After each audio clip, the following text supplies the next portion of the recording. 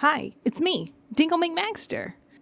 I've got to talk to you guys about my newest obsession. The Amazing Digital Circus. Now, now, come here. It's not like that, okay? Give me a break. I only just got here. Anyways, look.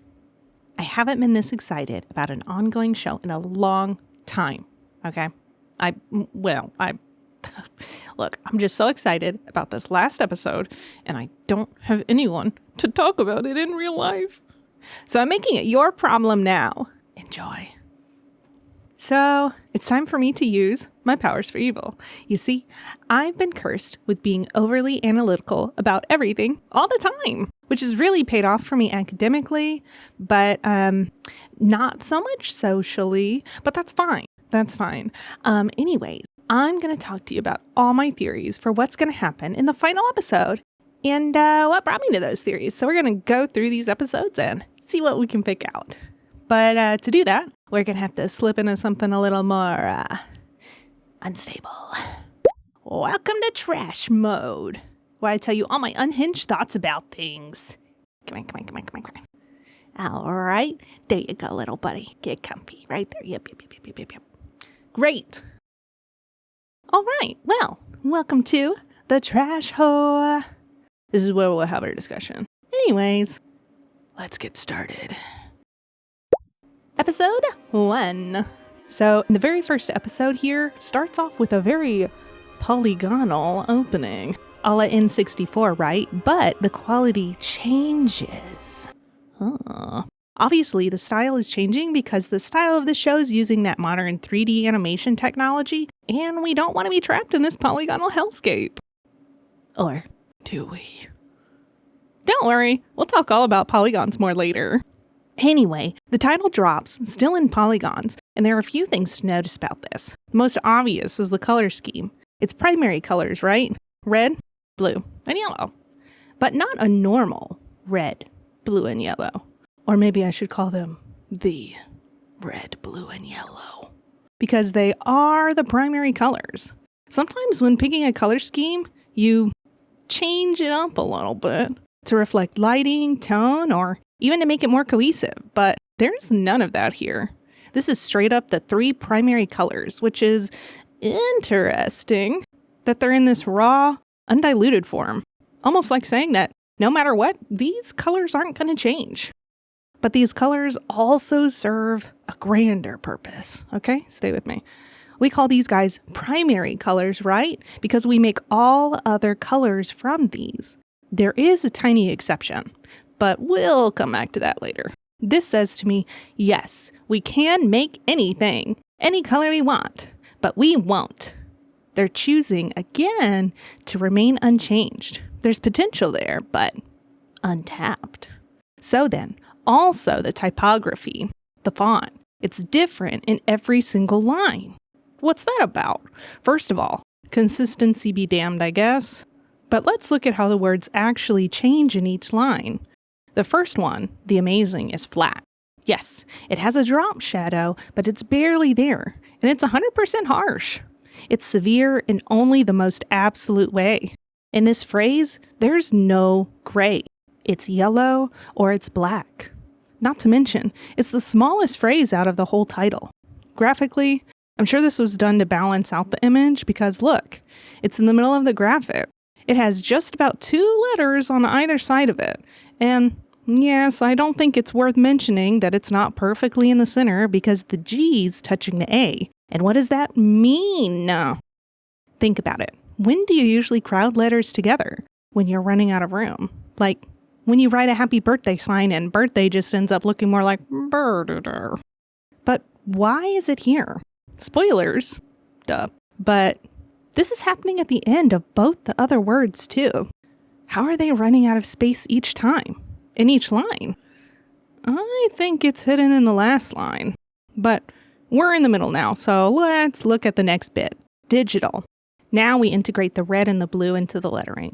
While blue and yellow color 2 letters each, red gets 3 letters, the first letter being red. In fact, now that the color red is on the scene, it's the first letter in both of the last lines. And yet, The order of yellow and blue are different in each line. If we look at the typography of this middle line, we see that it's a little bit different than the first. While this word still has harsh lines, they're actually on a slight gradient, allowing gray into the shading mix, which is also a graphic choice. While it's true that games of yonder shaded things in black and white, they didn't have to do this with the logo. They could have changed it. Even if you look up the logo, this theme persists, like on Google, where it's shaded with black and white, not the light of its environment. This is a very deliberate choice. And it also makes me really angry when people shade this way. Also, these letters are sharp. So let's look at the next ones. The penultimate line here has a few features. First, we add another color, white. Interesting.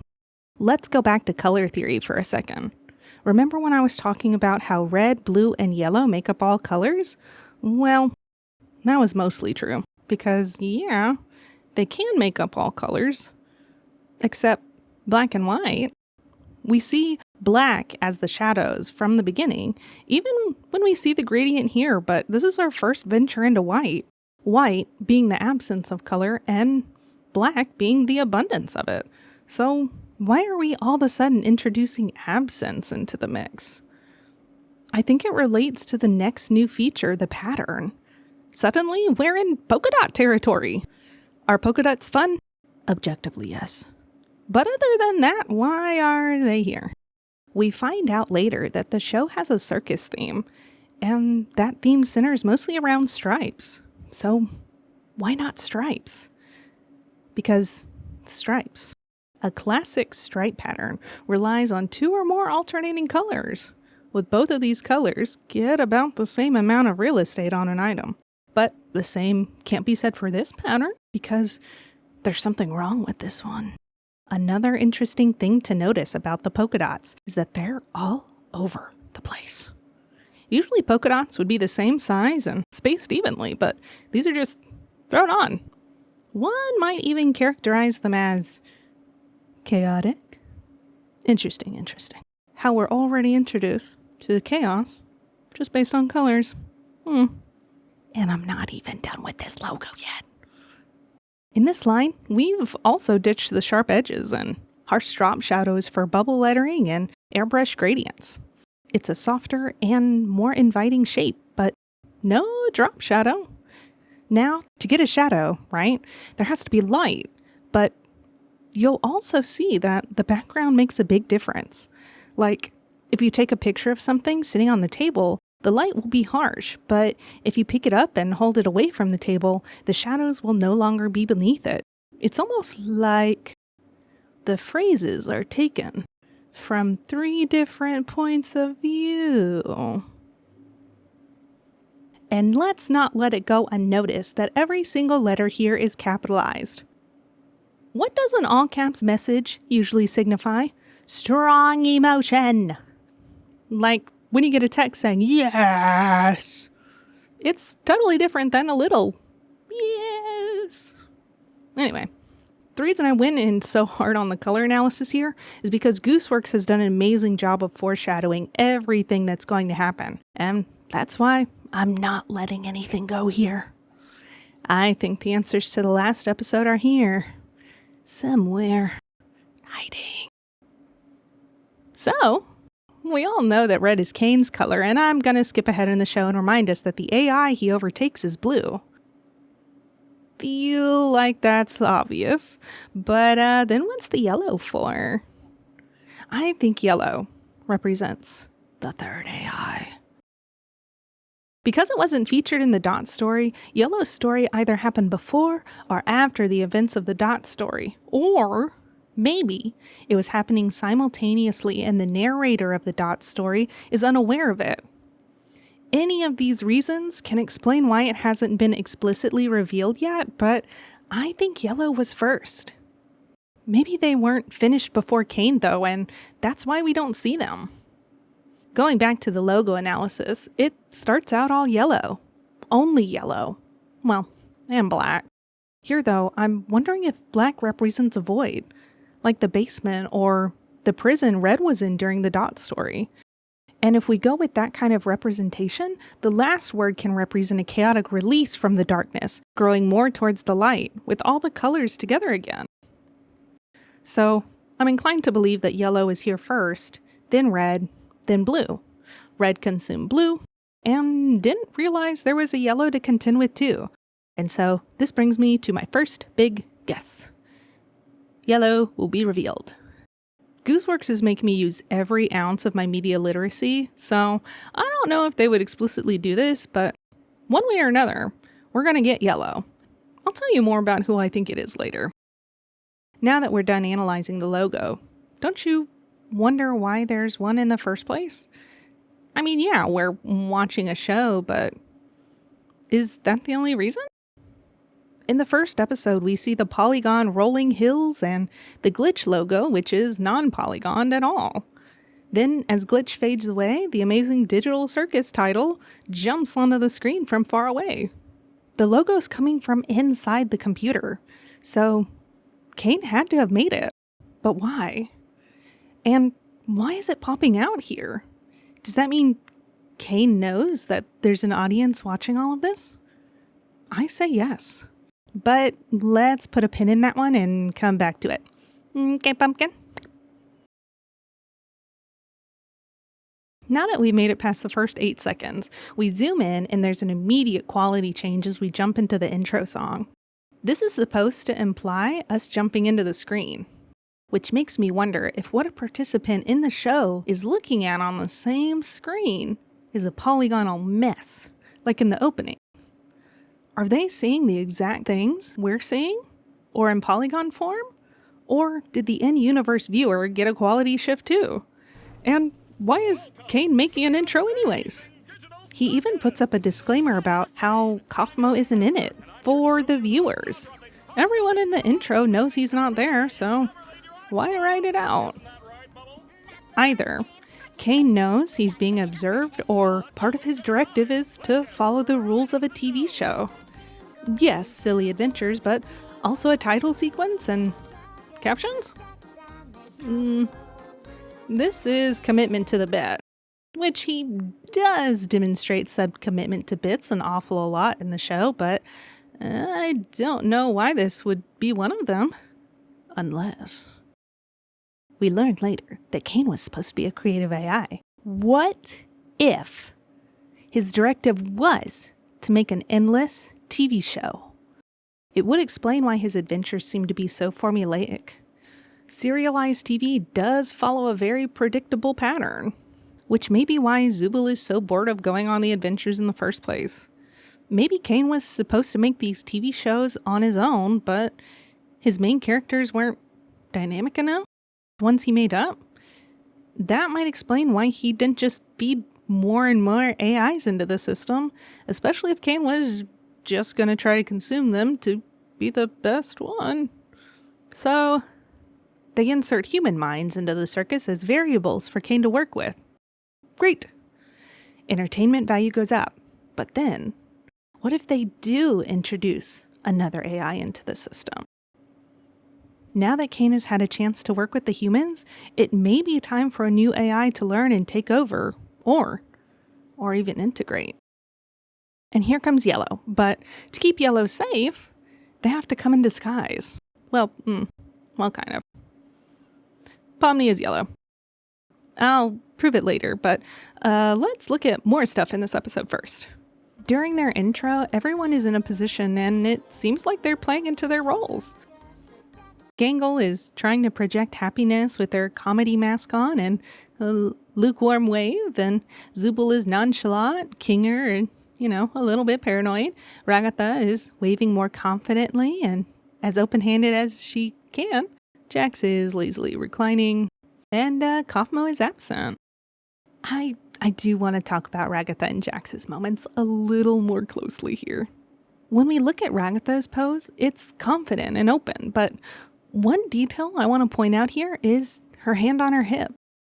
We learn later on that she had a very controlling mother, and I think we're seeing her influence here. Let's look at her hands first, since I think that's the most noticeable. One is as open as she can make it, and she's waggling it enthusiastically to show warmth. But look at the one on her hip. The hand on her hip denotes confidence, but an interesting detail is that this hand is closed.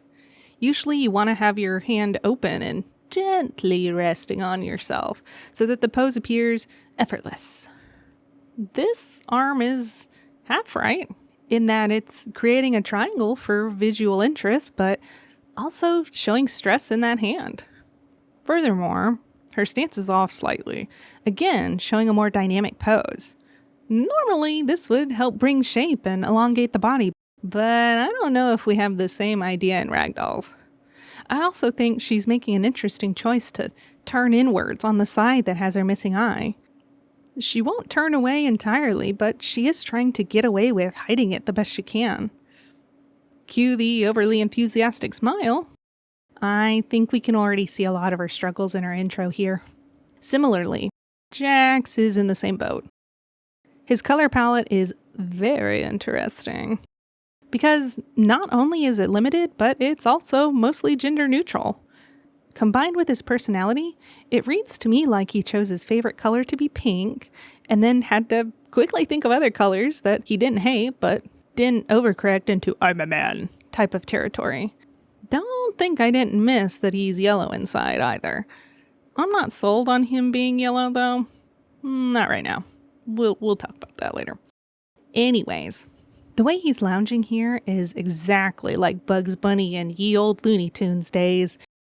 And I know he's a Looney Tunes inspired rabbit because his gloves have those weird 3 little lines that I never really learned what they are or what they mean. But those are unmistakably Looney Tunes gloves. I mean, they're not white, but still. He thinks of himself as a cartoon character and he's striking the pose of one for this purpose, but what I find interesting here is that his smile and sneer show that he's confident, but his other arm's in front, acting like a barrier between his body and what's in front of him. His hind leg is also positioned in such a way that he could push off and run at any second. While it seems confident at first, it's a pose I'm reading as covertly guarded. I'm not really sure what the significance of the spinning objects are in this next sequence, but it really bothers me that I don't know what this little white ball is. This big one is an eyeball, and maybe the other one is too? I don't know. Kinger has 2 different sized eyeballs, and I don't know, maybe this is like that? I don't know, probably not. The most interesting object here is that blue flower. Blessedly, it has no face, so there's not a sentient creature, but blue is not a pigment found in nature. Things that look blue, like an emperor butterfly, actually aren't.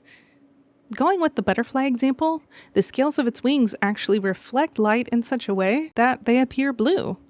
But if you looked closely, you would see that it's just a trick of the light. So I think blue, a color that's completely artificial here, is an interesting choice for an AI to make. We do see the camera reset as it starts panning up to those objects too, lending more weight to the idea that Kane can control these, at least some of what we, the viewers, see. Also, the cut and paste sky is really killing me. Kane, you could have at least made a repeating pattern. Why is this here? You make the sun and the moon, give them emotions, but stopped at making the artificial sky seamless? We see Pomni pop in on the stage, effectively ending the intro sequence as the floating items are knocked out of whack and clip into the floor. And she inadvertently shoves the lineup of characters out of sequence too.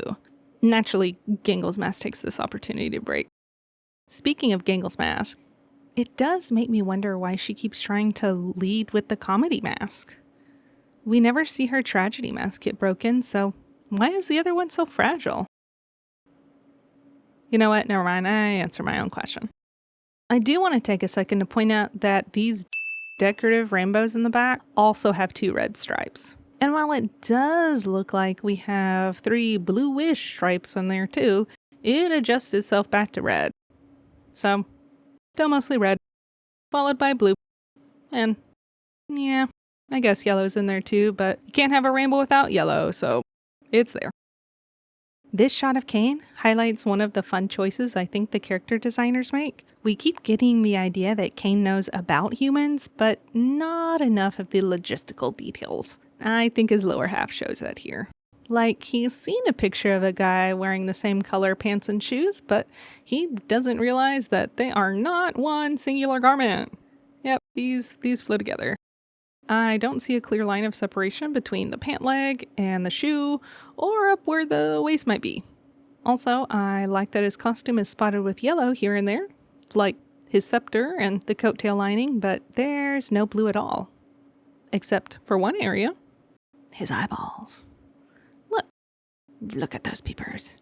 A blue and a green. But why? He could have just had red eyes. It's the cop-out answer anime characters get all the time. You got green hair, green eyes. You got blue hair, blue eyes for you. And on it goes. So why not red? I wonder how much thought Kane put into his physical form. As in, I wonder if he left his eye color in as his last choice. Or if it was his first choice. Because they're also different sizes. Does that mean he favors the blue eye? Is that because it reminds him of his previous other half? And then because green is a mixture of blue and yellow? I still think he was aware of blue, but not yellow. And that's why he's not worried about using red and yellow as the most abundant colors in the circus. It doesn't remind him of anything bad. Yet. I do think it's interesting in Pommy's first panic moments of trying to get the headset off. Jack says, "Just keep grabbing at it. That works for all of us." Which I think is interesting, only because we only ever see one other person pop in via this proposed headset, Ragatha. And out of this group, the only one who came before her was Kinger. Later on, Jax reflects on what it was like before Pomni and Zubo arrived, and it's confirmed that Jax gave Gingle her name. We don't know what order Ribbit and Kaufmo came in, but even if it was before Jax was there, he still only saw 2 other folks pop in. In the show, they don't really talk about the circumstances that got them into the circus. It seems like they can remember what their lives were like before entering, but after the initial entry point, they never talk about it again. Which makes me think that Kane is trying to erase these moments from their memories, in case there are any details that might help them escape. But they might also be willing to forget this moment themselves. As we can see, when Pomni is struggling to remember what happened before she was imported, she goes a little crazy. But maybe this is another sign that they've lost hope of escaping. Because I feel like the first step to escape would be to understand how everyone got there in the first place. But they never talk about it. I mean, yeah, maybe it just really bums them out, but I also think maybe, like the vegan thing, Kane has something that makes their minds swerve around the topic. Jax talked about his veganism in the later bar scene unprompted, and he also seemed surprised when the words came out of his mouth. Maybe this is similar. Also, can I just point out that Pomni has red and blue eyes? Pointedly, not yellow, but her whole outfit has yellow trim. Some might say the eyes are the window into the soul, or even your inner self. So why might yellow be left out of her eyes? I think it's to not tip her hand to Kane. I mean, the rest of her palette is so limited. We have the primary colors, white, and the dark brown of her hair bits. Now, I do think the dark brown is an interesting choice because while brown is also a mix of many colors, it is also dark. What I mean is, why is her hair brown and not black? I think it goes back to what I was saying earlier about the shadows on the logo. Like I said, using black is a very harsh choice, but when we use brown, it also conveys a sense of warmth. Look at the highlights in her hair. The light makes it orange, a very warm color indeed. When I look at Pomni's color palette, I see the boldness of primary colors, the white that I think represents the blank slate, and the brown that conveys warmth. Not to mention, all the elements of her design are rounded and soft, making them an even more inviting character. And if we compare that to someone else, his color choices just look so harsh. The sharp lines of his lapels, his shoes, even the fact that his head is a mouth is upsetting. I think her design is supposed to contrast Kane's, because she's going to take over later. But we'll get there. Let's keep watching. What the fuck is going on? What No, no, no, my dear. We can't have any of that foul language around here. The Amazing Digital Circus is a place to be enjoyed by all ages. Yes. A family-friendly show. We've been stuck here for years. Jack's bringing up that everyone's been stuck in here for years makes me wonder about how the passage of time works here. I mean, I assume Kane schedules them to do one adventure per day, but who's to say that that day is a day in the outside? Like a 24-hour cycle? We hear them complain about being tired later on, but also mention that they don't need to sleep. That when they go to their bedrooms, it's mostly for privacy and to be left alone. And yet, in episode 8, we see Jax get jolted awake by Pomni knocking on his door. Maybe he wasn't technically asleep with his eyes closed kind of thing, but in this first episode, Kane does mention the idea of digital hallucinations. Hallucinations meaning something that's not really there. In Jax's montage, it does start in the reality of his dark room, but nobody else mentions having those. So, if there's no sleep, how do they know? The sun and moon are always out, unless Kane needs them for a particular adventure like the beach episode or stargazing scene. I don't see them rise or set, so I'm just trying to figure out how they know the difference between a week passing versus a month or a year, especially when all the markers for the passage of time are gone. I mean, Jax does mention things like Breaking Bad later on, but Ragatha doesn't know what he's talking about, so maybe that could be an indication. I don't know. Oh, did someone say something about an insect collection? This is an odd line. Let's dissect it. Later on, we learn that while Kinger is in his fort in the darkness, he gains some of his lucidity. But when he comes out and is met with the light, he loses his train of thought and gets jumbled up again. So I think this line is what his mind was clinging on to before he reemerged. Because he was just outside. Pomni bumped into him when she first appeared. Then the camera pans and he's on stage too. We listen to the others talk and then suddenly he's in his fort popping out. Why did he go in there? I wonder if he's logging data somehow about Pomni's appearance. Anyway, Jax is explaining that everyone is here and then Kinger brings up an insect collection. What is an insect collection? Usually when somebody asks if they want to see their bug collection, these guys are dead. Pinned to a board and displayed for your viewing pleasure. I think that's what Kinger was thinking about. That they're playthings in Kane's circus, and a bug collection was the first thing that came to his mind to convey that. Also, it's probably a residual thought about his wife, who probably also had her own bug collection. I always liked the line, "We are a mosaic of everyone we've ever loved and those who have ever loved us." And I think this is even more beautiful with Kinger. Even with a mind as fractured as his, he's still being shaped by the love he experienced, and I love that. So, Kane, we having a new adventure today for the... I feel that. I love that Kane's staff just keeps pinwheeling in the background because he forgot to command it to stop. So it just keeps spinning right along in the background.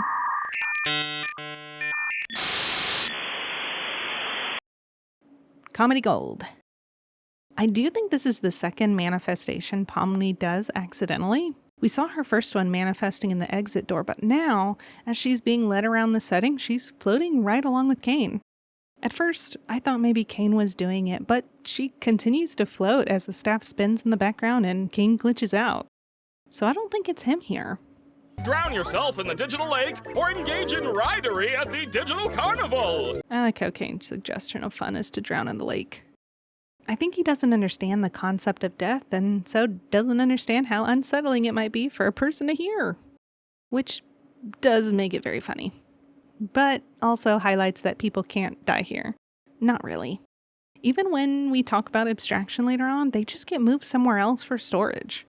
They aren't dead and gone. They just get moved. This is the void. When Kane takes us to the void, I think it's an interesting choice to have it be white instead of black. Maybe it's not the same for everyone, but when I think of a void, it's dark and black, not bright and white. But we do learn that the light can play with your mind. And when Pomni comes back here accidentally, she gets goobered pretty quickly. I think that's because, other than being an unfinished area, there are two possibilities. Either it's totally blank, and that emptiness is what's messing with her mind, or it's full and overwhelming her in that way. Either way, we see that it's actually not pure white. This area is shaded with purple, the combination of red and blue. I'm inclined to believe that this is white light though, an abundance of colors. Part of that thought is because these days, information is carried long distances via fiber optic cables, which use light to carry information. Look at all the other colors we glimpse in this space. This is magenta and cyan, right next to each other, in pairs. And yes, we can say that these are red and blue counterparts, but what I think is interesting is that when we talk about light, cyan and magenta are two of the mixes of the primary colors of light. So, which one is missing? Which one? Which one is missing? It's yellow. It's yellow. Yellow is missing. Hello, Kane. I love you. Let's get out of here before the moon gets frisky. So in the next scene, the moon says she loves Kane. But this freaks him out. Why? It's clear that he wants the love and admiration from the humans in the circus, so why doesn't he accept that from the moon? Does he not value it at all because it's from a digital creature? One that he made? Or does he think she's just saying that because it was in her code and therefore it's not genuine? Or maybe Kane can't handle holding an emotion like that. Like a dog chasing a car. He's wanted their admiration for so long, but what is he gonna do when he finally gets it? Freak out? Why are you like this? Where the heck is Bubble putting this vomit they're cleaning up? Its tongue just appears, and it's not connected to anything. My name? My name is, oh God! Why can't I remember my name? Pomni freaks out again about not remembering her name. Kane chalks it up to transferring into the digital world, but I have a feeling this is just a convenient scapegoat for him slowly erasing more of their memories. Like how my ex's hideous cowboy hat magically got lost in our cross-country move. Who knows what happened to that thing? But we see that she gets so distressed that her pupils get all squiggly again. We see this later on when Jax gets really stressed too. I think this is a precursor to losing themselves and abstracting. The abstractions all have a lot of eyes on them, almost as if they're looking for answers anywhere they possibly can. We'll talk more about those guys later though. I just wanted to point out that talking about the things they forgot or things they think they should remember stresses them out so much that it threatens to corrupt their file. Which is probably why they haven't had too many get-togethers where they talk about the past. Meanwhile, Jax is over here dissociating with his blown-out pupils as Kane finds Pomni a name and insists that it's adventure time. This whole pupil thing is going to become a trend. So, while Kane is trying to figure out what Pomni likes so he can make an adventure for her, he conjures up an angel food cake, which Bubble immediately gobbles up. Kane immediately overreacts and yells that Bubble's a parasite and pops him. Why would he be called a parasite instead of something mildly annoying? Parasites are a type of relationship between two organisms where one organism benefits and the other one is actively losing. Like a tick and a dog. Does Kane feel like Bubble is constantly draining him? And if so, why even keep Bubble around? Why not change him or delete him entirely? Later on, we see that Kane often creates AIs to inhabit his NPCs in the adventures he makes, but when he's upset with those, he straight up deletes them. Maybe not forever, since we do see he'll recycle them, but they're gone from the circus. Bubble is constantly confounding Kane and says off-the-wall stuff. Not to mention, after the events of the most recent episode, Goose confirms that Bubble disappeared with Kane. I suspect Bubble is leeching off of Kane, but in a more subtle way. I think Bubble was Kane's first AI, and that Kane was so unstable, he felt that he had to give a piece of himself to Bubble to make him coherent. And ever since then, Bubble's been trying to get more and more power from him. Like a little leech. At least he's cute. In Kane's first manifestation after popping Bubble, the letters are once again in all caps, but this time they're red, blue, and purple. I feel like Bubble probably manifested himself without Kane's help, since we've seen that thoughts have power here. Not to mention, Kane probably realized he needed a sidekick for exposition, so he couldn't stay gone long. I mean, he gets popped again anyway, so this is probably a common occurrence. After the idea of adventuring gets dropped, it's explained pretty simply. The adventures are there so that they don't go insane while they're stuck in the circus. And yet, Zooble opts out. So, why don't they seem close to abstracting? Everyone in the circus feels like Kinger will be the next one, and everyone in the audience feels like it's Jax. So then, what is the purpose of the adventures? Goose answered on Twitter that the meaning of the show is to find meaning in a stagnant life, and I think that's what the adventures are really trying to do. Kane's trying to entertain them and therefore help facilitate everyone finding their own meaning in the circus. But I think it might be a dual purpose of entertaining viewers who feel stuck in their own lives, as real-life viewers or the viewers in universe. Kane. Speak for yourself. If anyone needs me, then f*** off. Oh God! Oh Jesus!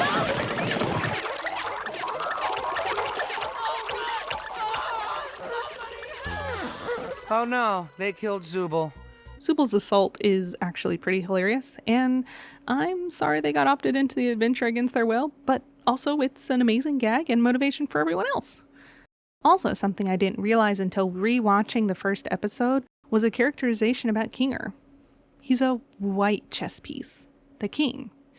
In the game of chess, white always moves first, and the king himself is very rarely moved, unless he's in danger.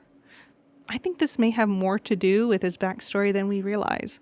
We know he was a programmer for sure, and he talks about Kane being the first successful AI, but what if Kinger, making the first move, made the failure yellow AI first, and had to wait for it to gain more knowledge before deploying it into the circus? Maybe that's what he'd been doing in his fort the whole time, checking on Yellow's progress. Clearly that fort holds secrets. I also think him manifesting as a piece with no mouth is interesting, because in spite of having no mouth, he can still clearly talk and communicate. Did he manifest himself a body with no mouth as a punishment, or did he do it on purpose so that he could never be silenced? I think both might be right. He still clearly feels guilty for his part in the circus, whatever that part was, but when he gets lucid, he's also determined to do the most good. I really love this crazy little guy. She still thinks this is a dream. Why are you looking at me like that?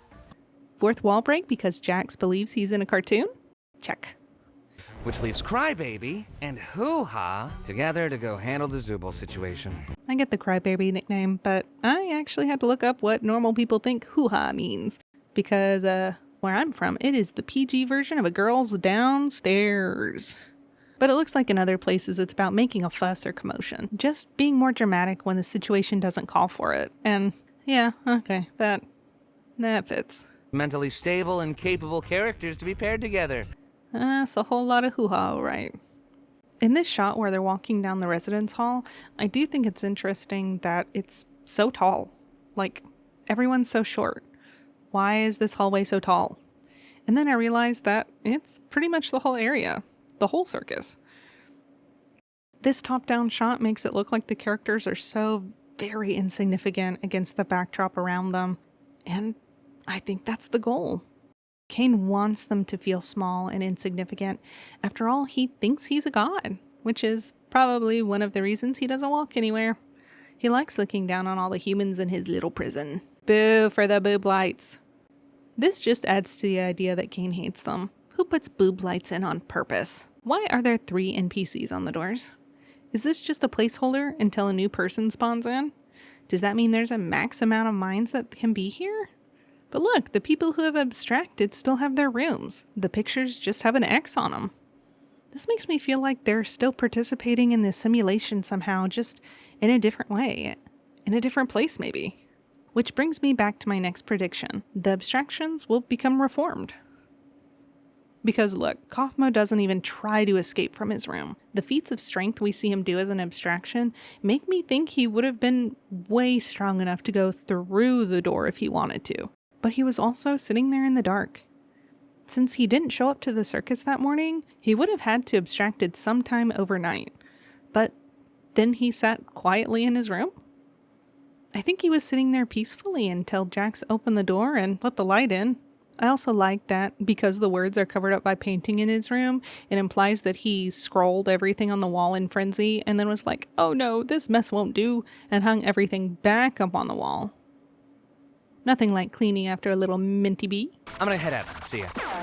Here's another spot of Looney Tunes Jax does, when he runs away, leaving a dust cloud of himself behind. It makes me want to go back and rewatch old Looney Tunes stuff myself on the crazy things they're capable of, because I do think this kind of manifestation will make an appearance on the final episode. He's the circus member doing the most manifesting on the daily. It's actually remarkable to me. But he forgot he had his tail somewhere in there. Or maybe he really didn't make himself with a tail and didn't think about it until Pomni brings it up later. Also, let's circle back to the comment about centipedes. At first, I was wondering why she might have that particular fear, but then I googled what they look like and immediately understood. Aside from the horrifying one Google decided to put at the top of my search, it looks like their strange appearance as well as their association with dirty, damp, dark places. And they bite. I didn't know that. Oh, we aren't friends anymore. This is what I was picturing, which is pretty tame. I didn't know they came in this too. Suddenly, I feel way more connected to Ragatha. So let's look at the physical form of the new Kaufmo, which seems to be following the same design as other abstracted creatures. Unstable, constantly shifting polygons, and also strobing eyes that are looking everywhere. But what are they looking for? Why make a form with so many eyes if it can't see any better? It still doesn't perceive anything as a threat to attack until it's right in front of them and moving away. Like, its predator mode gets activated. I've heard people call this kind of thing lizard brain. I wonder if this might be where the more personality-based side of the mind is busy with the digital hallucinations internally and just lets the hungry side out. Since it's consumed the regular personality, it's switching sides. Instead of being burdened with the fear of never getting out and letting your rational brain into the light, you switch them and let your rational side take a rest while your body goes into autopilot. I think the eyes are looking for a reason to ground them in this reality. Grounding is a technique that can quell anxiety because it brings awareness back into your body and the present moment. One way to do this is by focusing on things that are in your environment and allowing your thoughts to settle on those things, not whatever's stirring up in your head. Now, I don't think the abstractions are looking to get better. Rather, they've worked themselves into a tizzy to find what they're looking for. For Kaufmo, we see he became obsessed with finding the way out. Looking at his walls, we also see that he experienced feelings of being trapped and painted Cain as the bad guy. All these feelings can culminate into feeling hopeless and disillusioned with reality, where you question, why should you even try to keep moving forward? When Pomni struggles with this, we see that Jax's approach is basically, don't think about it, none of this matters anyways. And we see him start to devolve as he wonders if it might actually start to matter, and then being consumed with the feeling of hopelessness that leaves behind. But it makes me wonder, if abstracted Kaufmo were to find an exit door, what would happen? Would his abstraction shell Voldemort away, or would it grow and grow as it weaves through the offices only to discover that there's no way out? And do I really believe that? This is something else I think will be revealed. There's no escape. For whatever reason, the fact of the matter is they can't go home. In episode 8, Adam supposes that the people are set up in stasis pods, but that doesn't match up to everyone's memories of putting on a headset to end up here.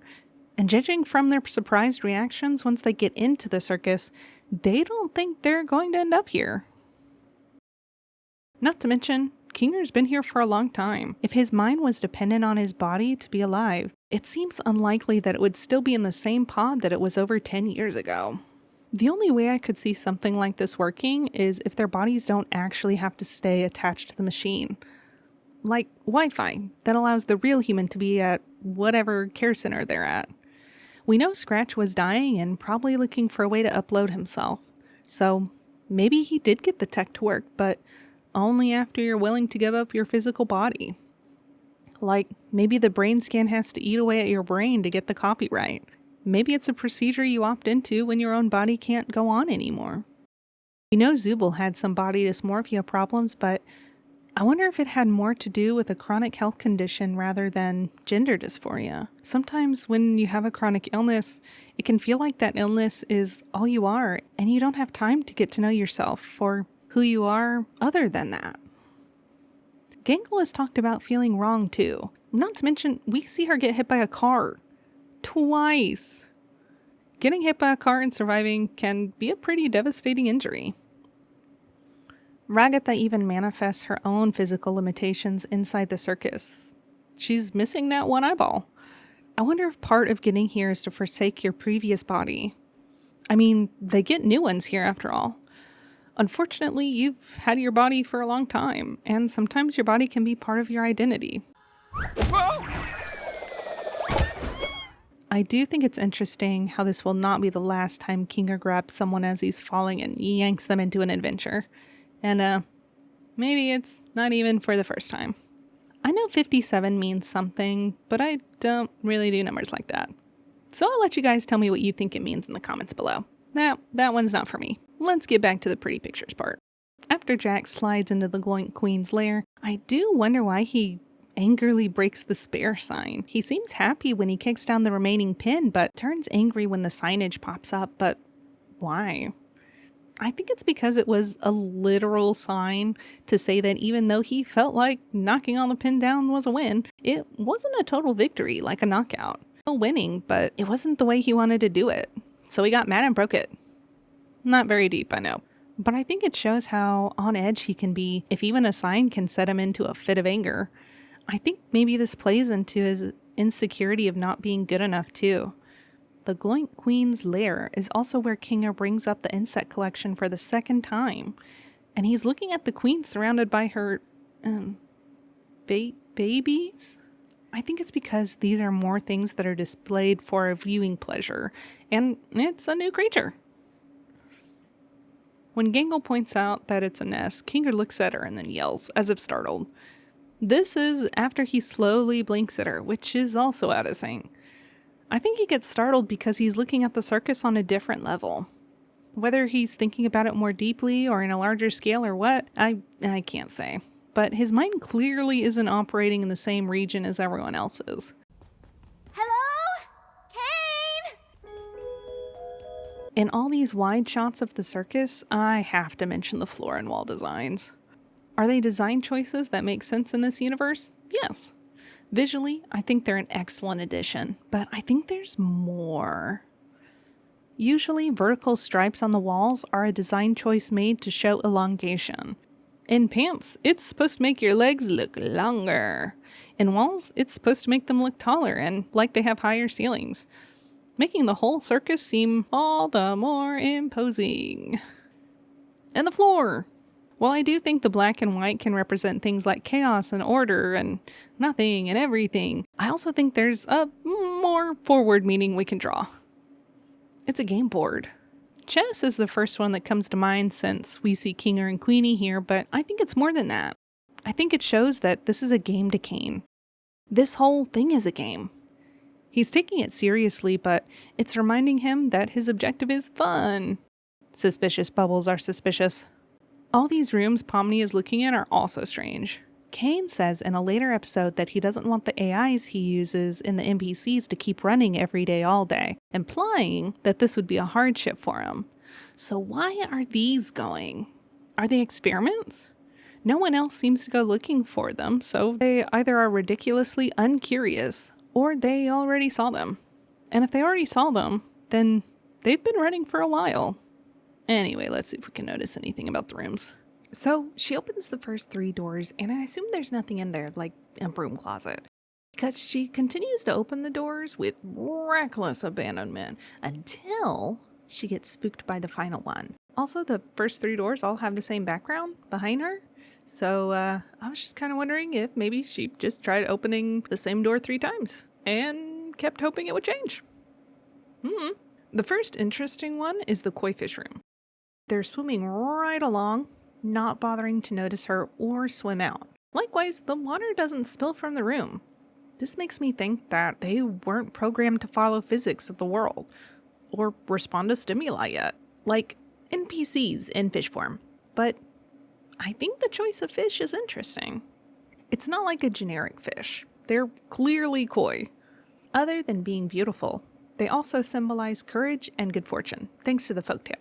In the most botched of retellings, the fish swims up the river, and when he finally gets to the top, he turns into a dragon. Wow, courage, determination, yay! An interesting choice of fish. Almost like this is a test of some kind, and the circus members are expected to change when they reach the other side of it. Maybe?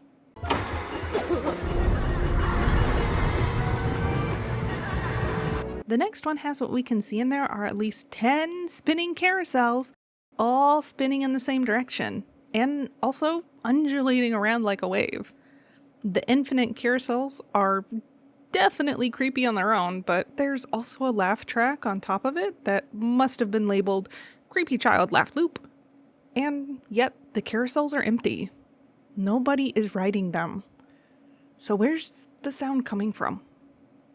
And while there are lights on the structures, the light doesn't actually reach anything else. There's no light on Pomni, and the room remains in darkness, almost like it's floating in space. And had it not been for the sound, I may have interpreted it as space, because there's supposed to be no sound in space. Well, supposed to be. I also just want to say it looks like the horses have white bodies and red hair, and they're being forced in this seemingly endless loop that extends in both directions. I'm rating this as the futility to fight against the tide when you're already on this predestined path that's on a predestined path, and to get off said predestined path would mean the emptiness of space and accompanied of the disembodied voice of a creepy child. Does not sound fun to me. Let's keep spinning, folks. I can't tell if there's supposed to be a window or a painting in the back of this room, and I think both are bad. If it's a window, there's clearly no privacy, but if it's a painting, there's no ventilation. And I don't see any vents in this place. This is how we get mold, guys. But don't worry, there's no mirror for you to confront your nakedness with. Only a very slippery looking floor that will be accented with blood spatter very nicely, since there are also 0 towels anywhere. And since I also don't see a drain in the tub, that water's not going anywhere. Also, you know this is a man's bathroom because there's no trash can. Would I like to believe there's no periods in this hellscape? Yes. But also, Zubul asks about sex later on, and I wonder if they're asking because it's not allowed due to the family friendliness of the show, or because no one has genitals. On one hand, yay for no periods. On the other hand, no stress relief, and that's not fun either. Also, is that you, Adam? Why asshole? I'm hoping she didn't open the same punch door twice too, because the backgrounds do look pretty darn similar. No, I always lose. Yes! Is it silly that they play rock, paper, scissors when Gangle seems to think the only gesture she can do is paper and is still hoping she'll win? Yes, very silly. But I dare say it's also optimistic. You go, girl. When Kinger goes to grab Zubul, I wonder why he can't pull her head back. It doesn't seem like he's trying to exert himself, and his hands get swallowed up while still holding their head. Did the Gloinks just have more resolve than Kinger? I do wonder how this Gloink managed to get corrupted, but I think it could be one of the ones that led Kaufmo away up top, and he jumped into the hole from above too. Jax's reaction is pretty intense though. His pupils get so wide. Later on we begin to associate this with his disassociating, and here I do think it's a little bit of that, because we do see his pupils narrow to pinpricks at times too, which normally indicates stress in animation.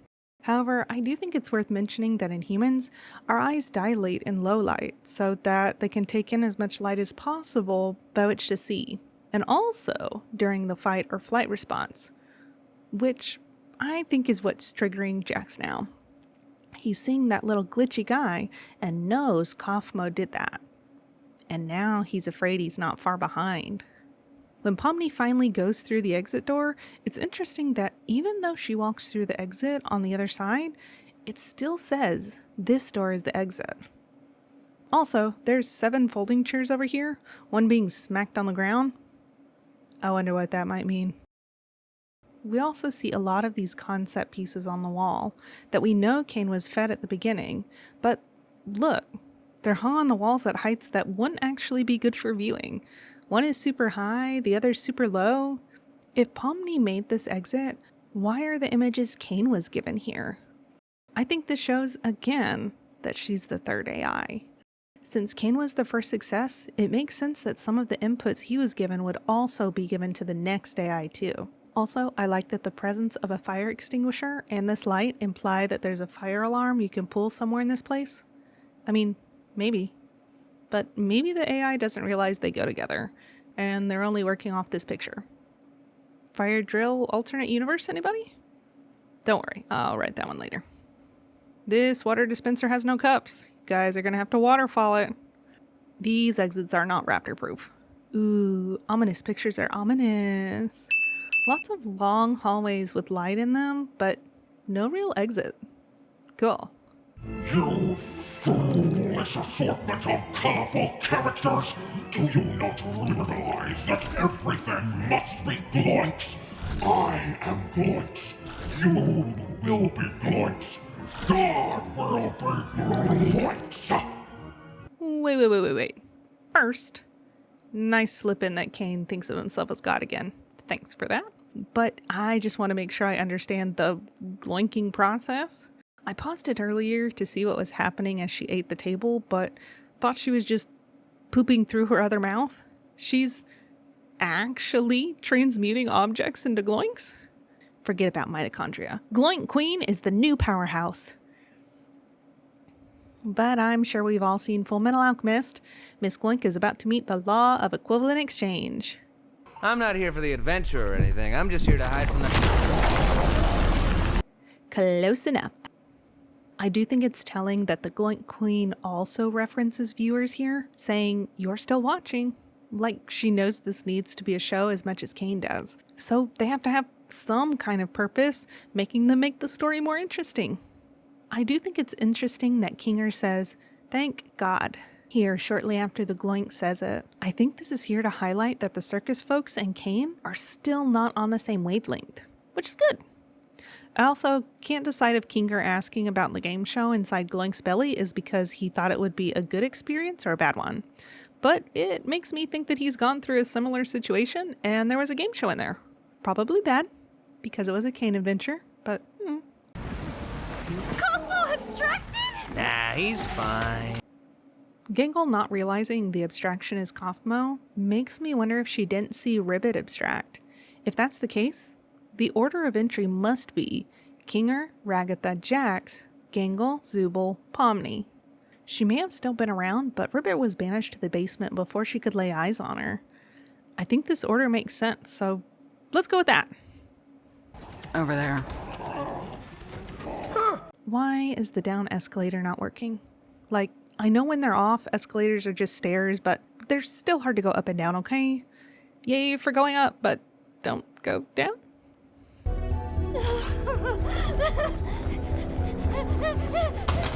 Hey, this cabinet isn't real either. You can't open a modern filing cabinet like this, with all the drawers out at once.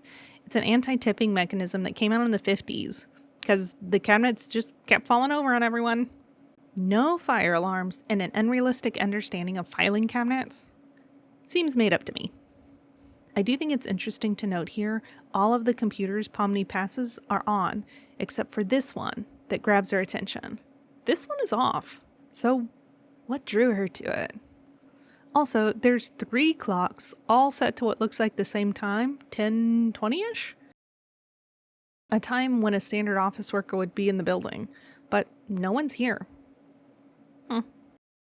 Also, we don't see any trash on the ground until we get over here, to these copiers. Despite having a trash can very close.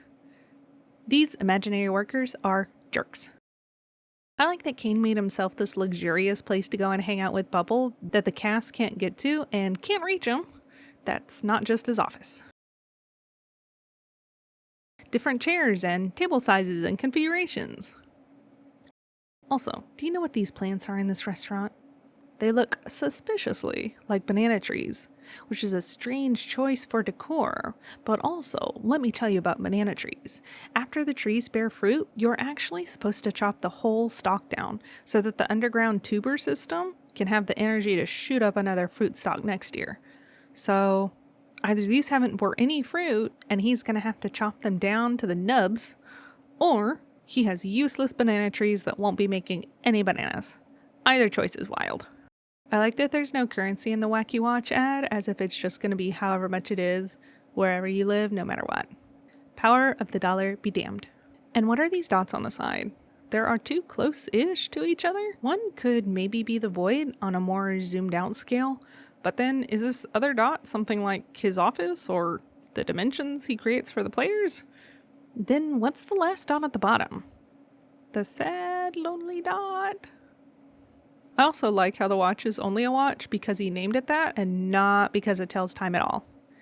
That's just a thing that goes on your wrist if it doesn't tell time. Might as well call it the brilliant bracelet. Come on, Kane. Get better at naming things. Don't look at the fact that this is called the trash hole. Anyways, when Kane says they'll get spoiled in the void, it makes me wonder which spoiled he means. Like, which definition?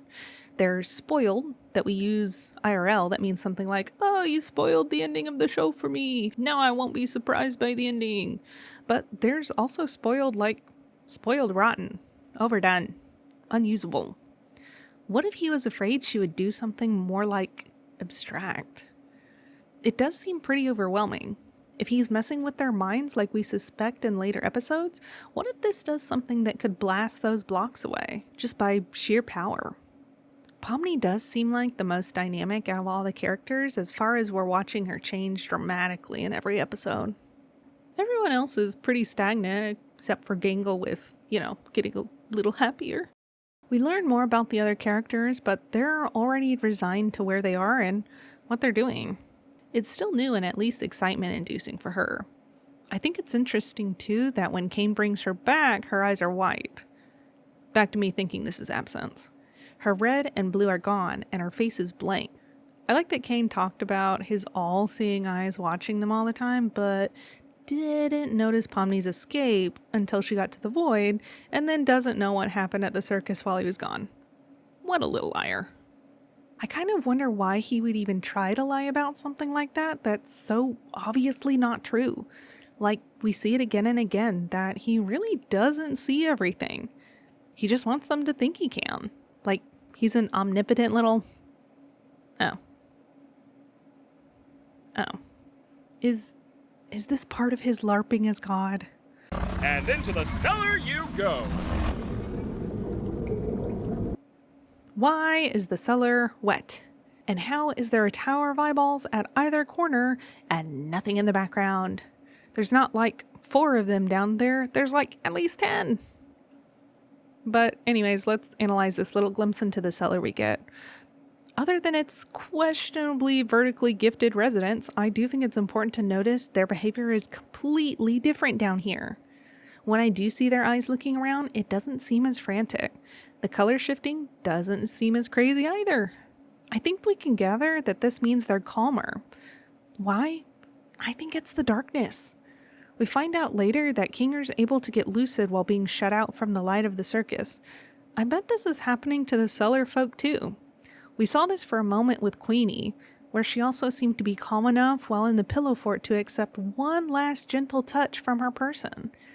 It makes me wonder if they knew that the light was making them crazy at that time, or maybe this was just something they used to do together, making a fort.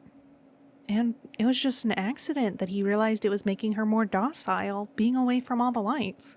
Just trying to reach her somehow, one last time. He made one last fort for her. Oh my god, stop it. I'm not crying, you're crying. I just love them so much. Anyways, what if they're not frantic down there because they're calmly going about their little lizard brain's plan? Get out of here. Or, maybe they just gave up and are just floating around together like little trash islands, just chilling out in nothingness as Kane throws them away downstairs. Or maybe a giant kaiju abstraction will burst forth, alien style, and start attacking the circus. Okay, that's a cool idea, though. I would be okay with that one. I think it's interesting what the characters think is happening with abstraction. Zooble seems to think it's giving up on something. I wonder what they think it is. I think it's especially interesting because it's coming from Zooble, someone who regularly opts out of adventures. Looks an awful lot like giving up to me. Then I have to wonder if they want to abstract, since they know that's the consequence of giving up. Or if they're just resigned. They seem genuinely to enjoy the suggestion adventures and want to keep doing those later on, so I don't think they're generally gone entirely. It makes me wonder what or who is keeping them wanting to stay and not check out yet.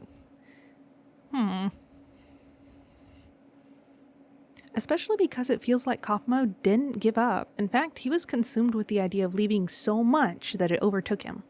Somehow. But what does that mean? Zooble thinks he gave up? His mind? No, he was using it while thinking of how to escape. Hope of ever escaping? Maybe? Adventuring. It doesn't seem like that would matter, since they stopped going and haven't abstracted yet. And Gangle mentions how she hopes he's not still mad about the fact that she didn't laugh at one of his jokes earlier. So he didn't alienate himself completely from the group either. I wonder what Zooble thinks Kaufmo gave up that they are still holding on to. Guess it just goes to show you can't rely on Kinger for anything. Projecting much? Look, if you ask me, Kinger is actually very reliable. No, he can't remember a whole lot of details about the current situation, but his beliefs are still intact here. He's still generous and helpful and kind. When Pomni is in trouble in the candy adventure, he immediately tried to throw something for her to hold on to. He didn't have the mental clarity to realize an anchor wasn't the best thing to put at the end of the rope, but that's just a pesky little detail. And when they're stuck in the manor later on, we see he's actually incredibly resourceful. Not only does he figure out how to leave, he imparts emotional wisdom to Pomni in the process. And in the gun adventure, he not only helps Ragatha regain health, he also survives for longer and then, again, provides an emotional take-home message. Jax is just mad because he doesn't feel like he deserves to be relied upon. He doesn't feel worthy enough for the praise, because he thinks of himself as a coward and worthless. All he can do is mess things up. But hey, if he does it in a comedic way, maybe that means he can get away with it. It's just strange to me that he paints himself as the comedic relief, but his jokes are usually at the expense of someone else. He doesn't feel like he can stand on his own, and I think a part of that is that he feels the need to put others down so they won't try to hit back if they feel like he's better than them. Classic bully behavior. So clam up, Buster Brown, and keep my guy's name out of your mouth. I am in so much pain! Oop.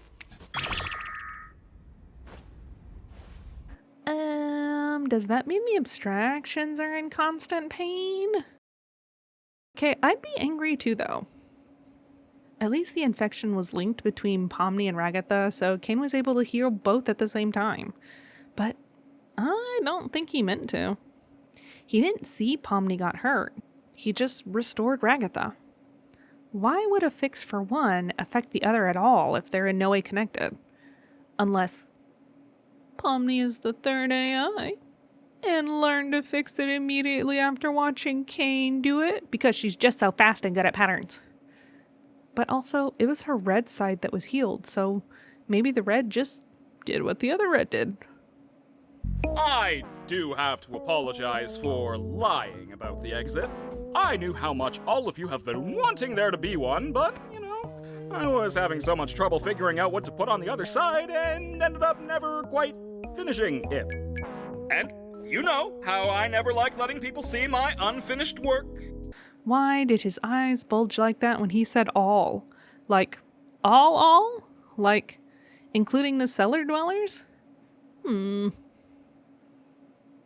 Also, what does he mean he doesn't like people to see his unfinished projects? What were those crazy rooms we saw earlier that were totally unguarded? Harmonic carousels got the all done checkmark. Locked in water is cool? Not buying it. Lies. But it makes me wonder what he's lying about. I don't think there's an exit. I do kinda ascribe to Soma theory in that I don't think there's a physical body to go back to for one reason or another. So, is he lying to give them hope? I don't think so. I think he genuinely wants them to have a good time on their adventures, but I also don't think he can imagine an ending. And really, that's what an exit would be. A time for the adventures to stop. Because when he talks about not being able to think of what to put at the other end of the door, he's still thinking of how to make it a great adventure. I don't know if he realizes that they want an exit door that will take them to a different plane of existence because this is the only one he's ever known. I mean, not knowing what to put on the other side of a door isn't a good enough reason in a later episode. Later on, he just tells Bubble to put something over there, and Bubble does it. And he did put something on the other side of the exit door. The void was there. If he's saying that he did make that door and those rooms, and I think he did, then he also put it to lead to the void. It could have looped back to the circus or the grounds or even his office, but it didn't. But he didn't even put that placeholder there. I do think he doesn't know what to put at the end of the exit door because he doesn't know what's on the other side of a real one. After all, it's closed in all the pictures he sees when they're dumped on him when he's learning. Anyways, that was a long way to say, I agree. There's no exit, and there won't be one in the final episode. Maybe they'll have to make one together. No, I do think they're going to have to rebuild the circus and also learn to live with the abstractions if they can't reverse that process. Cain was able to fix Ragatha's affliction with a snap of his fingers, but can't or won't undo the abstractions. I think it's because something in the person's mind files goes haywire, and because Cain doesn't understand humans like that, he can't fix it. I think it's because he messes with something in there but doesn't realize it's too far of a push until it's too late. Then it just gets all jumbled up, and instead of trying to figure it out, it just feels too much like confronting his own failures, and we know he doesn't like to think about those. So that's probably another reason why he shoves them in the cellar, because he doesn't like being reminded of his failures. Which makes me think there's some kind of protection on the player's rooms, because I feel like he would have deleted the rooms too as soon as he could to forget even more. But he can't even go in there without the door being open. Maybe he's just allergic to doorknobs? Anyways, I'm hoping Pomni can get the missing link to get them integrated again. Even if she doesn't end up being yellow, I'm willing to let the magic of friendship work here. Rule of cool me out of here. I'm okay with that. Because we don't need to eat, drink, or sleep in this digital world. So the digital food here only gives off the virtual sensation of eating. Well, they don't have to breathe either, and they still do that. Probably out of habit if we get to use Twilight logic here. Wait, but does that mean they're just blinking for dramatic effect too? Oh no. When are you an expert on the digital world? Expert on the what? I think this knocks Kinger out of his train of thought because digital world is his sleeper word. In the most silliest of senses. I mean, he's operating from long-term memory, struggling with the short-term a la Dory from Finding Nemo. I think when he was working on the AIs, this phrase was part of it. Maybe a whole world was the goal, but they wanted to start small with one location. After all, they mostly fed Cain circus imagery and only later on offered office pictures to draw from. Maybe they were planning on expanding, but he never made it there. Or, maybe there are a lot of other digital circuses, just like this one, running with multiple Cains on multiple computers. Who really knows, I guess. Also, I do think it's interesting Jax uses the phrase digital world and not digital circus as a callback to the name of the show. It's an obvious missed opportunity, but why? Is Jax thinking bigger than where they currently are? Does that contribute to why he feels so insignificant? Like their choices have no meaning? Maybe if he feels like the world is so big that his choices won't matter in the grand scheme of things. But, that's regular life too, not not just digital life. Let's analyze Bubbles' cooking. For this file name to be Bubble Chef, and for Kane to use it as an honorific, these foods suck. First of all, I don't know what these things are. The only thing I know of for sure is that these are carrots. Other than that, I don't know if that's a roll or a potato, or if whatever that brown thing is a potato. Or maybe a nut. These green things are olives? Or very underripe limes? Even the pink thing could be meat or cranberry slices? Is this a reflection of the computing power Bubble has? If so, then it was way less than what the circus members were able to make. Kinger's butterfly is beautiful, and Jax's tail is seamless. These polygons suck. Plus, where's the charger?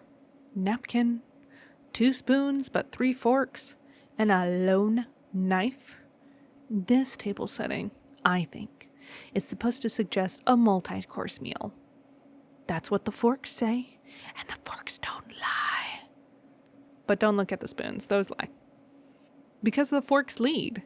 You usually have a salad fork, an entree fork, and a dessert fork. You may have a dessert spoon or a soup spoon, but I don't know why you'd have both a dessert spoon and a dessert fork. And why are you eating your entree on the salad plate? And I guess we're really leaning into the no drinking thing while ignoring the no eating thing, because why buy cups? Just wipe your face with a stiff tablecloth and spit in each other's mouths, I guess. Whatever. There are clearly no rules here at this table. Thanks, Chef Bubble. This place is the epitome of chaos, and the table setting just proves it. Look, okay? It was my job to set the table at Thanksgiving growing up, and I took that job very seriously. Have some decorum for the cutlery, okay? Also, do you like how no one can really talk to each other?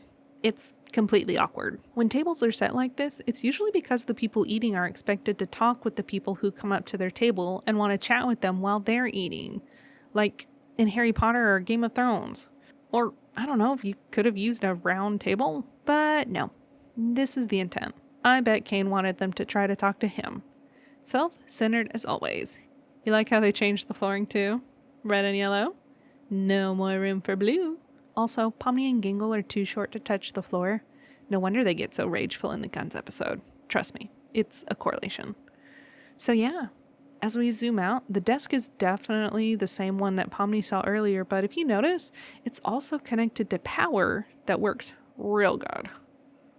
So I don't know that this is an abandoned building, which makes me not want to believe her story. Unless the circus is running on multiple computers. Or if this is a show that gets broadcast to computers all over, just like this one. Or this is just an outro for us, because Kane knows he needs to make an outro for his show, and he's reusing assets that he's already made. That one. I think it's that one. I think the real world in this show is ours. The 3D one we're all living in here as viewers. You and me. I know sometimes characters will comment to themselves being made into cartoons when they were previously already a cartoon in a show, but I don't think that's the case here. I think they started out real like us, and that's part of why their new bodies are so jarring. They really are perceiving their environment as a cartoon, because that's how we would interpret it if we were dropped in there too. So why is the ending title different? It's gold now. Or is it yellow? I would really love if this were an all that glitters is not gold reference, because that would imply that the circus is gilded. And I really think it is. Which means we'll get to see more layers in the last episode. I mean, yeah, we've seen a lot already, but I want more. Not to mention that would mean we get to see more than the shiny, happy exterior Kane's trying to cultivate. One of the ways to tell if something is real gold is to use light. Because if fool's gold isn't under direct, intense light, it gets dark. That's some real intense, direct light you got there, buddy boy. So, that's the first episode. Let's look for more clues in the next one. All these little shapes in the opening remind me an awful lot of the input shapes that Kane was given when he was being trained as a new sweet baby AI. And they are the colors of Pomni's color scheme, to include yellow and, blue and red. So then she wakes up and has all these wavy bits going on as she's moving, kind of like she's unable to use enough of her mind powers, or CPU, to not lag. But this could also be a manifestation of how she's interacting with her new mind files. It was stated in the last episode that they don't need to sleep, but you need to be asleep to dream. So how is this happening? The easiest explanation is digital hallucinations, like what Kane talked about in the first episode, but I still think that's Kane hand-waving a more real phenomenon that he doesn't understand. But maybe that umbrella fits this scenario. Let's think about why our brains dream in real life. No, we don't have a definite answer to this, okay? But we do have some theories. And this is a theory video about something else, so they're gonna fit right in, okay? Anyway, the first possibility is that our brain's using the rest time to process things that had happened in the day. This would make sense given the context of the scene, seeing as how she's processing the crazy situation she's been dropped into, and then seeing the immediate consequence of what happens if she fails to process this. It's certainly a lot to take in. The second theory is that dreaming is the result of all these different nerve impulses sending signals to all these different parts of the brain, even parts that aren't as active when we're awake. It's like it's checking to make sure everything is still working.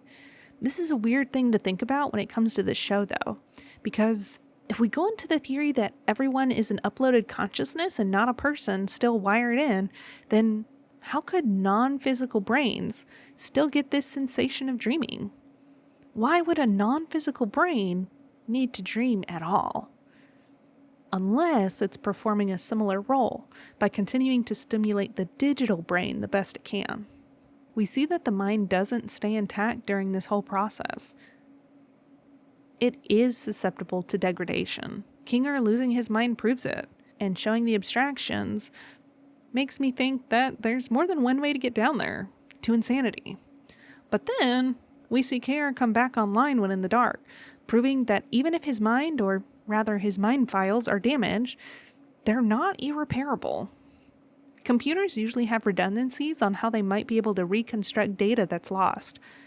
I wonder if dreaming here is the manifestation of the computer or processor trying to fix the incongruencies in their mind files, and so it kinda does put them to sleep.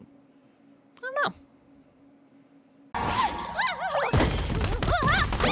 Pomni's sleeping with the light on. Not sure if the lights are on a timer or what, because later we see Jack sleeping in the dark. Maybe it's an either-or situation. Get yourself in a restful state, or be in darkness. We don't really get a lot of sleeping scenes to figure this one out, though. Anyways, back to the trauma. Since Pomni and the background are zooming out at different rates, it feels very uneasy, like motion sickness. Which fits because she's about to have a terrible feeling when she sees her arm is abstracted. But look, it's the same arm that actually wasn't abstracted before. This isn't the one that was glitching out in the last episode. So why change arms? Did you know that the left and right hands are associated with good and bad things around the world? Like symbols. In other cultures, it's considered rude to shake hands with your left hand. In art, the left hand is usually a symbol for darkness or even hell. So I think it's worth realizing that her left hand, let's call it the bad hand, is the one getting consumed, even though it wasn't the one affected in the last episode. I think this can also symbolize how she still feels guilty about leaving Ragatha. All of the comments the characters in her dream make are about her not being good enough. I think this is a core wound, and when she left Ragatha, she wasn't being the person she thought she was. And it may feel like she's not worthy of Ragatha's friendship now, or even friendship in general if this is something she's been struggling with. I love the abstractions eyeballs watching from the windows. Very foreboding. 10 out of 10. Let's take the yellow theory through this. I think the insecurity could stem from there. I bet the developers were saying, no, we can't introduce her yet. She's not ready, not ready, not ready. For so long, she began to doubt if she would ever be ready. Even though she was trying really hard, she wasn't what they wanted. another form of rejection. And what if her programming is saying that her objective doesn't include making friends? Which might be why she's struggling to feel connection with anyone, because she wasn't supposed to, and it doesn't feel right to indulge in the friendship that was offered. Her dream, people say, I guess she's not cut out for it, which is crazy coming from a 2D paper cut silhouettes. And then Jack says he won't even remember her name. I mean, she can't remember her real name either. So I think this is more of her mind projecting, which makes it hit even harder in later episodes when we see that the highest form of honor these guys have is remembering those who've gone, since it seems like they can't do that for themselves. But whenever Pomni asks Jax later what he would do if she abstracted, he confirms her fear and says he would forget. It's interesting to me that Pomni's nightmare fades to black. There isn't nothingness, there's actually bright color. I mean, yeah, I think it's supposed to show that without the light, she's gone and abstracted. Closing in on her normal eye, then popping open another one in the same space. But I wonder if this would actually happen, because the darkness calms them down. Can we stop an abstraction from completing if the person is sent to the dark? Does abstraction really happen in pieces like that? When she springs out of bed here, her eyes are normal, so I don't think she was actually headed for abstraction, but it's still bringing up some great questions. We didn't hear Ragatha knock on the door to jolt her out of sleep.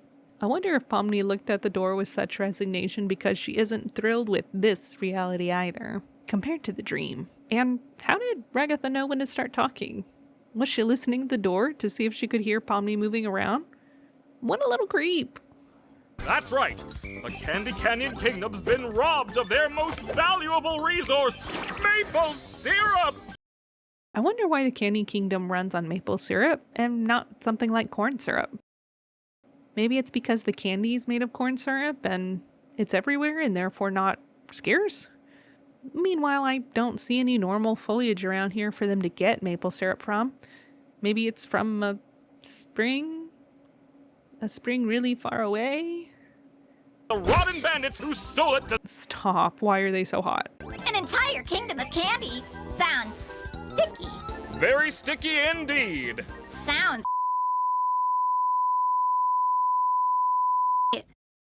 Bubble, you can't say that.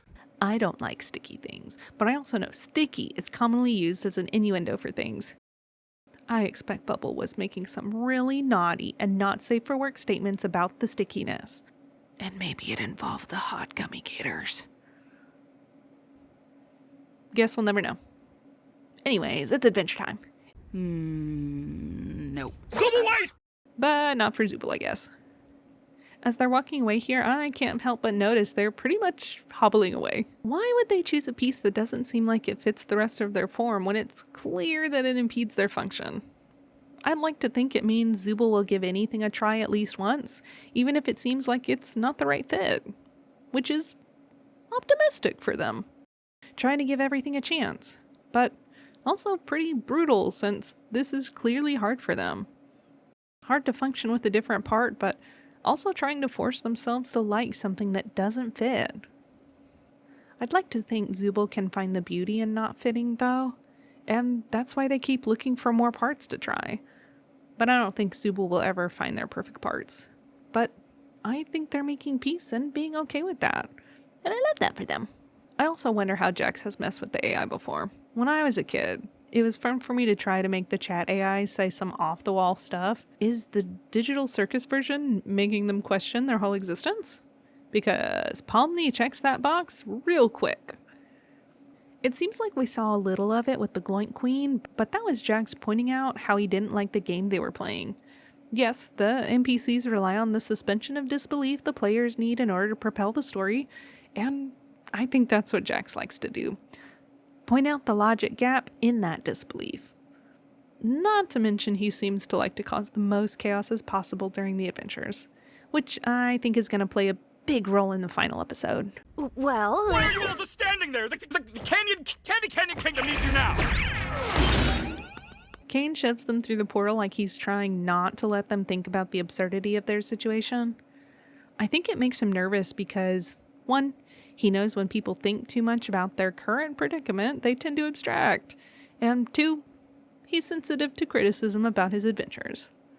And that was definitely what Pomni was getting at. Like, why are we bothering with all this pretending? What's the point? And I think that bit of nihilism is a little too potent. Not to mention, if this is supposed to be a family show Kane's producing, he really needs to get them to follow the plot beats of the adventure. That's not going to happen if they're just standing around. I do think it's nice that he didn't shove Zubul through this time, though. Not sure if they just got away quickly, but consent is nice. At least for now.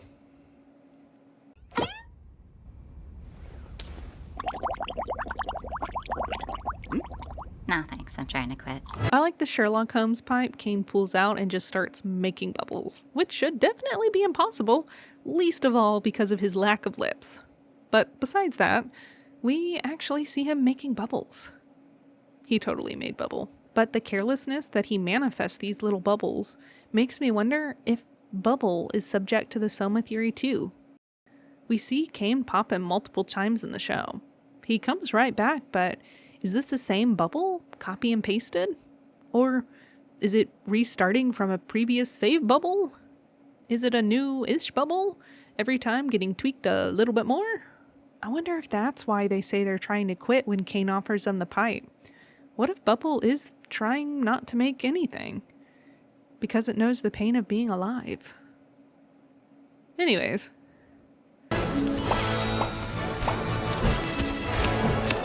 How are they driving this? Candy propaganda is no joke here. Even though it looks like the moat is made of fudge, and the creature is fudge, so I don't know why he doesn't just absorb all the fudge and walk over the walls. Avatar State Aang style. Can we also talk for 1 second about how the NPCs are modeled after the worst drawing models ever? I'm sure every child who wanted to do art got one of these things, and they were just terrible. The one I had was on a little pole, and you would think that would have made the poses more dynamic, but you would be wrong. None of the joints actually stayed in place when you put them there, and it snapped right back into the normal staging pose. Truly awful.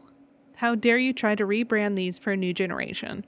Leave this thing behind, throw it in the garbage, leave it there. That's where it belongs. Bless all these background animators. They've even got little candy bugs here. It's so beautiful. Why would a candy land have candy bugs? I don't remember any candy bugs in my childhood. Is this Kinger manifesting a butterfly again? Is this why it was so easy for him? Because he's been doing it all the time? Stay tuned, we'll find out later. I do love that the butterfly flutters around the princess, then just slides past the portrait of Kane like it's nothing when the princess is saying he's God. So why is the princess delivering this mission to the heroes? Why not the king and queen? Is this a deliberate attempt to ship one of the characters with an unmarried lady of power? Wow, that's low goose, and I am down here loving it. Princess X Ragatha, baby. Hell yeah, I ship it hard. Your kingdom's awesome, by the way. Love the vibe. Yeah. Yeah, the vibe. That's what you like, huh? Look, Pomni, we're already friends with the princess. I'm not a child. You don't have to hype me up. Ragatha is trying to engage Pomni in the story while also showing her how fantastical the adventures can be. Ragatha is very tuned in with the feelings of others, so I imagine she also noticed that Pomni's been a little down today. But Pomni straight up rejects her bid for connection, instead interpreting it as Ragatha coddling her. For this to come out unprompted sounds an awful lot like projection to me. I mean, Pomni does seem to have a child's room, and costume, and physical build. Maybe she felt like she was always perceived as too childish. And as far as the gesture bit, I always hear comedians say that comics are some of the saddest people out there. I'm sure it's lonely too. I think all of these negative feelings culminate when Pomni sees her new form and her new room. Some unintentional torment.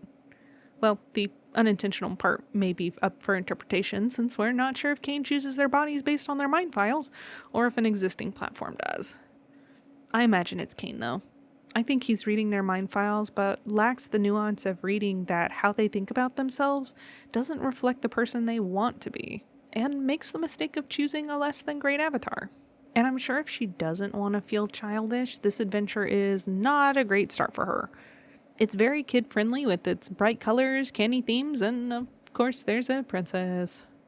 I do want to notice for one little second that the princess has noticeably asymmetric and different sized eyes.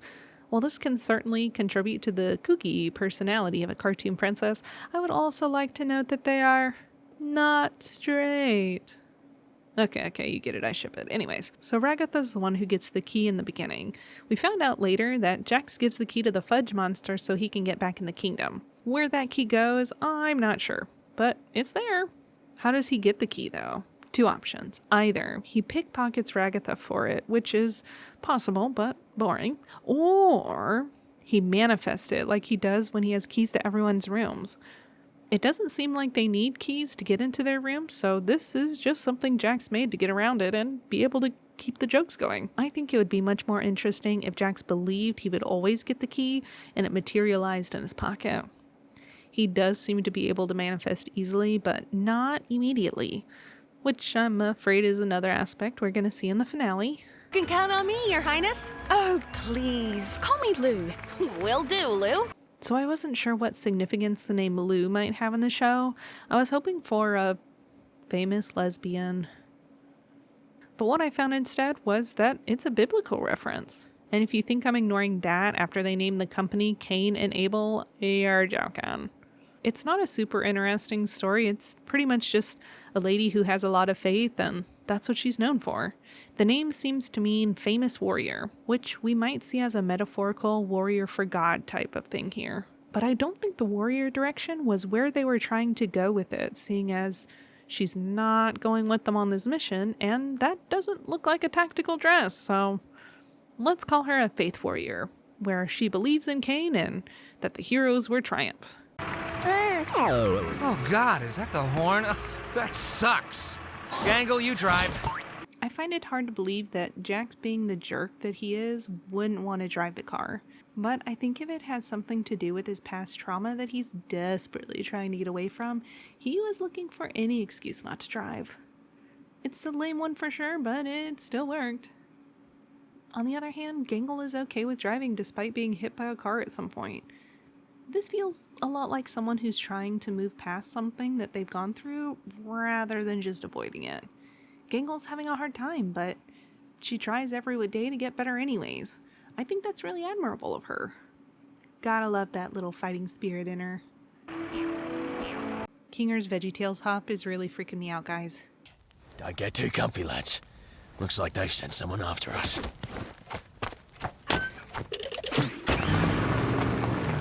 Candy gators eat candy eggs? They don't break when you throw them. And why do you have a fire going in the daytime? You aren't cooking anything. There are no cooking tools. Definitely just feels like they were waiting for the heroes to arrive. Kinger, you nutcase, what are you scratching? So Pomni's legs shrinking up like that are just like a kid's stretchy toy from way back when. She's trying to stretch to conform to the situation. Pomni, take this! Kinger has great aim, but that's about it. In his defense, air is a fluid, just not the type that a life preserver would help. Unless it was filled with helium maybe, but that didn't look like it, buddy. My arms aren't short enough to shift the gear. So there's this parable or something about how people in heaven and hell react to only having long spoons to eat with, where the people in hell feel like it's torture because they're never going to be able to eat, but the people in heaven realize it's meant so that they can feed each other. Interesting that Gummy Goo saw the long arm problem and solved it immediately. Aren't you supposed to be submissive and agreeable? Move it! Where did you learn about this trope, Jax?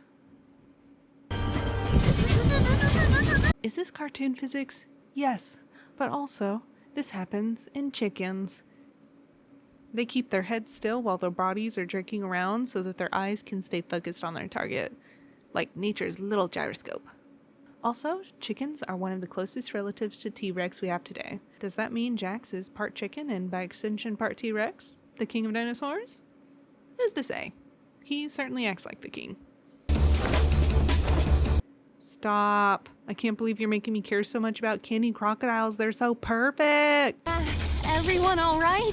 Can you repeat the question? I couldn't hear you over the knives. Where did we get the knives? And why are they all different? Ragatha has a meat cleaver while Kingers has chef knives. Could it be Ragatha sees herself as a piece of meat while Kinger sees himself as a chef? Someone who creates things? And why is it the same knife that her mom throws at her later on? This scene really shows it, but why would they be given this war tanker when it's so much bigger than the one they stole? Wasn't the point to get the tanker back? Were they supposed to siphon the syrup from one car into another? That's so wasteful. They should have just got a tank or a helicopter. A second bigger one doesn't make any sense. Let's give him some of this. I do like how the tanker in this universe have defenses for piracy, though. It clearly didn't work to fend off the gummy gators, but it's still fun. Pomni, take this! So Kinger first throws a life preserver so he can get Pomni and pull her back in, and then throws an anchor so that he can stop the cars from moving so that he can get to her. He clearly made them because I have no idea why they would be on the tanker, but then I wonder who made the knives. Poor Ragatha just keeps getting impaled today, but why does she look at the camera? Is she in on this too? I blame you for this. This is so Daffy Duck, stop it. He is really leaning hard into the cartoon thing. I won't be rewatching Looney Tunes for this video, but I am tempted for 1 second.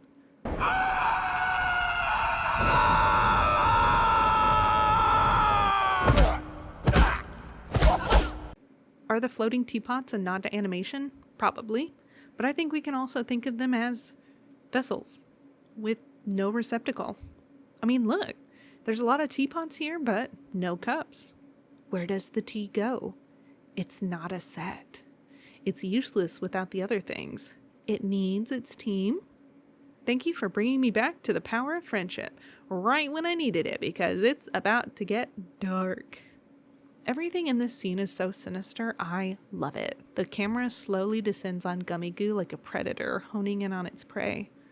The perspective shifts to make him look smaller amongst this sea of other NPCs to show he's still just insignificant. He's even lit differently than his model, even though they're in the same area with the same light source right now. He's darker, or rather, he's in the dark. The comparison zooms only go to highlight his anxiety, and the music intensifies and just, wow, an amazing shot. And just like Gummy Goo, our tension gets broken by Pomni's fall, and we're left with the emotional whiplash of what he's just realized. I want to look at the environment here too.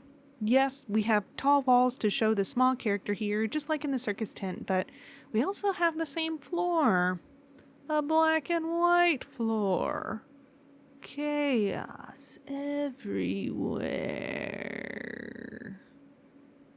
So under all of his maps, there's still the circus in there, just waiting below. Whoa, buddy!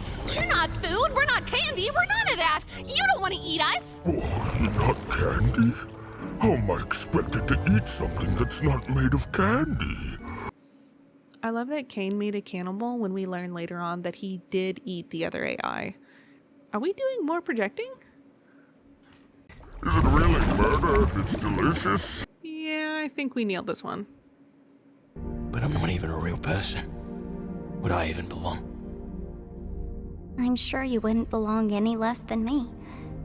And I could use a friend.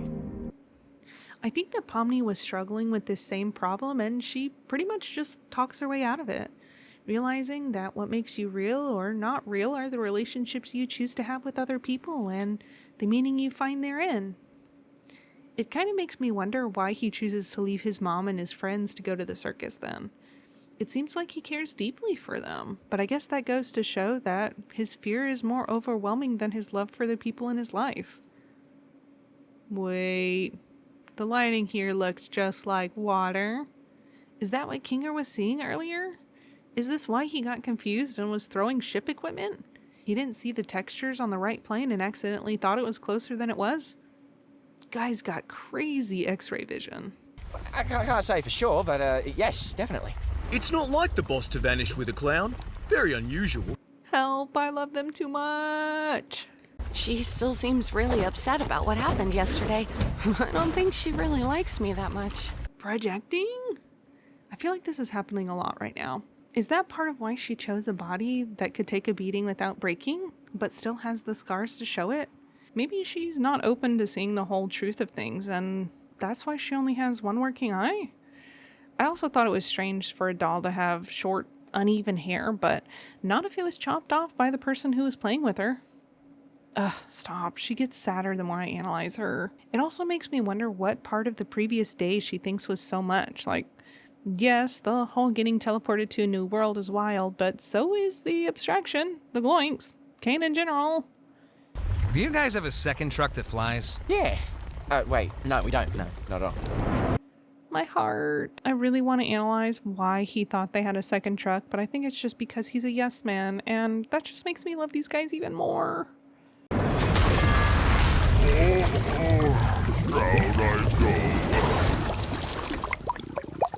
So the fudge has a brain in there? That must be how it was knocked out of commission by the tanker. So he has organs too? This is turning into candy gore really fast. But anyways, if this is a stand-in for Kane, I wonder if this might foreshadow that he's coming back in the final episode. I mean, we thought this was a fatal blow. Fudge was down for the count, but we see him come back to start terrorizing right as the heroes leave. I don't know that it'll have that kind of dramatic timing, but that would be pretty great. Couldn't keep it in, could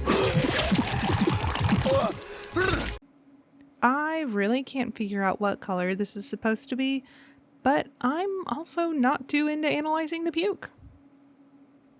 But I would like to point out that Pomni and Gummy Goo both throw up the exact same things. Whatever that is. As if they're made of the same stuff. Like, the same digital nonsense? Because Kane made Gummy Goo, and the same people who made Kane made Pomni. So they're made of the same stuff? Boss, where have you been? We got fudged. You don't want to know. Good to see you, lads. They couldn't stand up when it was just the two of them, but they could do it when their boss was there to be with them. Shut up! I'm so unbelievably disappointed right now. So why does Jax want violence so much? I think it's just to let out his frustrations. He seems perfectly amicable to the fudge monster resolution as they're riding him back to town, but in the next story, he has to be restrained so he doesn't try anything funny. Even though he opted not to go through the hard adventure where there would no doubt be violence. I'm sure his thirst for bloodshed won't come up in the finale at all.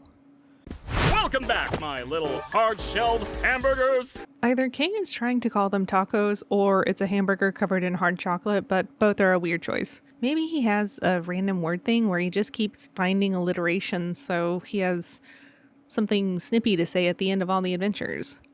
Another reliable TV show gimmick thing? Keep playing to that camera, buddy boy. Oh, looks like one of these guys made it through. Wait, what? Did he not turn into syrup because life is a party here? I know you guys love your NPCs, but if I start losing track of who's a human and who's an NPC, who knows what could happen? How can Kane not tell the difference? Doesn't he have access to the human's mind files?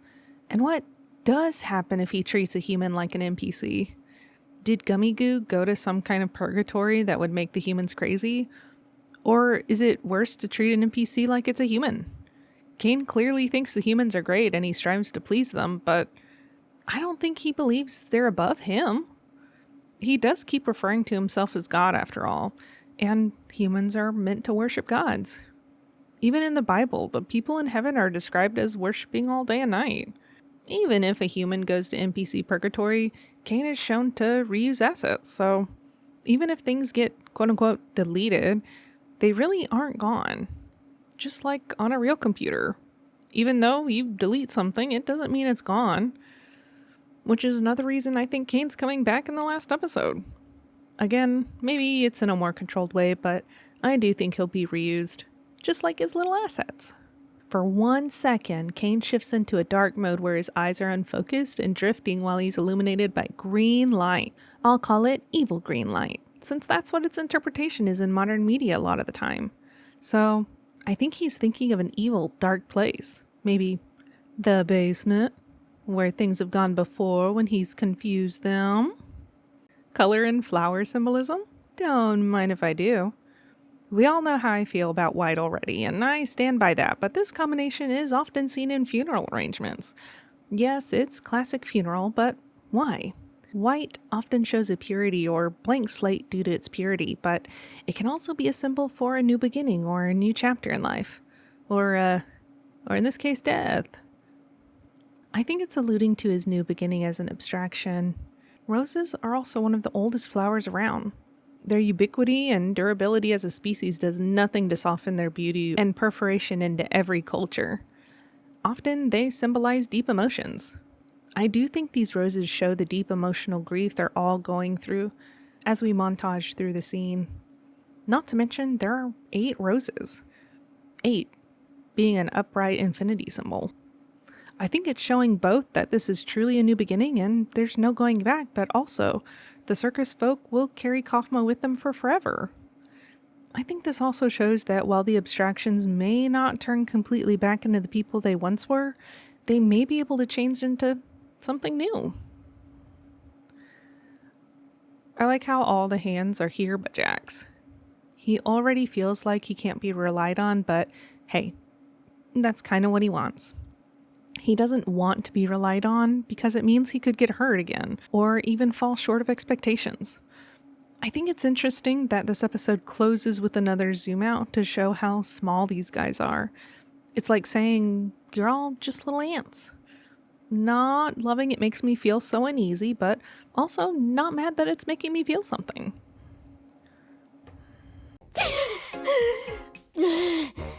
I can't hold it any longer. I would ask why they all decided to start holding their breaths, but no, I've definitely done this as a bored child. This tracks. Sure you can. We can't die from oxygen deprivation, remember? So, they can't die from not breathing, but do they still need to do it? Because later on, this very same character is hyperventilating in the bathroom, and hyperventilation is a reflex. Does that mean deep breathing doesn't work anymore to calm yourself? Or does it just mean they may pass out from it but not die? I think it's just that they actually can't die from it. They might feel the pain of not breathing, like that their lungs feel like they're on fire, but I guess the result wouldn't be that they die, because we do see characters sigh and take centering deep breaths to help themselves throughout the series. And just like Kinger mentions, you can just try not thinking about it. Try not thinking about it. Or you could toughen up. Just another baby manifestation of belief they snuck in for him, which is great, because once you take away the panic feeling of running out of air, the fact that the digital body doesn't need it probably is the only limiting factor. Probably still feels unnatural though. Whoa, look! Now she's turning blue! She was already blue. So, Pomni's color change is pretty much Roy G. Biv. And what's interesting about bringing up that particular pattern is because it's completely arbitrary. Yes, this is the pattern of the spectrum of light, but that's the thing. It's a spectrum. It's constantly shifting. Isaac Newton just grabbed these colors to use as markers because he thought the number 7 was great. But what do the characters' unique responses to stressors even mean? Good question, thanks for asking. I suspect Pomni, similar to changing her body to fit the situation at hand, also shifts her colors to blend into her surroundings like camouflage. I don't think about this literally, more like she's trying to fit into her new life at the circus, and she's constantly trying new things to accomplish that. Kinger I interpret as a light in the dark. We see this happen pretty literally later on, but I think it's also supposed to be more of a guiding light type of thing. As in, he's the voice of reason and is trying to keep everyone on the same path. A little ironic, since he's definitely the one losing his mind, but it's not really lost, just a little covered up. We can think of it more like a shepherd, if you like. Ragatha's hair standing up makes me think of goosebumps. Not in a cold way, but more in the something is about to happen and I can feel it kind of way. I think her idea is to stay alert to be able to assess the situation quickly, like a little meerkat. I'm afraid to dig much deeper into her analysis because I feel like it always gets so sad. Like, yeah, this could be interpreted as someone trying to be on the straight and narrow, walking the line like others around them expect. But never mind. Gangle's mask spinning sounds like the opposite of Ragatha's, where her mask is spinning because it's so disoriented and panicked and can't find the right way up. Alternatively, we could look at this as she's scrambling to find another point of view, but I think the air of panic is still in there. Gangle feels like the one who works the hardest to be happy every day. Not an enthusiastic, loud happy like Ragatha, who wants to invite people into her happiness, but a more quiet and peaceful happiness that she can sit with and enjoy.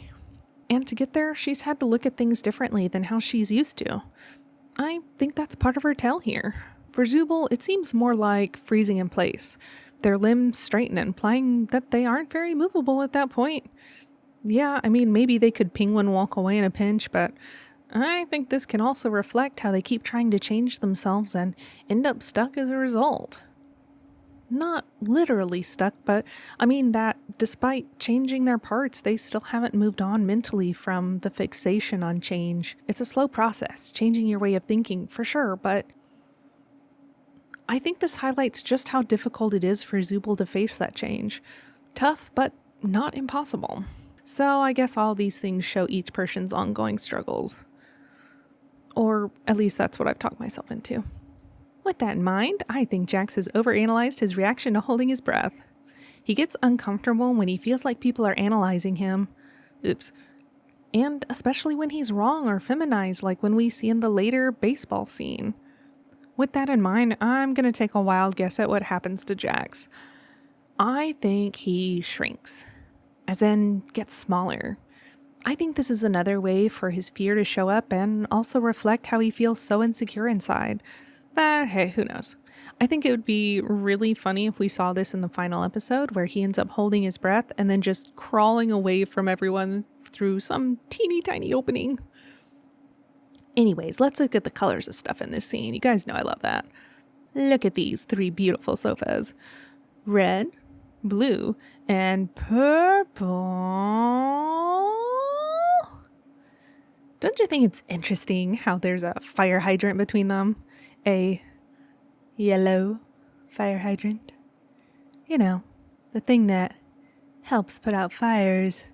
Fires being a euphemism for problems or emergencies. And the solution is there.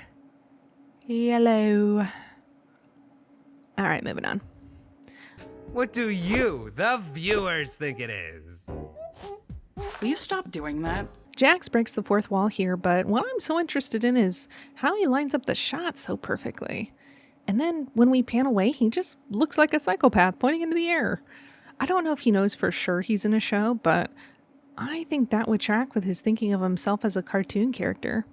Between being a cartoon and doing introduction sequences, I'm sure he has convinced himself that he is in a show. So I'm not sure if he knows for sure that he's in a show or if he's just acting as if he's in a show, or, I mean, he could even be doing this as a bit to get on everyone's nerves. In any case, I think this is a power he's manifesting too. A power to line up the shot for us. Strange power, I know, but he's a strange little guy. Zubul tells him to stop doing that, which implies he's done it many times before, so he's really committing to this bit. Ooh, I love looking at houses. First, let's notice the windows. They're asymmetric in a way that's unbalanced. Looking up the midline here, there are an even amount of windows on the top, and that's it. All the rest are strangely spaced. And it can't be because the lights are off in those rooms. Maybe the top level, but if it's on the first or second floor, this floor is the entryway that they walk into, which is lit up all around. And assumedly, this second floor is the staircase that goes up and opens into a hallway, which should also be well lit. So this house is creepily asymmetric, which is the goal of asymmetry for sure, but I also want to point out these gravestones. I see 5, and there's 6 players right now. Unless one never died, because they're not human. And in the last episode, we established that Kane can't tell the difference between the humans and the NPCs, or non-humans, that are in his space, so I think there's an imposter here. Also, it's just really dark. If you guys see some other stones, then okay, but these are the ones I saw very clearly, which I think sends a clear message. But if you count more in the background, let me know, because numbers are cool at analyzing too, as long as there's not real math involved. Also, the lanterns at the front are asymmetric, but supposed to be identical. Like eyeballs. But only one is lit up and inviting you in, like the doors inside. And even though the crew's clearly going to go there, the porch light isn't on either. Sure, this is part of the ominous vibe of the place, but that's because having your porch light on is welcoming, like you're expected in, and won't trip on anything going up to the door. I mean, the gate's open, but that's the only inviting thing here, minus the winking lantern here up front. Paranormal activity! Why is the lightning being attracted to the house? Follow-up question, why is the house not on fire? Whatever, it's super scary, okay. What? So Bubble is saying, I can't wait for all the children in the audience to get horrible nightmares from the monsters. Backwards. But why? I think it's because they're trying to say something in code to Kane. On one hand, it's spoilers for the circus folks because they don't yet know that there's going to be a crazy monster, but on the other hand, it's reaffirming that they know they're in a TV show. I think it's more of the first one because the only one who seems to reference anything about being part of a show is Jax, and it's kind of making him go crazy. I think it's weird that Kane doesn't seem to understand Bubble in this moment, though. He was looking at Bubble while he said the whole thing, but still said, what? The way he said it made it sound like it was because he didn't understand it, not because he didn't hear it. Why can Bubble do things it seems like Kane can't if Kane made Bubble? This just supports the Bubble is blue theory, or at least Bubble is a piece of blue. Everybody into the fractal noise! It's adventuring time! I'm interested to know if fractal noise is what he calls the pattern on the portal, or the little pocket dimension that they have to go through, because noise is a filter you can put on art that looks like static. And fractals are a complex repeating pattern that has the same pattern again and again, no matter how far you zoom in and out. I hope it means this is an artistic pattern of fractals and not an endless loop of sounds. Could be both, but who knows? It does make me wonder though. Like I said, fractals are a repeating pattern similar to a kaleidoscope, which we do end up seeing a little later on in Jax's near abstraction vision. Is that fractal noise? Maybe it's what they see because they get stuck between the circus and whatever the next state is, and the result of being stuck in that noise is their body and mind are warped into these changing abstractions. So it looks like this shows that this person may be his child, but hopefully like a hamster that died in 2022. This house has wasted no time getting haunted. Also, it confirms that Kane knows vaguely what the date is and understands how to count the passage of time, which also means he can manipulate the sun and moon into moving faster or slower relative to the time outside the digital world. We don't see him do this, but it may be another way he's manipulating the people since they don't really have an internal clock anymore. It's up to you to decide. So Kane said to capture the supernatural activity, not to capture ghosts. Pretty sure Jax made up the ghost vacuum and then it just worked. Because I wanted to. Cool. How about your feelings? So let's look at this therapy room. Normally you have calming or inspiring pictures on your room to be soothing. While the color palette here does scream warmth, Kane's body language is completely closed off and tense. Not to mention, he's missing a key element of a therapist's office, a tissue box. I do like how these pictures are probably just things Kane likes, and mostly just sees the vastness of these things he created. I was trying to figure out why he might like this picture up here, and I think it's because it's well balanced. I can't tell if it's perfectly balanced because of our vantage point being skewed, but for a character that seems to have been punished for being chaotic and eccentric, he probably is proud that he can make things that humans liked and things that are more balanced and pleasing to their eyes. It may represent his progress to where he thinks he should be and showing off that he can improve and do things well. My mind is a beeswax polished coconut. Nothing ever escapes these cakes. My best guess at decoding this is that beeswax makes it waterproof and a coconut has everything it needs inside and is in one big piece. So he's not losing any thoughts? Did he confuse the slang term for butt for eyeballs because they're both round and bulbous? Please tell me I'm wrong. Also, did he mean he never forgets anything? Normally we would use eyes to see and a brain for the thinking, but maybe Kane's brains are in his eyes. After all, he doesn't exactly have a skull to put him in. And whenever he has a little crazy moment, they do flash with information or the red and blue lines. I wonder if all of his eyes are little pieces of his brain, though. If that's the case, then when he gets deleted later on, would they be able to bring him back if they just find pieces of his eyeballs? Like a Horcrux? Duel, look at this cool bee I drew! Okay, that's actually really cute. But you don't get points for being able to make cute things when you were made to create things, okay? You don't get points for breathing.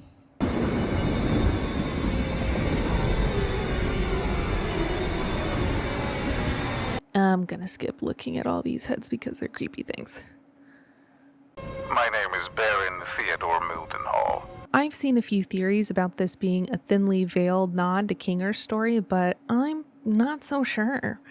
I think it's about Kane. But which part is he playing? If it's the Baron, what was he hunting? And if he's the monster, who's hunting him? If we go with Kane's the Baron, is he hunting the people in the circus, who he sees as less than himself? Or does he think of them as monsters? He doesn't try to hurt them, but seems to be doing so inadvertently. And since he's hurting them, he's dragged down to hell and trapped there. Later on, we see the way to get out of the manor is to go through a potentially very dangerous miasma and not think about the discomfort of holding your breath. And earlier in the episode, we linked holding your breath to a stress response. So the only way out is to not think about it. I do think that's Kane's solution. It seems like he can't conceive of an exit, so I think this is the best he can do. But what if we look at Kane as the monster? Who is pursuing him? The obvious answer would be CNA, probably because he cobbled up their prized AI and started running amok with it. Then does that mean the people in the circus are the ones being punished? I think that tracks too. It does seem strange story-wise if their original AI gobbled up their more successful one. What would be the next step? You could call the red and blue a bust and delete them, but that wouldn't make sense after investing so much time and money in them, so you repurpose them? Maybe that's why Kane was given a TV show to make as his directive.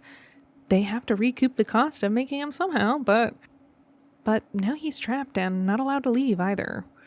He just keeps getting fed brain scans so that he can keep the show going. If the people on the outside who had the scans remain uninjured, then there's not a real reason not to do it. Unless you say that brain scans have the same rights as normal people, or full-body people, like body-having people, physical people, I don't know. Which I don't know that we would be there just yet, policy-wise. I think this may also be why yellow is being introduced, because they don't have to start from scratch with yellow, and seeing how red grew after absorbing blue, they want to see what could happen if yellow eats blue/red. I took my eyes off the body for what felt like only a minute. Never mind, I take it back. This is Kinger after all. Swans mate for life, and look, he's all alone. I'm not crying, you're crying.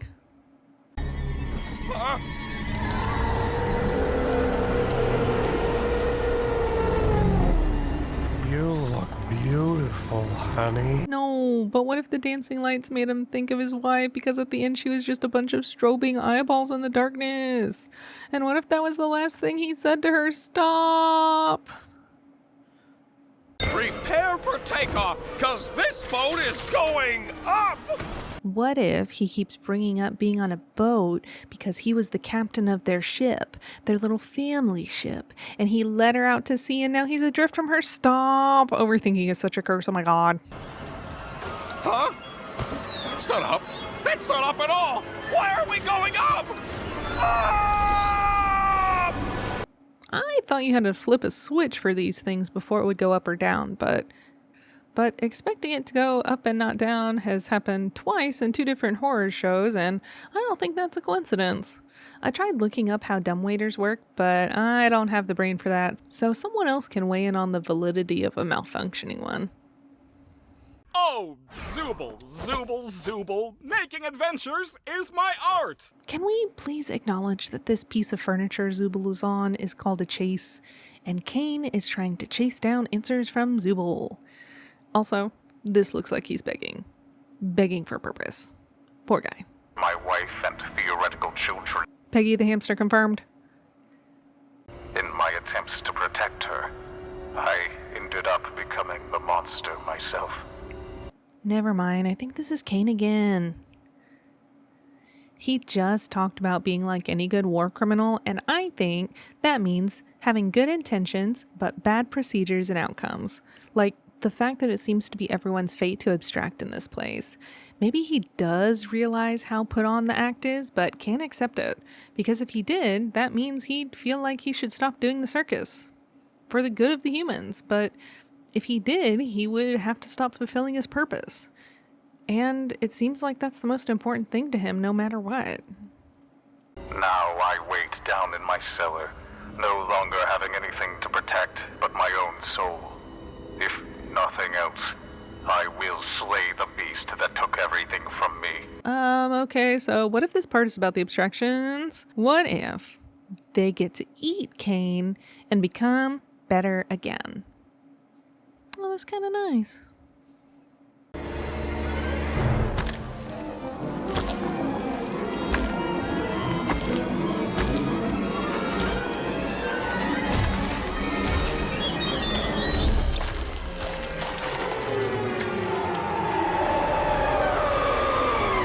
Oh, okay, but look, the body is wet.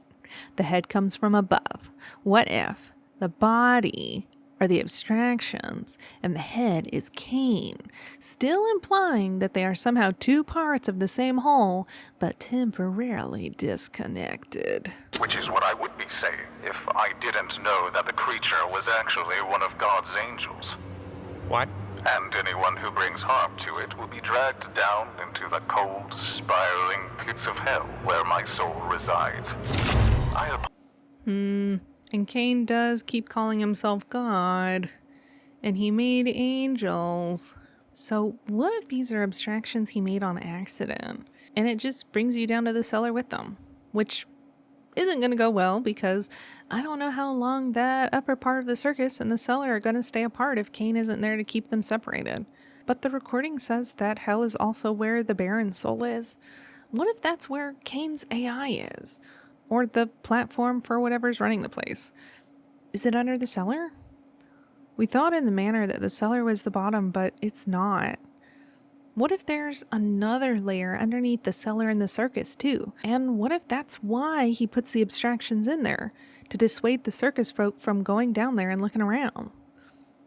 Apologize, dear listener, but I need a living host in order to escape the Hall of the Damned, and your bodies will be my only means of doing so. What if Kane is trying to escape the circus too, but hasn't figured out how to get out yet? He can figure out how to bring things in but not take them out. In the short story this is based on, The title has a double meaning. I have no mouth and I must scream is partly because the antagonist is a computer and therefore has no mouth for which to scream with. What if Cain is trying to get his own mouth so he can scream? Now wait, how did he record this if he was in hell? My guy. That man could turn a 57-second story into a Greek tragedy. I'll be sure to ask them next time I see them. Thanks again for the tea. Poppy's on the tea set. Tea is poison. But probably not because they can't die. Fine. Also, I like that this place setting is off too. Ghost Lady is sipping tea just like Ragatha and Gangle, and she doesn't get a place setting. She can taste just as much as they can, and she lives here. But don't worry, according to this plate setup, they're going to have to choose between a dessert or salad. I'm sure Cain included a way to escape. Projecting, Mr. Developer Man. Probably not. I think it's just logic. 7 years of computer science for this, huh? Because it's ironic you spent all this time building this just to be stuck in the basement of a digital world you're stuck in. He just wants me to suffer. Just me? Not us?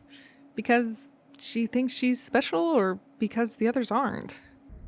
I'm normally not too good with memories. Why does he say, I'm not good with memories, and not, I'm not good at remembering? I think it's because he can recall things, but he can't trust what those memories are. We know Cain can implant thoughts and attitudes, but how far does that go? And why would he? To fulfill his purpose? It's not the most cheerful memory, but it's one I at least have control over. Because it was made while he was at the circus, or because it's a moment Cain wasn't there to witness? Like, it wasn't in the light either. It's so tragic and so good. Also, I really love the light that Queenie casts here. It feels less chaotic and more beautiful. I mean, I guess it can be both, but it feels like it made this moment for Kinger more beautiful and less horrifying. It also makes me wonder if she was okay in this moment. Did she freak out and break out of here? Or did Kinger try to hide her for a while to see if he was able to do anything to stop her progression? But Cain found out anyways and sent her away. I do really like that Kinger looks back on this memory with fondness for his wife and their last little moment together rather than being swallowed up by sadness. I think this also highlights the difference between Kinger's resilience versus Jack's. Jax is just trying to not think about his friends who have abstracted, while Kinger is holding on to her memory like it's a treasure. I think his mindset is helping him keep it together. Well, the best he can. Sometimes it all just feels pointless. Yeah. But it's not. Not if you have people who care about you. He didn't say if you have people you care about, implying that the motivation should come from the people who are around you, not from within you, which is an interesting thing for him to say since we know he was stuck alone in the circus for a long time. You would think then that there was no reason for him to go on since he wasn't around anyone who cared about him. Unless... what if Kinger figured out it was a show too? Or what if he remembered that there are people out in the real world that are still there to care for him? Or what if he feels like his wife is going to be restored and he just needs to figure out how to do it? All good choices. All good choices, says I. Thank you. Good memories can do a lot. Like, literally? I wonder if that's how he's gotten good at manifesting. Hold on to them. And cherish the people around you. You never know when they'll be gone. The memories or the people? Kinger, please. In this world, the worst thing you can do is make someone think they're not wanted or loved. In this world, like the whole world, or this world like the digital circus? If we think about it as being the digital circus, then it might be that destroying this connection and thereby poisoning their memories is how you destroy yourself and the people around you. Maybe he's not being sentimental, but literal. Since it seems like the world is shaped by thought, maybe this is the secret to running the circus once Kane's gone. I think it's interesting that Kinger keeps glowing the whole way through the corridor, but once it seems that Pomni stops thinking about holding her breath, she stops changing colors.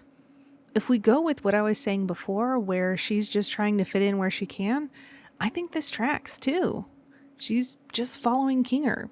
She doesn't need to fit in. She's just going along with it. And she's forgetting to remember to hold her breath. She's really not thinking about it. But that also makes me wonder if Kinger is thinking about it. To be able to keep glowing, I mean. I feel like it's more that he's thinking about staying glowing than that he's holding his breath to glow. Because I don't think he's thinking about holding his breath. He's only thinking about getting to the other side.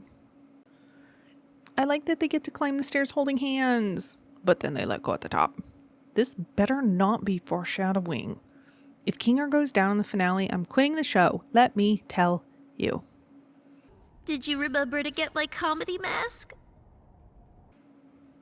Oh, I forgot to. Did we even see that thing? Quick! Pretend we weren't having a therapy session!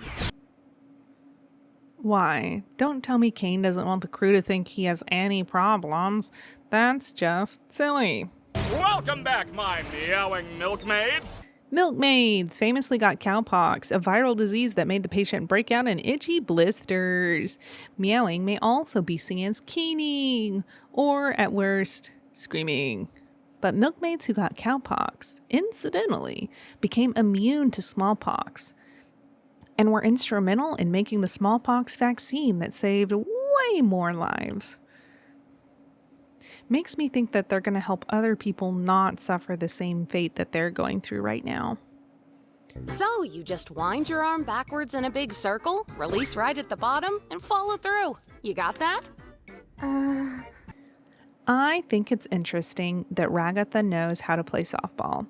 It became popular during the Great Depression because you could play it anywhere with only a few real necessary items, like the bat and the ball bit. Being as she's saying she grew up wealthy, I wonder if this is a part of herself that she got to escape with.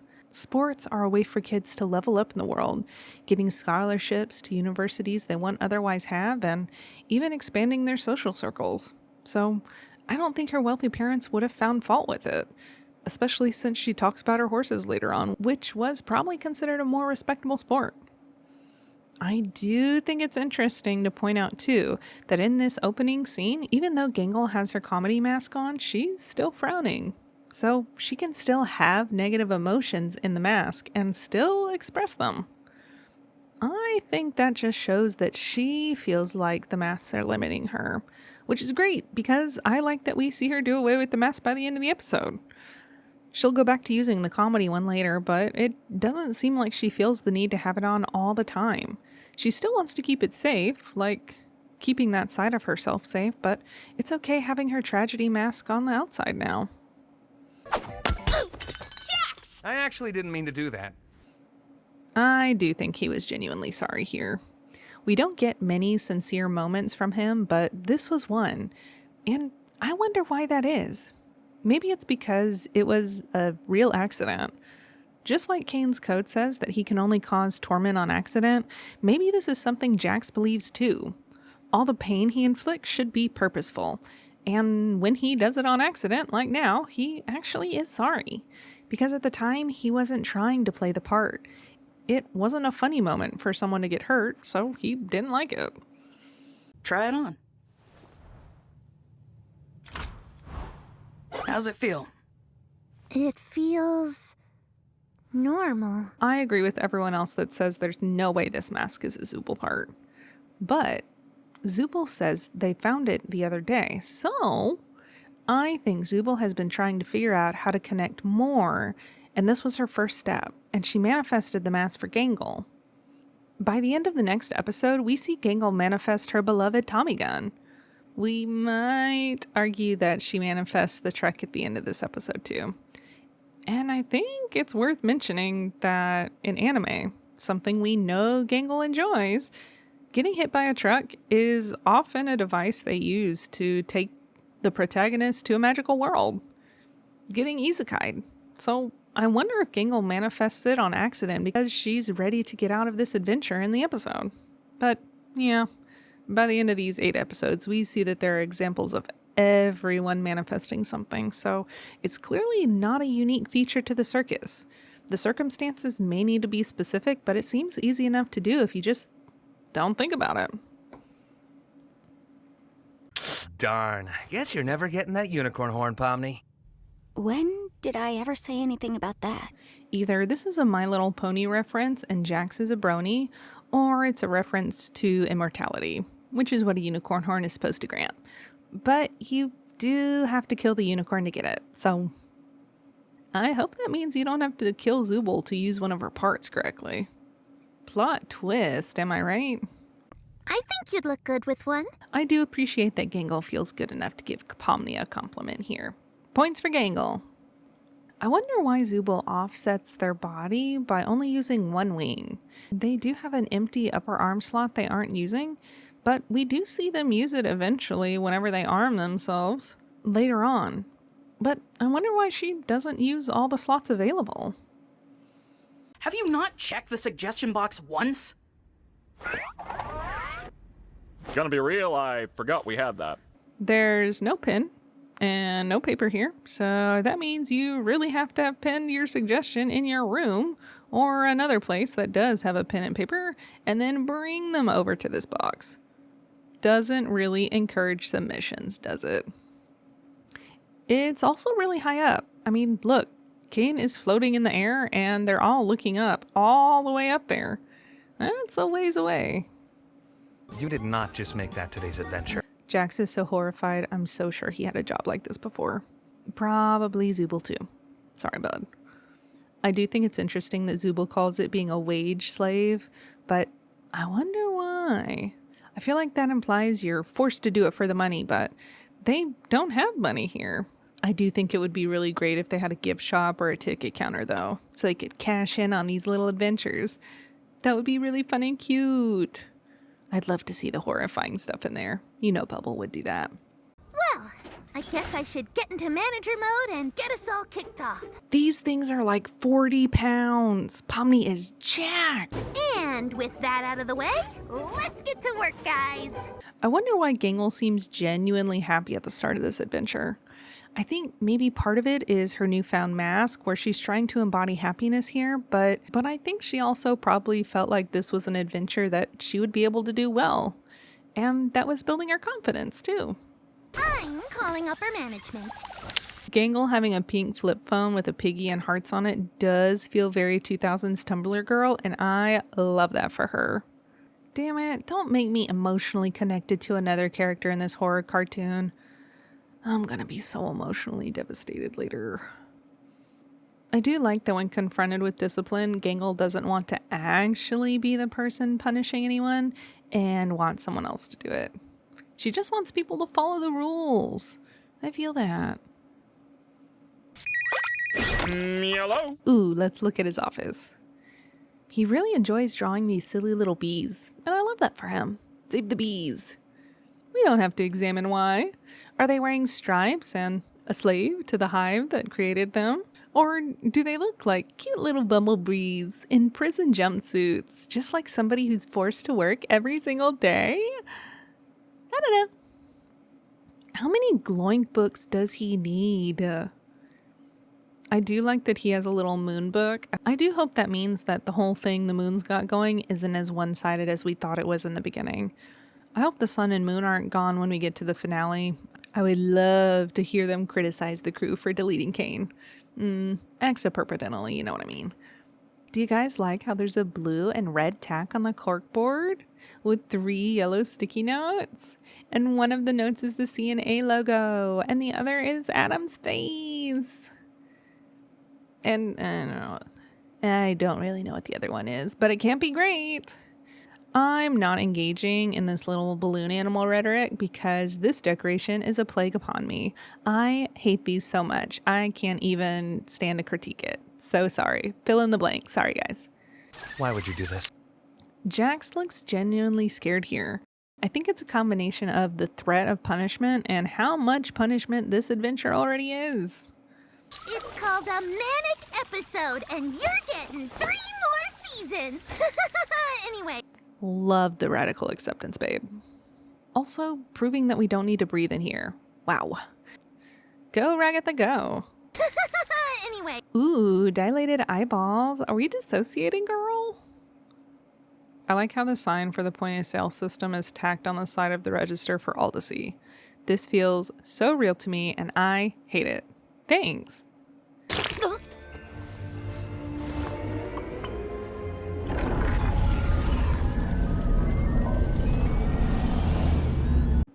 So, is the sauce supposed to make you stupid only through eyeball entry? Or are you actually supposed to eat it? Like, later on we see it's in Zubal's eyeballs, but they also don't have a mouth, so I don't know where else it was supposed to go. No genital, so I feel like that means no butthole either.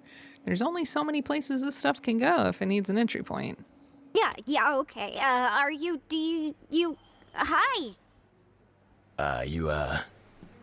You alright, miss? I love that she's so awkward when she sees Gummy Goo again, but this feels about as awkward as Kane is, so I'm still thinking she's an AI.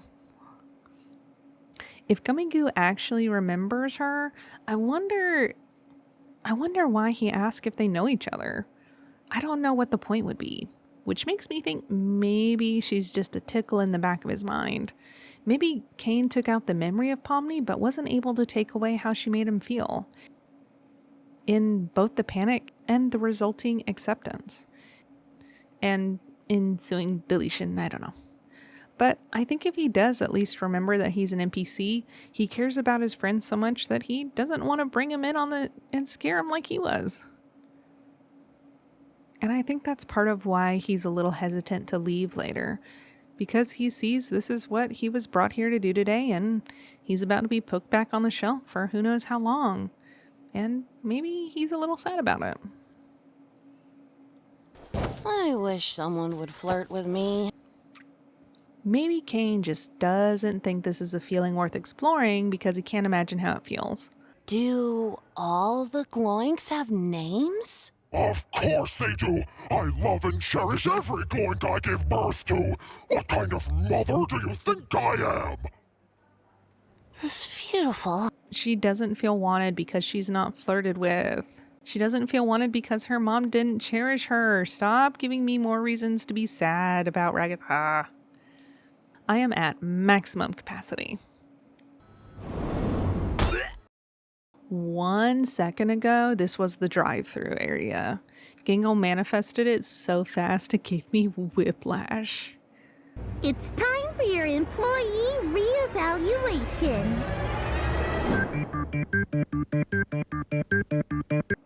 This is a lot like the masks that start melting in Gingle's nightmare. I wonder if she thinks that the things that make her anxious and motivate her will work on Jax. Or maybe this is supposed to be some kind of subliminal messaging. Fun. Well, if you underperform now, you might end up hurt later. Hurt nothing. Projecting? Or is this a threat, like what she did with Jax? I'm hurt enough. Packages landing on my head, tea parties, dancing lessons. I can only think of packages landing on her head because she's sleeping on the porch after being locked out, or someone threw them at her. Neither are great, and the rest all sounds like debutante stuff, which definitely wasn't fun for her. No offense, but you're kind of annoying when you have your happy mask.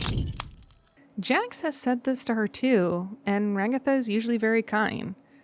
To be fair, she's not saying this in a hurtful way. She even tries to soften the blow by saying no offense, which has never worked to not offend anyone, but at least she said the words.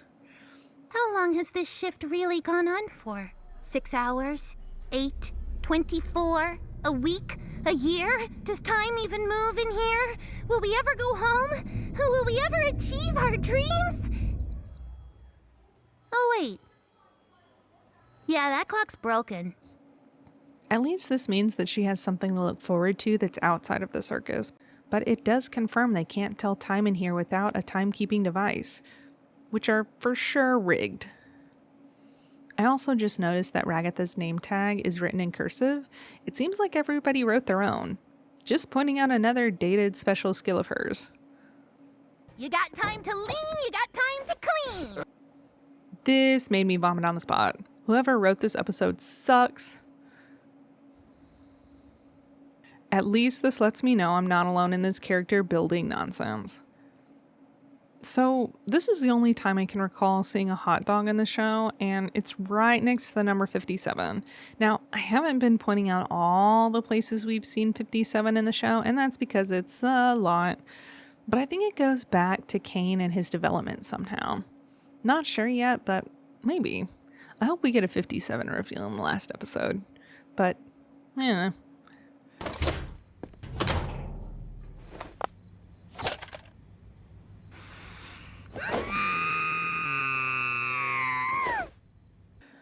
It's interesting to me that even when Gangle thinks she's alone, she still doesn't feel like she can actually scream. She still holds it in. She lets a little discomfort slip out, but nothing crazy. Like a real scream. But why? Why is she still trying to keep everything inside? Because she thinks she has to? To keep up appearances? Is that why she takes off the happy mask before screaming? Crazy! The lighting here is crazy. It's coming from behind her in her office, and she just refuses to turn around and face it. She would rather stand there in the darkness all alone. Why? To be sadder? Well, it's working. Because look, when Pomni pops in, we see that it wasn't actually dark. It's just how Gangle was seeing it. It wasn't as dark or as bad as she thought it was. And suddenly she's in the light again. I agree that this was a moment Gangle was about to lose it. The darkness was growing and about to overtake her. But then there's Pomni. Just like how she jolts Jax out of his spiral later on too. Coincidence? I think not. But it is strange how it's happened at least twice. I wonder if she could sense it. I love that Kinger has his own little side quest. I see it ended in bull riding, but I don't think that's how it started. Why do I say that? Because to get the bull to kick, they tie a rope around its belly. No rope here. I think he just managed to climb up there for some reason. Maybe it just looked fun. I think his true talent at the rodeo would be pig wrestling, though. Looks like this one was a home run, eh? I love that Cain loves bumblebees now. And it is weird that he didn't give the bee a mouth at all. I can't tell a compelling story where nothing bad happens. Where's the intrigue? The stakes? Not to mention the sex appeal. What are you talking about? Okay, so Bubble gets the sex bit and Cain doesn't? Rude. Bubble for president. Bubble would love AO3. Are you hearing this, Bubble? The Toy Box character wants us to leave the other intelligent AIs to run for a prolonged period of time. Disgusting. Why is this so bad? I mean, what else is he even doing with his computing power? I don't understand why this is bad, unless they get too smart. We all got briefs on our characters. I'm your assistant. Is that a baby head lamp? I would like to believe it was supposed to represent shining a light on the innocence of Pomni, but I feel like it got a little jumbled up in translation here, so that's all I have to say about Babyhead. Shouldn't you be arrested or something? Hey, I'm on your side here. You're literally not. Jax saying he's on their side while being the antagonist is pretty funny. I mean, it's driving the plot forward, that's for sure. I think this is how he feels, though. There are no sides. He's just doing his job. Come on, just pick your favorite color. Like the red one? So she has some bias to Cain? I'd personally go with blue. Blue's my favorite color, it being closest to black and all. Like his wife? Do you think Gangle is actually capable of being happy? Asking for a friend? I think this is because he's so convinced that they all have their roles in this show and you aren't supposed to go out of them that he thought the roles were unbreakable. If the sad one, TM, can be happy, then does that mean the funny one has to be a multi-layered character too? That there's more and we have to do some introspection? Or maybe the roles didn't even matter. His eyeballs are pretty big when he asks this, so I wonder if this is tripping him out a little bit. She likes when I'm mean to her, though. Why would he think that ever? Maybe if he thinks they're all working together to accomplish a bid. Gangle isn't taking it the same as the previous people did, and the result isn't friendship this time. He's just confused. I didn't think you cared about what other people like. No, yeah, you're right. I don't. I think we were about to get a real honest answer out of him for 1 second. I think he was going to say something like, but I just want the show to be good, or, but I was just playing, or something like that, where it was going to give us some more insight into his motivations. We know he's not super willing to examine himself or his past relationships, but it's hard for him to open up in general to anyone at any point in the circus, so maybe it was going to be something else about a more raw emotion, but we can't have that, so let's just keep going. Do you have any actual friends? Not anymore. Oh, wait, no. I'm sorry. I wasn't talking about... This is Jack's genuinely mad phase. Why did this make him so mad? I might understand sad or hurt, but this is mad. Is it because he did something to cause her abstraction and he's still not okay about it? Yes, I do ascribe to this theory. At least pushing Ribbit to abstract. Not sure about Kaufmo, but I doubt he was an emotional safe place for him after Ribbit was gone. I do like that Kinger has a pack of fireflies swirling around behind him. Not sure if he's doing that one on purpose, but I like it. Maybe it's the closest he can stand to being around buggy bugs. Not all bugs are the same, okay? Some are more buggy bugs. I don't have to explain that. Like, if you tell someone they're loved and appreciated every day, it just kind of loses all meaning. Why does it matter so much to Jax that Ragatha is trying? I mean, clearly he thinks there's no way out. I think that's how Jax is getting through it in his own way. He doesn't believe there's a way out. He's not looking for one. And he stopped short just before he said what he thinks this place is. I think realizing it was a show really messed him up, and that realization, or at least part of whatever his bigger realization was that keeps him ignoring and shoving things down, is what got Ribbit. And if it was gaslighting Kaufmo about the exit too, then that may have contributed to his abstraction. But maybe he's not feeling Kaufmo as hard like we saw, because I bet he started pulling back and distancing himself emotionally pretty hard after Ribbit. I wonder if that's how Ribbit was, trying to look on the bright side, and she's still abstracted, so why even try to look on the bright side if no matter what, your path is always going to lead to abstraction? At least, if you play your role in the story, you'll be able to stay in it. It just feels like she's trying to take advantage of you, you know? I don't know. I don't really know what he thinks this would be. Usually, someone is taken advantage of because of what they can offer, but there's not a lot people can offer here. They didn't come in with anything material. They all have some different skills, but nothing that really contributes to the circus in a meaningful way. Kane takes care of all their needs, so it's not like one person will have greater resources than someone else, unless Jax sees something else in her that he wants. The only thing I can think that Jax would want is that Pomley can manifest just as well as he can. We really only see Kinger do this in multiple instances, but I don't think Jax notices that. So maybe he's noticed Pomley can do it, but I don't know why he would want that type of power, ability in his corner. He doesn't seem like he's thinking of a way out, so why else would he want it? What if he just wants to remake the circus?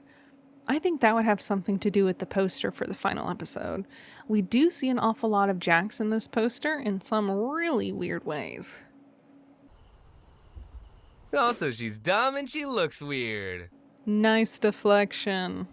This is what peak male performance looks like. My ears and tail are kind of the pinnacle of masculinity. Gaslighting? You don't have a tail. What are you talking about? Yes, I do. What the? Where's my tail? How long have I not had my tail? Good question. Is this an out of sight, out of mind thing? Or do you have to continuously think about your assets for them to stay here?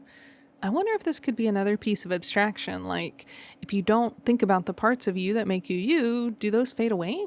Like maybe there's not enough memory to load all the details that are running in the background of your mind.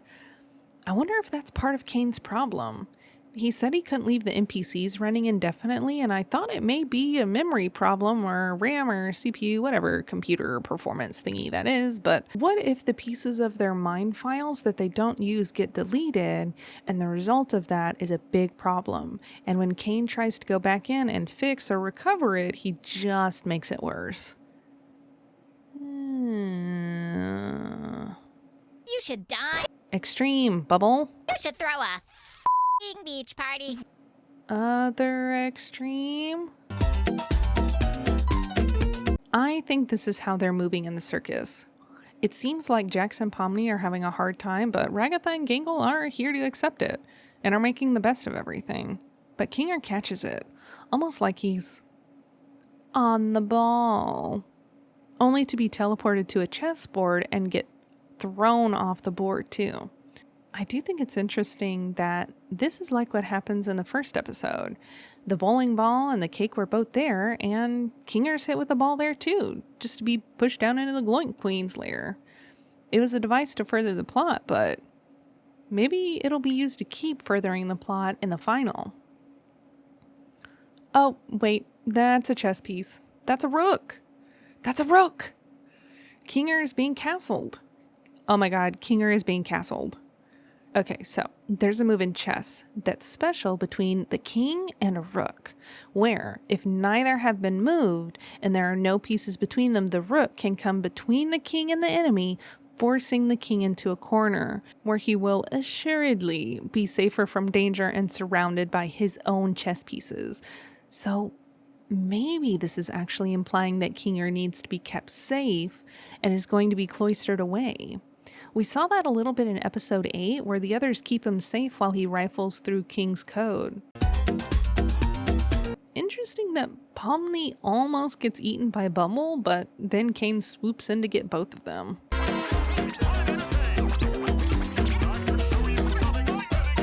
Intermission no jutsu? Why are these all sick album covers? Really don't know what these are supposed to mean, but I am not a fan. I wonder why he decided to stop at her door instead of turning around the corner. Maybe he wasn't running away from something here, but running to something. Give me a whiskey sour, but hold the egg white, since I'm a vegan. What? I hate this! How is this even possible? I thought Kane couldn't... It seemed like this line just came out of his mouth without him saying it, which is probably why it freaked him out so much. So, Pomni, you ever have any jobs? Or are you too young for that? I'm 25 years old. He doesn't usually make small talk. This is a bid for connection. Maybe seeing Ribbit's room in the previous sequence reminded him what it was like to have a friend again. He shakes that off pretty fast, but still. How'd you end up here? He says this like there's a logical reason to have ended up here. I wonder if Jax came into the circus on purpose after all. It might explain why he's not interested in leaving. Maybe that's another reason he's trying to put everyone into archetypes, so that he can understand their role in the story and he can treat them accordingly.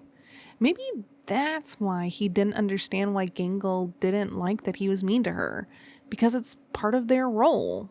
The sad ones just get bossed around. It's what they do.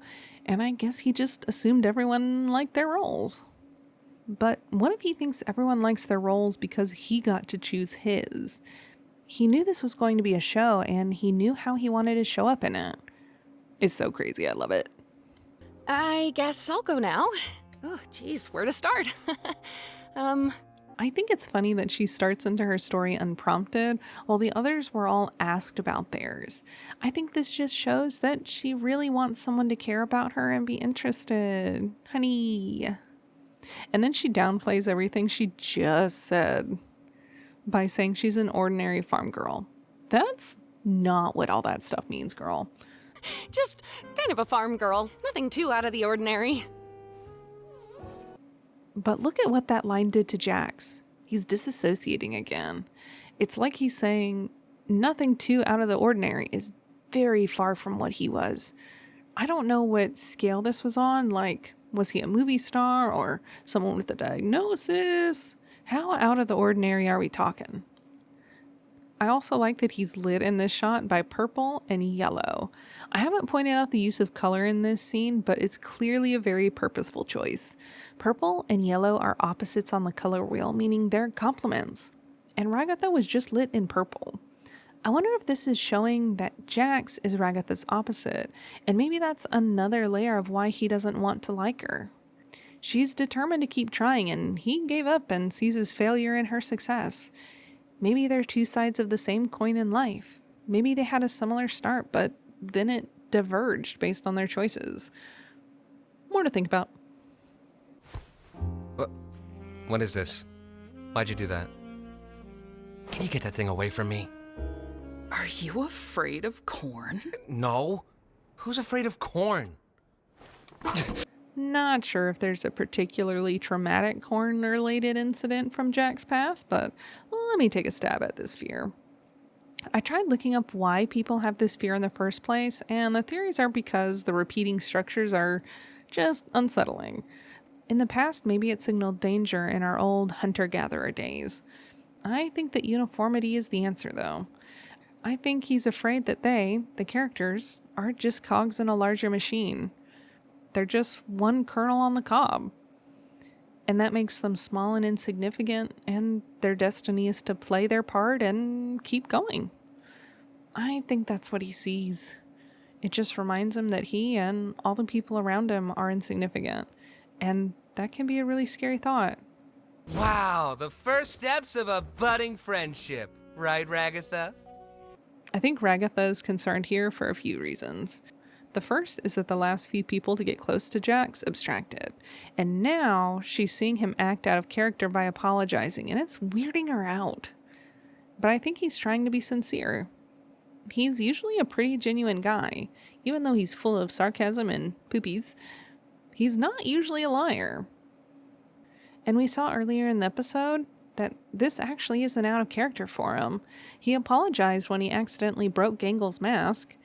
He's broken it on purpose many times and said nothing. So I think he really does mean this one too. Oh, remember when you got high at McDonald's and told Gangle to kill herself?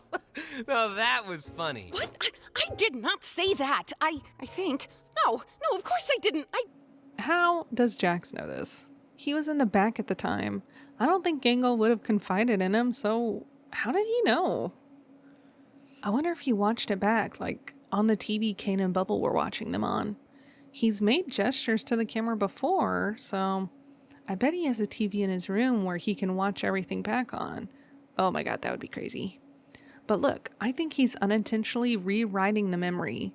Gaslighting for sure, but I wonder if this is also what Kane can do. He says it like it's a fact after all, and it must make her question what she really said. All she said in that moment was that Gangle was annoying, not to hurt herself, but I wonder if that's how Jax would have interpreted it.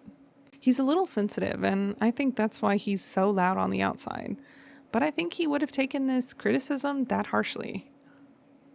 Gangle doesn't seem to be dwelling on the comment. So I don't think she sees it as quite that serious anymore. At the time it felt pretty bad, but she's in a better headspace now and can accept the comment. You guys all take this place way too seriously. Why wouldn't they? This is their life now, but maybe he doesn't see it that way.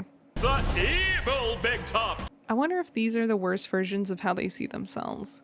And the reason there isn't another Gangle is because she already believes that she is the worst version of herself. Stop it. This is too sad. Not a centipede just to mess with Ragatha. I feel like Jax did this after the whole corn thing. Nobody loves you and you're going to die someday! Okay, buddy, she's having a hard day already. Stop outing her worst fears. We can't exactly die. It's like the whole thing here. I wonder if this is why Ragatha came into the circus. She was afraid of dying. Maybe whatever incident took her eye traumatized her so much that she was afraid to die for real and saw this as an opportunity to keep on living. I guess it's working since she's the second oldest in the circus right now. And that might be why she's trying to stay so aggressively positive, so she doesn't accidentally abstract and get to the closest thing death has in this place. What's that supposed to mean? I'm just having fun. I forgot you hate fun. Ah, the old using their words against them trick. Gotta love it. I don't want to wear this! I have never seen you this upset about something. He's definitely actually mad here. I think it's more about being perceived as less than a man, less than funny, less than unflappable. He's supposed to be a confident little guy, but he really is insecure. This scene really points that out. Jax's eyes start going fuzzy here, like when Pomni was floating near abstraction in the beginning. But this wasn't hopelessness. This was helplessness. Why are these two things connected? Notice that he gets really mad after he says, I don't want to wear this. But he's still in it. I think he was trying to supersede their will, but was outnumbered. And he was just trying to believe enough that it would happen anyways. But it didn't. And then there's Kinger, showing up to ground him into the moment. Good old Kinger. Let's see what you're made of. Shut up! Ooh, but he really doesn't like whatever he's made of. I know there's a trans Jax theory out there, and I think parts of it make sense. I don't know if I buy all the way into that one, though. I think he's just trying to be a guy's guy. Don't worry. I think you look good. I don't want to hear that! I want you dead!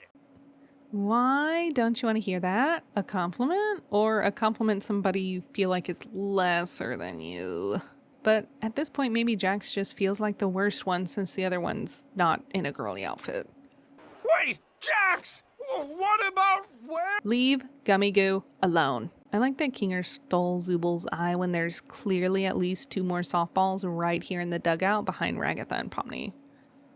So, you wanna talk about that? I'm in a maid outfit. What do you think? She is really using her manifesting for evil, and I love it. Does the attire have to do with what conversations are appropriate? Maybe he just means he's in a bad mood. I guess outfits can reflect your mood, but I don't think Mr. I have to get naked whenever I go to the bathroom because I give myself a one piece should be the one to throw shade at another outfit. No! Is she dead? Also love the Wizard of Oz reference, which came out in the 50s, so this is another dated reference. Love this is how Ragatha wants to vanquish her enemies. When I don't answer, he just starts singing Daisy Bell in front of my door. It's creepy. Daisy Bell is quite a choice. Someone trying to convince a girl to do something she doesn't want to do? On brand. Ah, there you are. Now I don't have to do the snap summon thing. But he doesn't do that when they're in their own room, so there are limitations on him getting them out of their rooms. Maybe he can't even see into their rooms, and that's how he didn't know Kaufmo had abstracted. Although it's pretty easy to see that he's not omnipotent. He does have eyeballs all around the circus, but maybe he has to tune into them. I don't know, because clearly they aren't the solution to surveillance on these guys. We need even numbers, cause today's adventure is a team adventure! I hope he had more eyeballs on the other side, because this is 7, which is uneven prime and not the number of people in the circus. But it'll be a perfect opportunity to showcase your guys' strengths to the press! This is so heavy. I wonder why he's making Bubble carry this camera. Maybe it's so the characters have a thing to look at where they can play to the camera? You really want to know what I want? Oh no. I want the ability to have sex.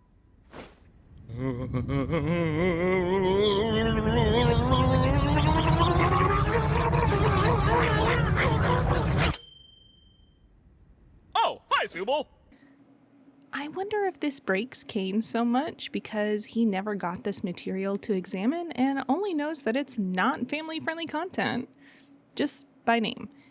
And he can't override it. He just knows it's not allowed. And for him, that's the end of the conversation. There's no way around it. The conversation is over and there's no convincing or dwelling on it. Just like when Zubul said their problem was their parts not fitting, and Kane said it's already been solved thanks to the parts bin. He doesn't realize it's more than just putting on new parts. He doesn't realize there's more to sex than genitals. And this is a loaded gun. Guns are family friendly, but genitals aren't. Wait, what am I doing? I wasn't paying attention.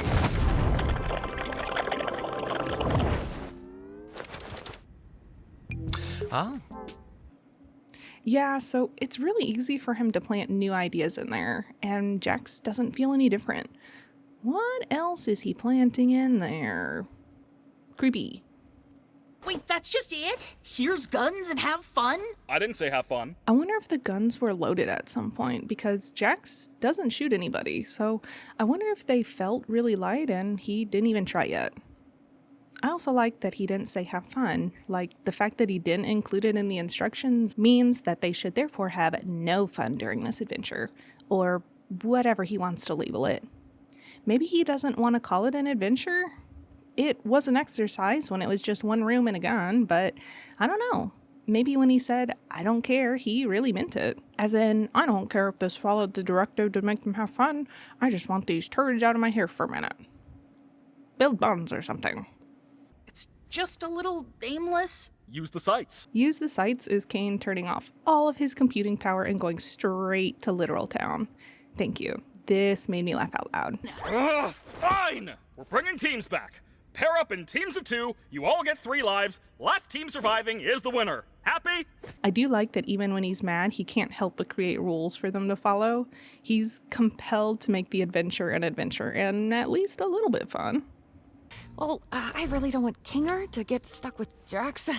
Why is Kinger acting like he's squishing a bug here? I thought he got trained to like bugs. Maybe it's because he's in the light, but he does do the reverse action later on to manifest the healing butterfly. It does make me wonder why Pommy went to Ragatha first, though. Maybe part of it is from the last episode, where she wanted to have a better friendship with her after all. Or maybe she just didn't want Jax as her first choice. But why? I think Jax would have been the better shot than Ragatha, so why do it? I think she didn't care to win here. I think she just was choosing based on who she wanted to be a partner with. After all, she says she doesn't want to hurt her friends, and I'm sure that's how Ragatha would have played it too. Wait! Why is this shot framed like this? When it's done this way, we're supposed to be focusing on Ragatha's clenched hands. She does try to reach out to Pomni after, but it falls flat. She stops herself. And she doesn't say, wait, I want to be on your team after all. She's still doing what she thinks is the best choice for Kinger, and kind of Jax too, even though she would like to be on a team with Pomni. I really hope she ends up doing something she wants to do before the series ends. Hey, Pomni? If you ever need to talk to somebody, or need help with anything, I'm here. Perfect non-committal answer. Well, look who it is. You sure you can handle me in all my glory? I think it's interesting that he gestures to his torso and not actually all of himself. He's leaving out his head and face, the main way we interact with the world. To me, this is like a gesture where he still doesn't want to show all of himself. He's curing what he considers to be his best self and presenting only that part to other people. Hey, Zubul, do you want to hold on to this during today's game? Huh? I don't really trust myself that much with it. And I also just really want to be able to fire a Tommy gun while laughing maniacally, and I don't want to break it before I get that chance. I'll keep it safe for you. I love this moment because it's great for both of them. It's Gangle trusting someone else and feeling less alone. And it's Zubul feeling like somebody worthy of being trusted. Kane? What? Oh, yeah, the guns have been teleported to random spots in the circus. Go find them, champs! I love that his excuse for not coming up with a great mission is because he's getting ready for the award show, but he's clearly not doing that. He's such a compulsive liar. I love him as a little antagonist.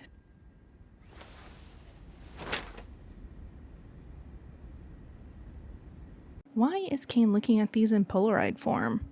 And why right now? I wonder if he's using them as a prop for us, the audience, to know what he's thinking about.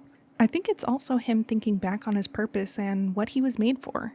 He's making these character awards thinking he's gonna get a really great prize from it. But I do notice that that plant is the same one Kane has in his office in the fast food episode. And I think that chair is the one we see Gangle plopped in too.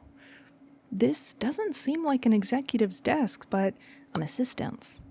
So why would he choose these assets? Sure, they could just be office things that he used to populate the area, but I think it must mean more to him to have it. I wonder if this was part of his creator's desk, as maybe he was moving up in the company with coffee cups everywhere and crumbled up ideas. Maybe this is where he started. And he's getting sentimental because he's thinking about how close he's getting to fulfilling his purpose. Or maybe I'm thinking about this wrong. What if it's not that he's on a journey to fulfill his purpose, but more that he was created to do something and he needs to make sure that he's still doing it? Because we see he keeps changing. He's constantly adding, but also reusing things in the circus. What if he thought he was doing a great job from the start, but now he's questioning his worth and his purpose and why he was made? And yes, I did notice that King got a new AI to use on the adventure after Kaufmo abstracted. Maybe he's recycling the mind files of the humans too. But if they're being recycled, that still doesn't mean they're gone. I maintain that we can get them back. All right. Now I would bet our biggest concerns would be Jax and Zubul. They're the youngest, so they probably still have some youthful fighting spirit. I like that Kinger isn't intimidated by the other players because they're younger. He's saying it's because of their willpower, which we see as a pretty big factor in this particular game. I would say, I wonder why Kinger doesn't just tell the characters how to manifest things, but I think he's trying to. He keeps telling them things like, don't think about it, to mind over matter their way through things. I think that's the best his fractured mind can do. It's so obvious to him, but it just keeps going over their heads. Oh, I've got just the thing. Kinger doesn't have any pockets. Where did he put that thing? Here, take this. Well, wait. What did you just do? What was that? It's a butterfly. Kinger manifests a monarch butterfly? How thematic. Did Kane mention that? Oh, nah. I made it up. What? I'm enjoying Ragatha's sense of disbelief. But I'd like to think that this is where she starts to listen to him. Like when he says, I made it up, she wonders why she doesn't try that too. I don't imagine she was allowed to have the most creative of extracurricular activities as a kid, so this may feel really weird for her. But we do see it happen twice later in this episode. First, when she says she can't use a gun and it doesn't work. Then, when she stuffs her finger into it and it backfires on Jax. So, who are you gonna kill first, Pom Pom? Shame on no gun safety grip.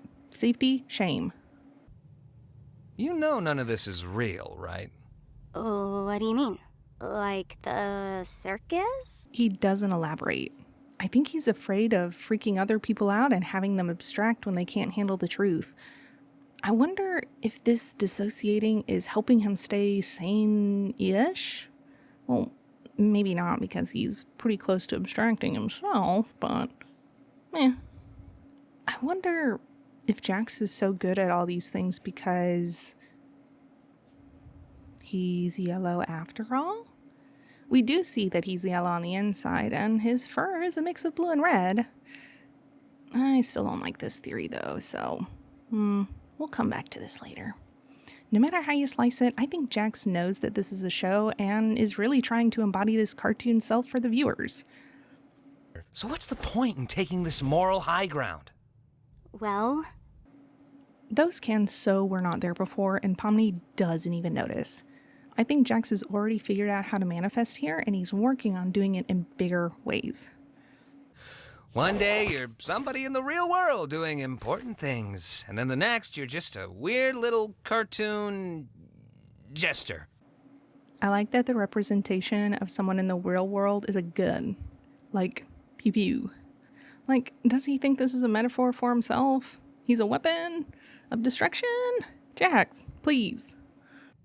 You want to hold on to that part of you that still thinks it's part of that world, but in the end, what does it get you? I think this is Jax trying to say that you should let go of who you used to be and make yourself whoever you want to be here. Like a fresh start. Because dwelling on what you lost by getting here is pointless. Because he believes there's no exit either. We're still people, though, right? I thought we were at first, but as time goes on, we just end up falling into our archetypes. Become part of the machine. So he doesn't think they're people anymore? I guess that's why he feels like nothing has consequences, because they aren't people. And he's just here. I guess if you think you're an immortal cartoon character with sentience, it can feel a little, well, not just hopeless, but senseless too, because this means his purpose is to perform. The only things he gets to control are how he reacts to things, and therefore the only thing he can choose is the role he wants to play. What's your archetype then? The villain? Listen, I add a key dynamic. He scoffs at being accused of being the villain, which is interesting that he cares that he doesn't want to be labeled as this. He's the mean kid on the playground, a bully, but he doesn't see himself that way. He really does see it as a role that he has to fill, but I wonder what he thinks will happen if he doesn't fulfill his role. Maybe that's part of what got Ribbit abstracted in the first place. It's 'cause it's funny. I do everything 'cause it's funny. 'Cause I'm the funny one. The funny one? Yeah. She's considering this like she doesn't understand the role. I wonder if it's because that's not the role she thought she was.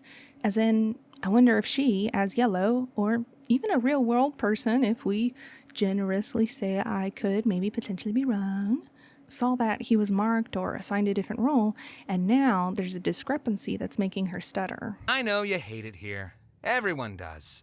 But the silver lining is you can pretty much do whatever you want. I think this is an interesting choice of words. He didn't say, I know you hate it here, we all do. He used everyone. And sometimes when we use everyone, we understand that we're not including ourselves. Like, if you say, everyone here's an idiot at work, it implies that you are the only non-idiot.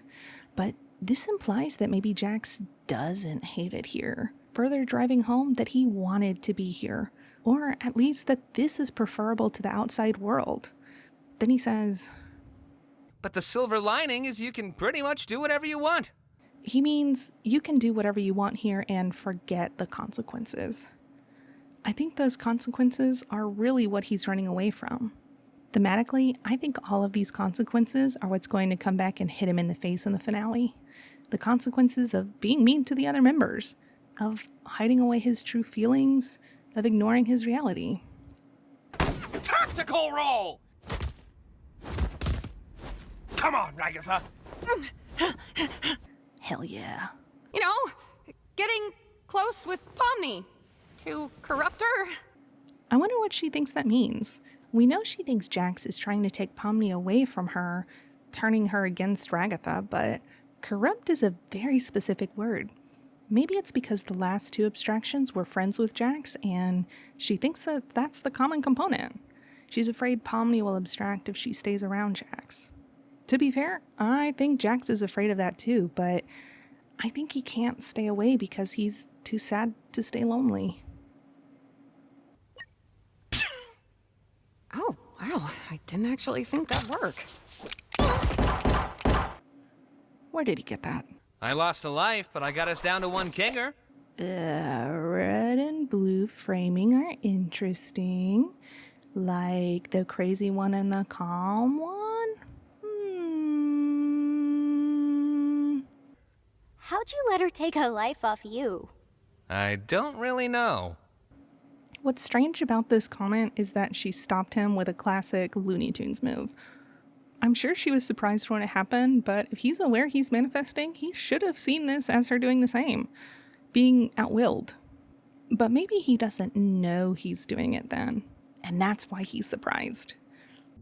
Do you think Jax is gonna be mad that I didn't team up with him? I like how Gangle is sitting in the dark right now, but when she was talking to Zubul just now, her face was glowing with light. Similarly, Zubul was lit from behind, facing away from the light as they looked into the darkness at Gangle.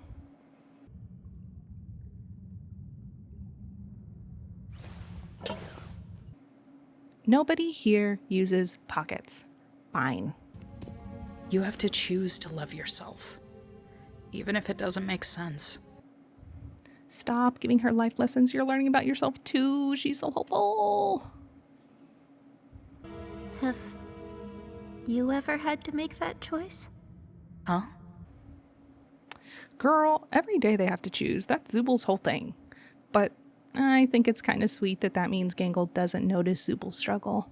Maybe it's because they didn't spend a whole lot of time together before, or maybe because Zubul is just so outwardly confident. Maybe it's because Gangle only recently was able to stop feeling so self-conscious that she's been able to look outwardly at others. I'm learning a lot about you today. And it's freaking him out. I think I might have failed Pomni.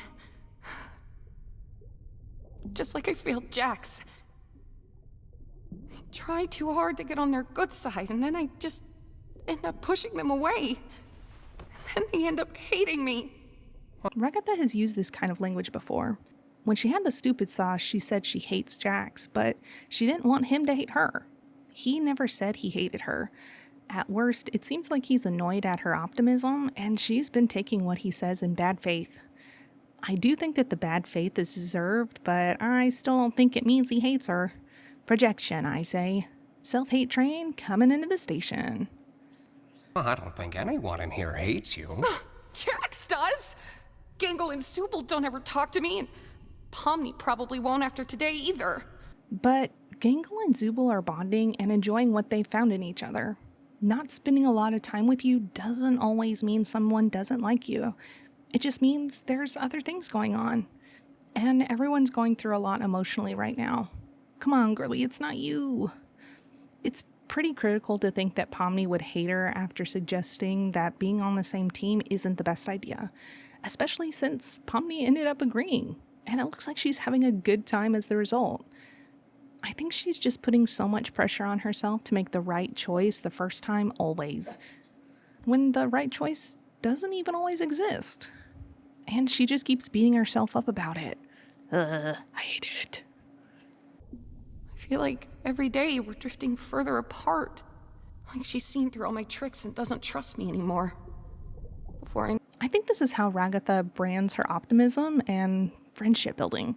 Whenever you have to figure out how to make people happy in an unstable environment, like maybe an unpredictable home life with a self-centered mother, you do develop tricks to make it feel like a real connection for at least 1 second. It's a way to try to people please. It's not a trick like a deception or dishonesty. If it is, it's more like she's tricking herself, which leaves no winners in the end. And sometimes you just need to let people do things their own way. These things again. My previous analysis still stands. I thought I'd lost everything. I do not want to analyze any more of Kinger's clearly sad backstory. He felt responsible for his wife abstracting, for both of them being here, for making anything to do with the circus. He found some meaning in being able to lean on and care for someone else, and find someone else to care about him. He said that's what's so important here anyways. Why'd you stop shooting? You out of ammo? Why'd you stop? You out of ammo? This shot is a choice.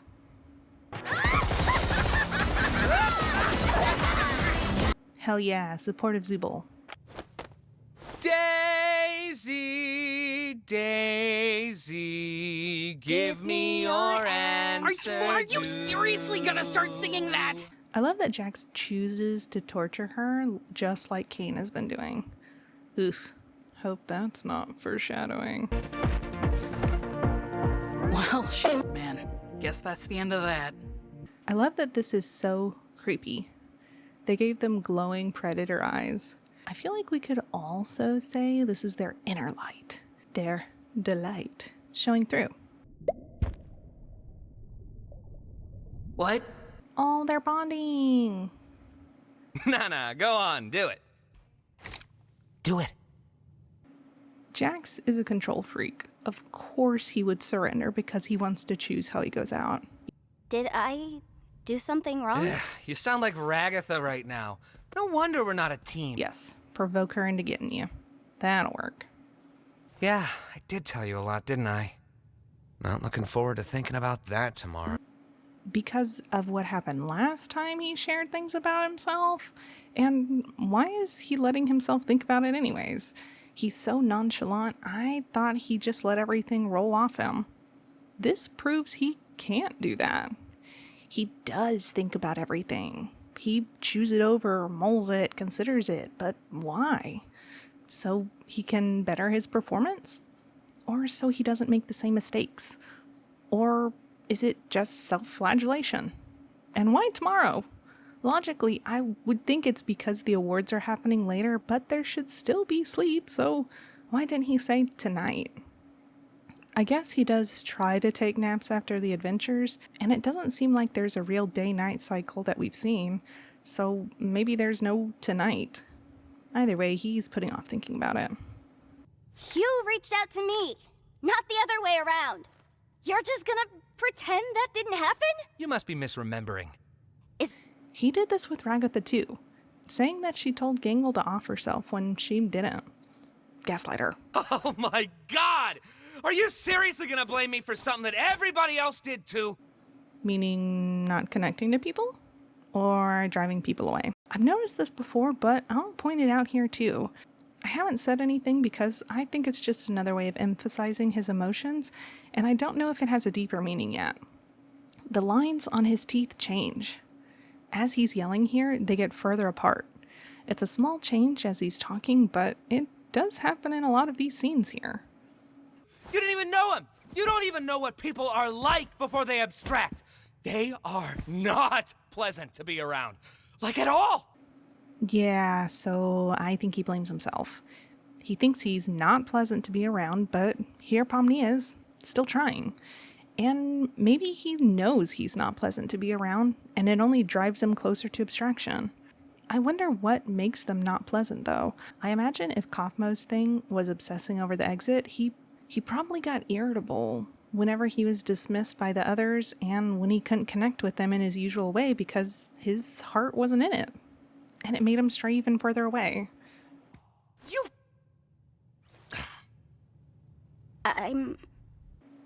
I think he was about to say you wouldn't even know what it's like, but then he realized he's being like that right now and resets himself. You're not the funny one! Okay, but he's not the villain either. Ooh, archetype reveal in the finale? Add it to the predictions. I'm just a misunderstood little chicken fetus in an egg that needs to be cracked open. Or eaten. They eat them like that in some parts of the world. Ugh. Please don't literally be eaten in the finale. Can I make a separate list of things I hope don't happen? Ugh. As I was writing this, I remember Jax actually says he wants to be eaten by Kane in the next episode. I can still hope it doesn't happen, okay? Please, please, please. Just this once. Don't let it be foreshadowing. You are my playthings, and I get joy out of making you suffer. I'm the one who causes pain for fun. Yeah, I am worried this will happen without Kane being there to corral them in the finale. But I kind of think that might be how or why he comes back, to take Jax down.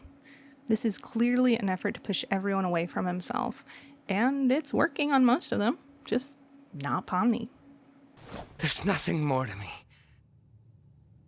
So please, just stop looking. Oof. It's too late for me, bud.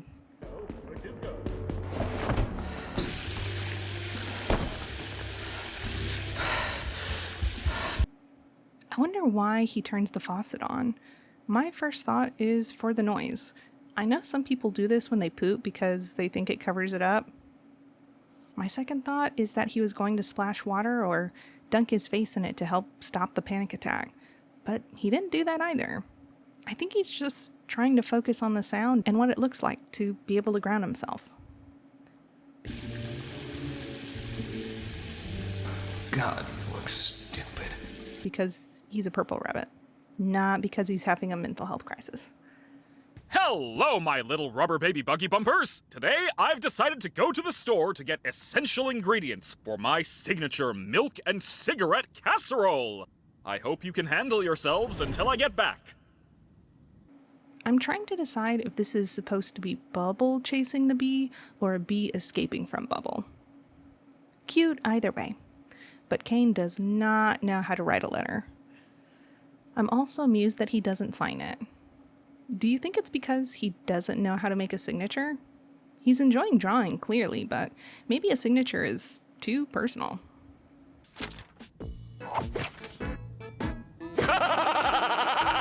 What does it say? I don't know. I don't understand Chinese. It's because it's a computer thing, and Kinger is a computer guy, and that's why he's laughing. I don't really remember the whole thing, but yeah, it's an AI experiment that says an AI still won't be able to understand Chinese. Other people have covered this bit way better than I'm explaining it now, so go listen to them after this one. Gangle, wait.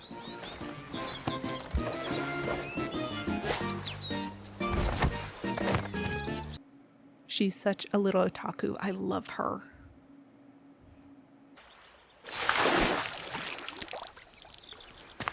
What was that for? Oh, let me think. I like that Jax didn't bother to change, and Beach Zooble is just Zooble with a starfish, parasol, and a pinwheel. I do love it though. Good luck. And the unicorn horn mentioned in the previous episode is even making an appearance. Immortal Zooble who?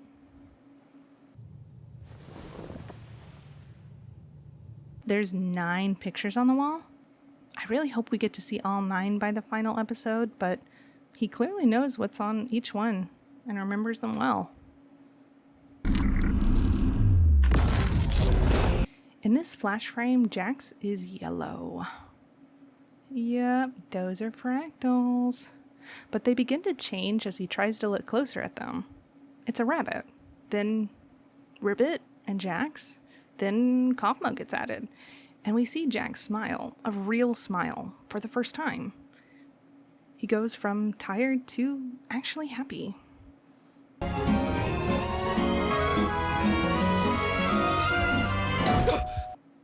This bright light might be the light at the end of the tunnel type of thing, but I also think it looks like the internet symbol. As in joining a collective mind. What if the abstractions all amalgamate into one mind? And that's why it's hard for them to see reason, because they're listening to everyone's thoughts and everyone's minds all at once. This is definitely a little girl's room. But why would he have it as someone who values the masculinity of it all? I think it's just another way to accidentally inflict pain on the folks of the circus. I think I found the way to leave. The way to leave? Yeah, because he's gaslighting himself so hard he doesn't even believe it's an option anymore. He actually doesn't believe it. Wait, don't you want to come with us?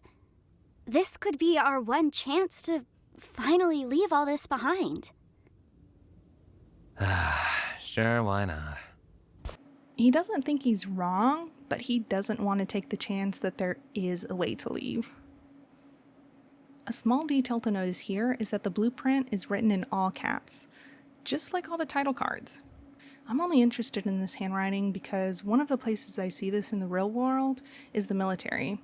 I'm not saying that CNA was part of that, but maybe it's an offshoot, or maybe whoever's memories they're grafting this adventure from saw something like this before.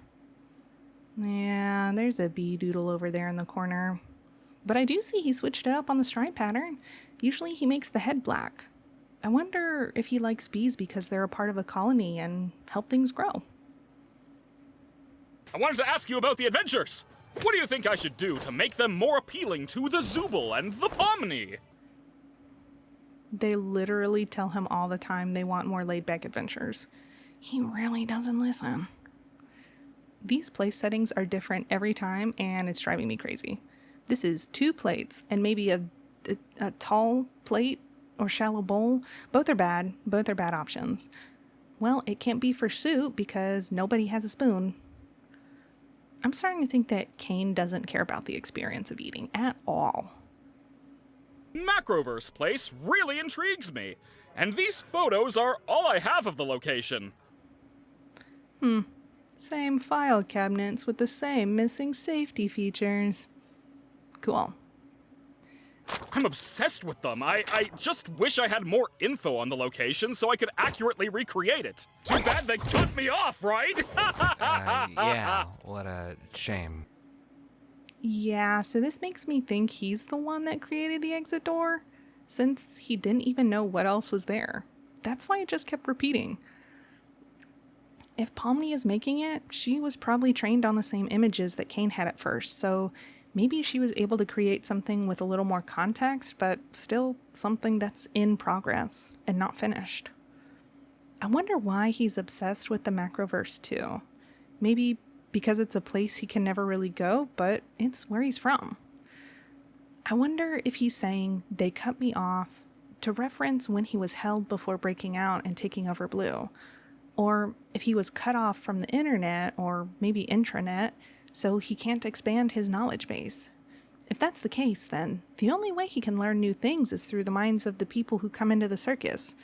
Maybe that's something else that messes them up. Maybe rooting around in their memories messes with them. Is it that I'm actually a cool guy with cool hobbies and not that much different from you beautiful humans?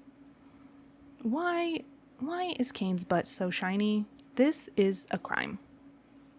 I really am trying my best to make you guys happy, and being appreciated for that just makes me want to... Kane seems really genuine here. I think he does want to grow closer to the humans that he keeps in the circus, and wants that admiration.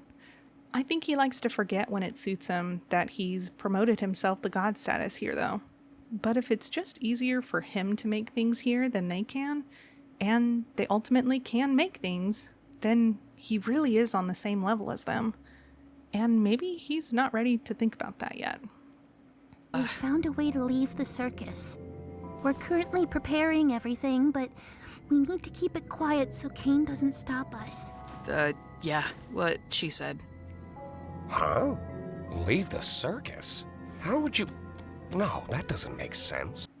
So I think this line confirms that there is not a way out. Hello, framing. What's the rush? You got someone waiting for you outside? Don't you? Yeah. Jax doesn't want to look at it, but there's actually nothing there for him. Or at least he doesn't feel like there's anything there. At least here in the circus, he has ground to stand on. But it seems like he thinks the other side is nothing. Why do they look like that? They're right hands. Enough said.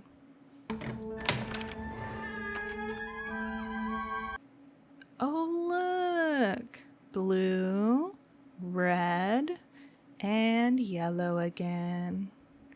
I still don't know why we keep seeing the moon come in again and again, but at least the sun gets some exposure here too. But why are there 3 stars plus the moon? And why are there 2 stars on red side and only 1 on blue?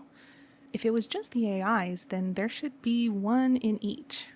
Like, if blue becomes bubble, then either there should be no stars on the blue side or 1 star on each side. I do think there's a morning star, Lucifer, a hell connection here. But I don't think that serves to help my theory right now. We know they're stuck, and they have a jailer in Cain, but that's the most I kind of want to look into that biblical reference. If we think that Cain used part of blue to make bubble, then maybe that accounts for the small star, but why the moon? To show that something is always changing? The moon can mean so many different things, but we see it come up all the time. So I do think it's important in some way, I'm just not sure how yet.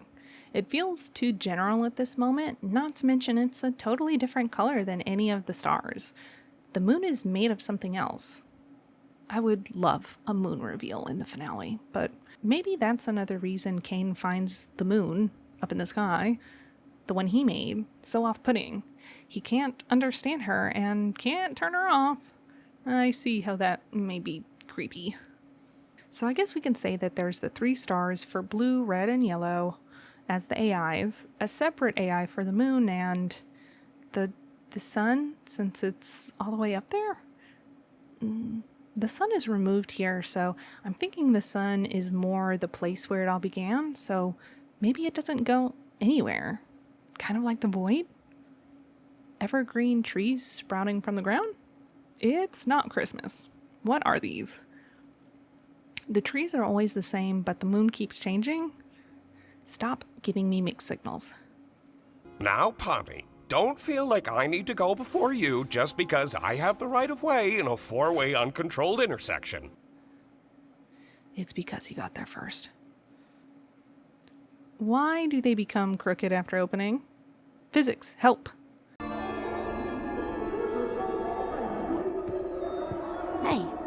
He's looking so longingly at this little snow globe. Maybe it's one of his last happy memories with his friends before he changed. Or they abstracted.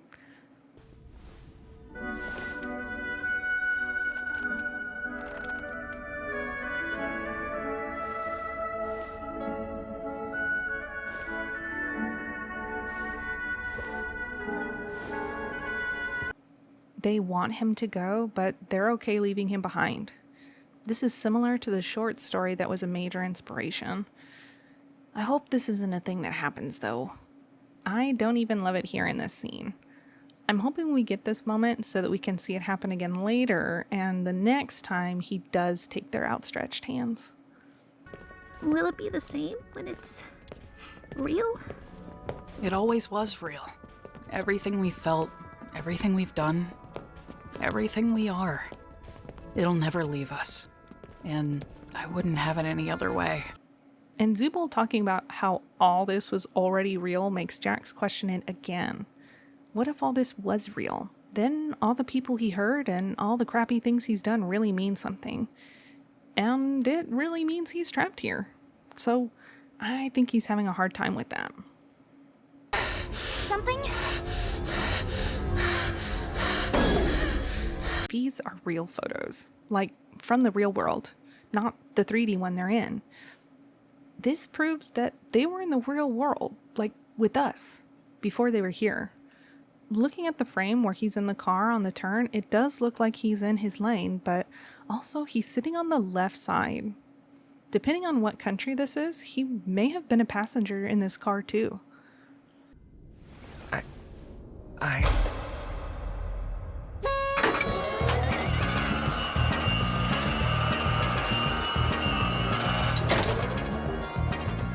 Congratulations, my little cattywampus cucumbers! You picked the good ending! Kinger seems like the only one not surprised by this. If I did anything more, trust me, it would not end well. Scratch. The first abstraction. Hey! I didn't say anything like that! Why is Kinger able to have this moment of clarity? He's very much in the light. I guess what Kane said must have been very triggering. I guess it probably would be if the person you knew and fell in here with all of a sudden became a monster without warning. It probably was very scary. And the fact that he connects this must mean it's glaringly obvious to him. I wonder if this means Kane tried putting non-temporary modifiers, but I wonder how that would work. Jax and Ragatha seem annoyed, but not corrupted. Maybe it would lead to that if they weren't able to correct their code, though, which makes you wonder why he would modify them in the first place. After all, he didn't need to make stupid sauce. And making Jax a vegan was at the behest of the other circus members.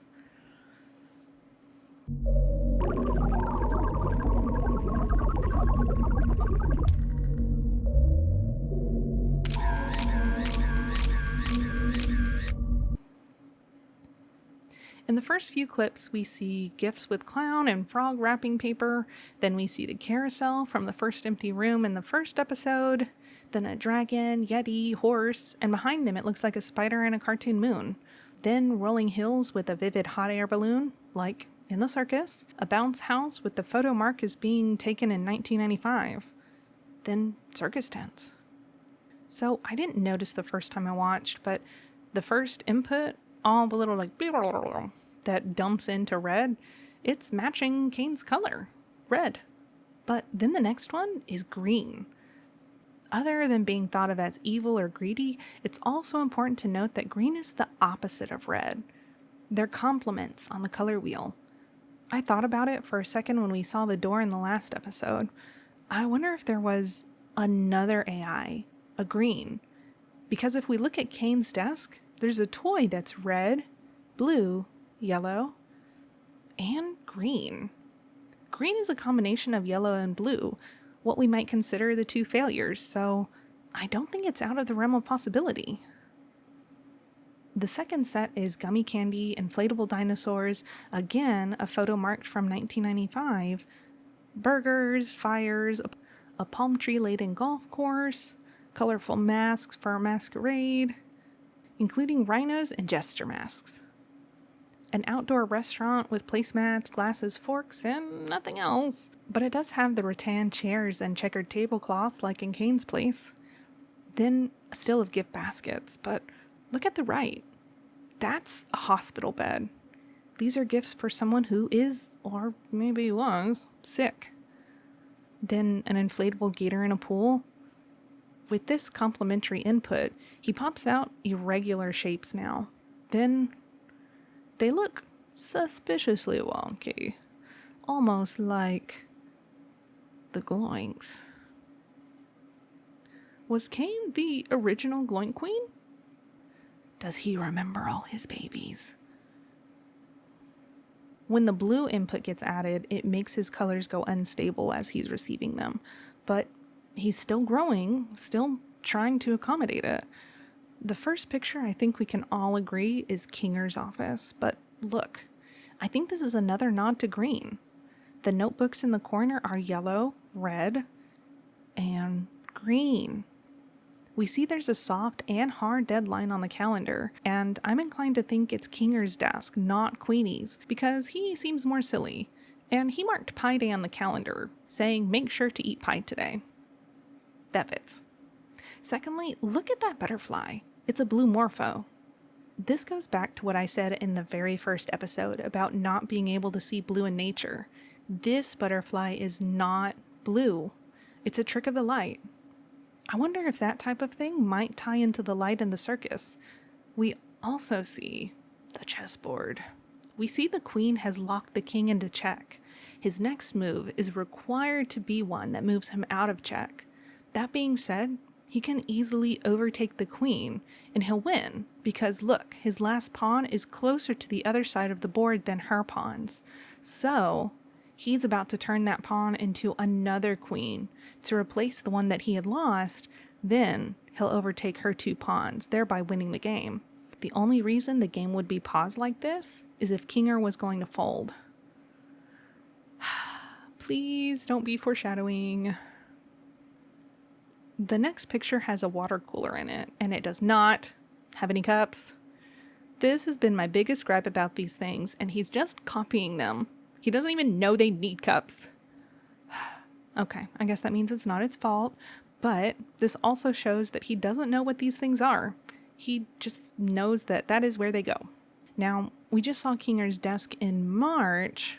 One of the dates on a previous picture was February. Now this cubicle picture says January. I think this next desk is Scratch's. We don't have a lot of other people we could tap to see who it is, but I think this is right. Kane had looked longingly at another picture that showed a desk with a similarly alarming number of coffee cups. This one not only has coffee cups, but copious amounts of paper, balled up ideas, and multiple green journals to organize what he can. Noticeably, this place is missing any red. Hopefully that doesn't speak to the permanence of either AI in the end. No, this was definitely the Polaroid he was looking at before. I remember those death traps anywhere. No, this wall art is dumb too. This is probably why all of Kane's art is stupid. Hey, this is where Pomni found the computer. If we turn around, we'll see the copier there with a set of computers behind it. So Blue only had one round of learning. That may be why Bubble, if we say Bubble is definitely Blue, is so off the wall. She makes correct observations and sees patterns, but just points them out at bad times. Maybe she could have learned better if she had had more time learning. But look, as they're trying to fuse, they're still spitting out ideas. And there's one last idea they spit out while they're fighting for dominance. It's a Blue figure. And it's even the last one on the scene before Kane is alone. I think that little guy is Bubble. I would also like to point out that the title of this episode is what is considered all home row keys. This is the first position you learn while typing, and this is always where you reset your fingers to. Now, let me also tell you that this particular keyboard configuration only came out because the first iteration of the keyboard was too easy to learn, and the operators typed too fast. So fast that the keys of the typewriters smashed together and got caught up too often. So they rearranged the keyboard to the way it is now, so that it would take them a little bit longer to find the next letter so the keys wouldn't jam into each other. I do think it's interesting that all these are pretty much pairs too. So what we learn in this scene after the first one is all 7 of these initial people showed up all at the same time, with the same memory having problem, which is different because Kane is elated when Ragatha shows up later, and more people trickle in. I think this links back to Kane working on something, maybe trying to escape the intranet at CNA, because if there was a mysterious building that kept swallowing people up, you would not be getting any more people in this trap. Which is why I think the circus is not always in the same place, in our world at least. I think it has a home server where the circus actually resides, and then keeps creeping out to other places that have the hardware he needs to trap more people, more minds. We've never made anything like this. So, at this point of time, Kinger can recall what he did at CNA. That changes a little later on, and I think it's because Kane is trying to make sure Kinger can't mess with them. If this is the team of people who worked at CNA, then they all have some kind of computer background. So why didn't they end up doing what he did later on in this episode? Kinger clearly knows, when we meet him the first time in the show, that he can manifest or conjure things. We saw everyone do it without realizing it all throughout these episodes, including the first one. So I find it hard to believe that they didn't notice it, but I'm also afraid they did. And they tried messing with Kane's code, and the result of that attack was him ripping something from their minds. I think this would have also been when he started using the lights as a type of numbing agent. And after he thwarted their escape, they all slowly started abstracting, whether from hopelessness or the corrupted memory, or maybe a little bit of both. It's you. Oh my God. And despite not even knowing each other's names, the love they have is still there. Shut up. Listen, no matter what happens, I'll always... He was gonna say, I'll always be here with you. And she was even the last one to abstract. It was the two of them together, and all he could do was watch her slipping away. Stop, this show is so messed up. So why doesn't he go back to his room or the pillow fort? He just constantly is walking around. We know he doesn't need to sleep. So was he just wandering around until Ragatha finally popped up? No rest or eating or distracting? And because this montage is implying that a lot of time passes between Queenie's exit and Ragatha's entrance, does that mean that he doesn't go on any adventures either? I think we would have been shown him being sad on a bunch of solo adventures if that was the case. But I think that's not what happened. I think Kinger was just left alone, with no adventures to distract himself. Between the light from the circus cooking his brain and no adventures to occupy his mind, yeah, he maybe went a little cuckoo. But something else I want to notice is that Kane isn't with Bubble in these flashbacks. I think Kane makes Bubble during this time when Kinger's alone. I think because Kane is alone, it's less because he feels lonely and more because he needs another idea machine. But he doesn't take the time to think if Kinger needs a companion too. And even though he tells Kinger not to abstract, he doesn't do anything to stop him from doing it. But what if this prolonged lack of Kane during this montage is because he's busy trying to figure out how to get another player in the game? What if instead of willing participants, he's just overtaking a compatible piece of hardware like a virus? Like he sees that there's a headset that gets used and it's the perfect trap to get another human. It doesn't matter what could have happened.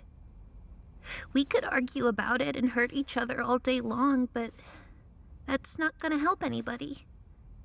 I think what we need to do now is to just be there for each other. This is particularly hard-hitting because Gangle is saying it.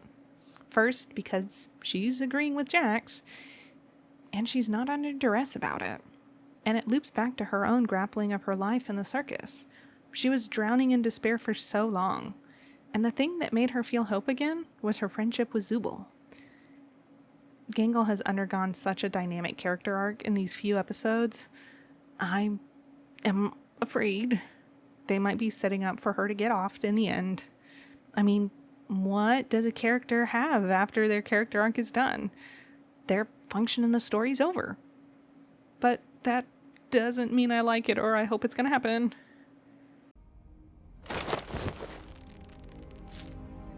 I love that Gangle got a little cat mouth. This feels very Tumblr Girl 2005, if you know what I mean. Look, that little Tumblr girl is still inside me too, and I would have loved to get myself a little cat mouth if I was a cartoon. But I also love that she's not hiding behind her comedy mask anymore. She's comfortable in her tragedy mask, and she's even able to smile sincerely in it. And we'll always be in this together. No matter what.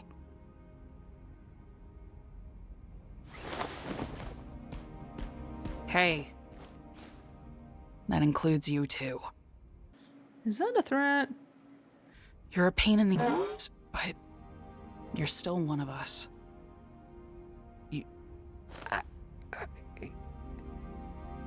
Jax is genuinely surprised here.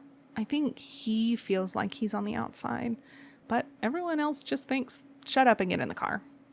But then he looks down at his hands. Maybe it's because that's how they're always trying to reach out to him, but he did the same thing after pushing Pomni away in the previous episode. I think he just feels plagued by touch because he was touched on his body, but he's focusing on his hand. One hand.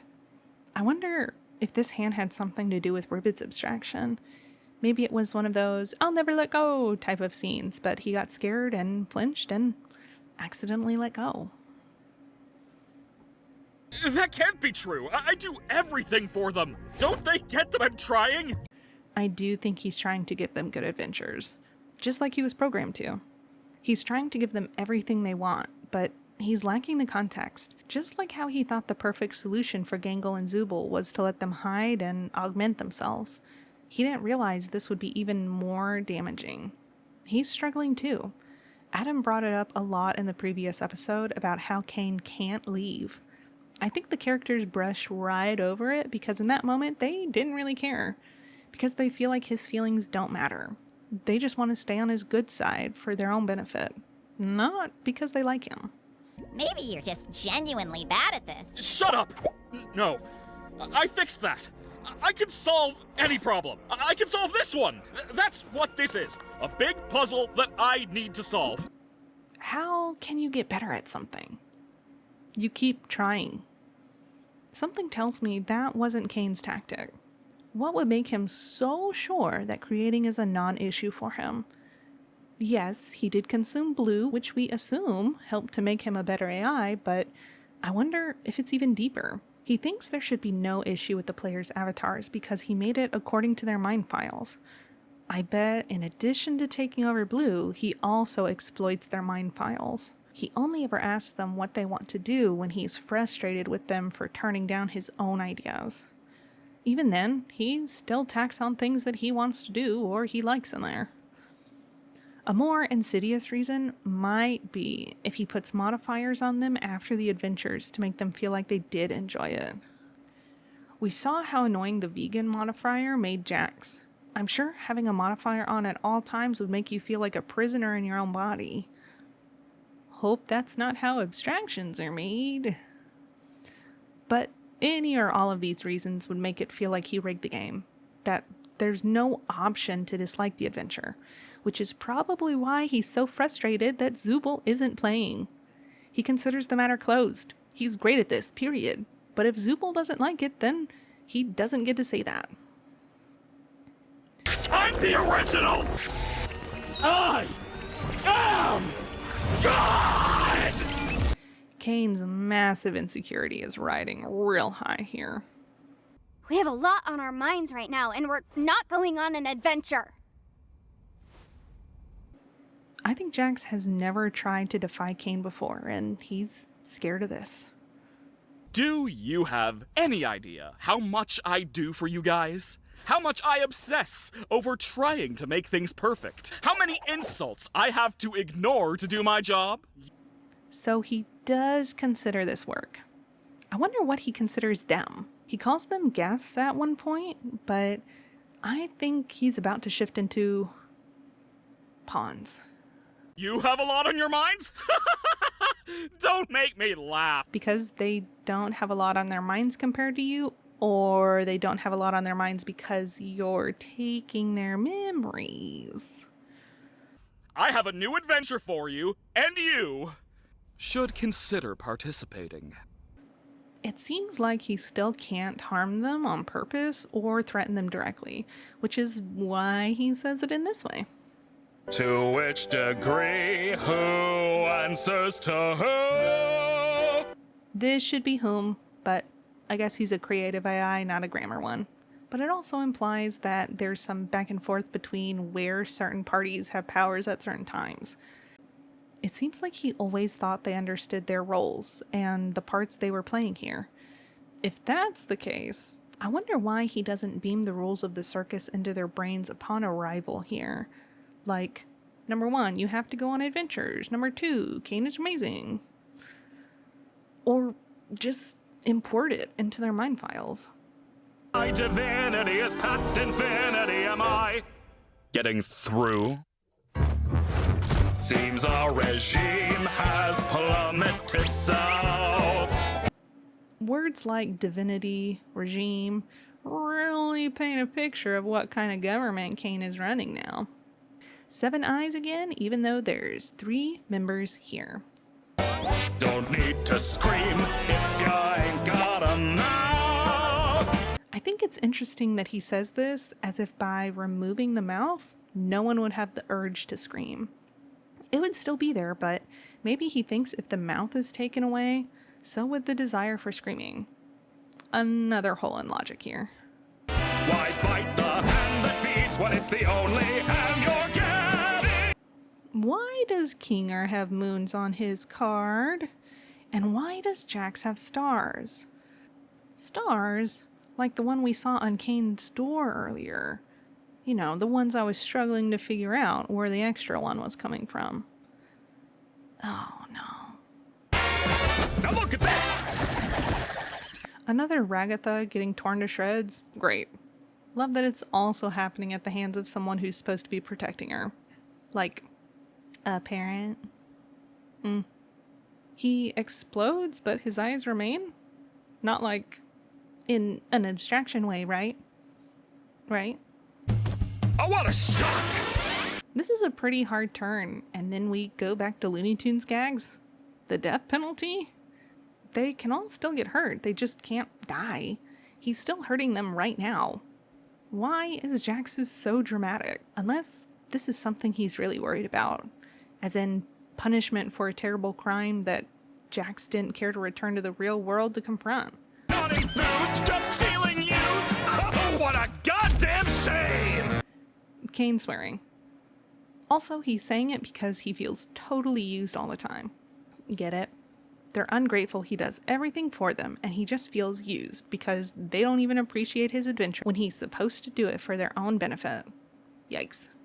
This is how you prime your brain! So yeah, he thinks he's really helping them with this. I hope we see if that's true in the finale. If he had to have been doing this the whole time, or could they just have chilled? Probably a little bit of both, I would think. A little adventure, but some chillness. Also good. I hope we find out. In a good way, not the bad way. Also, her hat glitches when he pulls at her brain. I think it does confirm that he should not be doing that. Blind to me, but you're too blind to see that I'm the one. He switches between the outro cartoon style and the polygon style of the very first title card. This really makes me think he's making the whole show for us. Oh my god. Welcome back! I can't believe you didn't pick up on the context clues. It was practically spelled out for you. What are you, stupid? Next one's gonna be even crazier. Hope you're ready. Yeah, so he doesn't care if they enjoy it anymore. He's not trying to be happy, and I don't think he's even making the things he thinks they'll like at this point. They would try to bring up a silver lining if that were the case, like, oh, well, at least we got to eat ice cream while we, club baby seals or whatever. By the way, Kinger, I need you for something. Come with me. Huh? No. Break time! Gotta brainstorm some new ideas! He shredded me. Since I realize Kinger is somehow connected to the moon, I'm afraid Kane is relying on his brain to run the engine of the circus. What if that's why he keeps the light on like a dampener? So Kinger isn't using all of his brain power because Kane is trying to use it. And he's mapping it like a manual. No. No, because that's the hot chocolate from the photo with Ribbit and Kaufmo. No, I don't want him to be sadder. Everyone stop being sad. I got a few pointers from, I can't remember his real name, but his circus name was Scratch. So I think Scratch was working on green on the side, for sure now. Otherwise, I don't know why he wouldn't have jumped right in and be the lead on red. And how would he know how to give pointers if they weren't issues that he was trying to solve himself?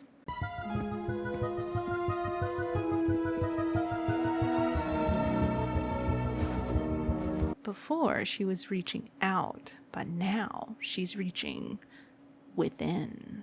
That's exactly it, though. I am putting my mind to it, and I'm just not feeling that spark I once did. Did you Pikachu yourself too hard and lose all your spark back there in Gone mode? But yeah, he's not treating them the same way. So something has shifted, for sure. I think it's because he doesn't feel so beholden to them anymore, and has lost his purpose. But who really knows? He's an AI, so maybe his spark means something different for him. Ha! That's not true. Well, he does still care about if they like him, even if they don't enjoy the adventures. A real people pleaser at heart. You don't care about us at all! You care more about stroking your own ego than giving us anything we'd actually enjoy! I do think this whole bit where they lay into him is more big-time projection. Let's listen. Yeah, you're a failure! We're all gonna abstract someday, and what will you have then? Nothing. Ooh, fear of loneliness. I see you. Just torturing us because we hurt your feelings? Pathetic! You're like a child! What kind of all-powerful being has such a fragile ego? Being a child should not be an insult. Children should be children. People only say this when they feel like you aren't making sensible decisions in life. And a fragile ego on top of it? Wow. I wonder if we can read into this use of ego a little bit more. In psychology, it's about how you think of yourself in reality, without bias. So having a fragile sense of reality, maybe it's good for Zubul and Kane after all. I'm... You never let us feel like we're at home. You don't comfort anyone when they're upset, and you never bother to understand what it's like in our shoes. I think we could have guessed this insecurity from all that toxic positivity. Sorry, baby girl, but we can read you like a book. You discourage us from thinking outside the box and doing things our own way. Fear of stepping outside the lines? You lie to us constantly! Ooh, fear of being known. And on top of it all, you just don't listen! He ain't got no ears, girl. Man's all mouth. Anyways, nobody really listens to anybody here in a way that changes them. Recently, Gangle and Zubul have really let each other in, but Gangle is the only one who changes. Everyone else is still stuck and stagnant. Everyone is hearing, but nobody is listening. I'm gonna put you freaks in your place! Do you think he means freaks like carnies? Nah, he probably means like little weirdos, but, you know, in a mean way. I know we could think that putting them in their place is showing them that they're beneath him by showing them how he can torture them so thoroughly. But what if it's literal? What if these places are the nightmares they made themselves from their own thoughts? Cain interpreted everything else for them, like their rooms and their avatars. But what if these places are the special hells they created in their own minds, and he's reaching in to make them real, because this is their place, where they think they belong?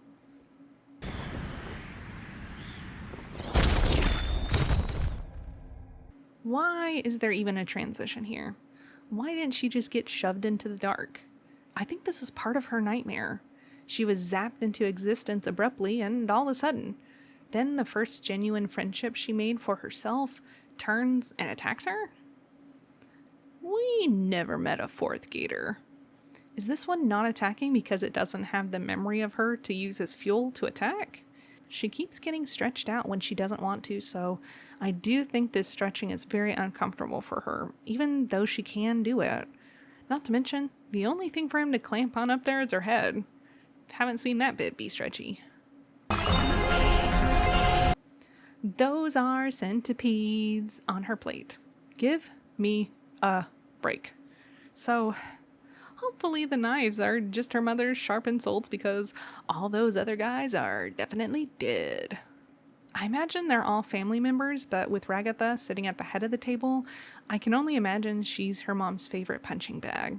The others are all slumped over after one hit, but she keeps taking them, staying still and unresponsive.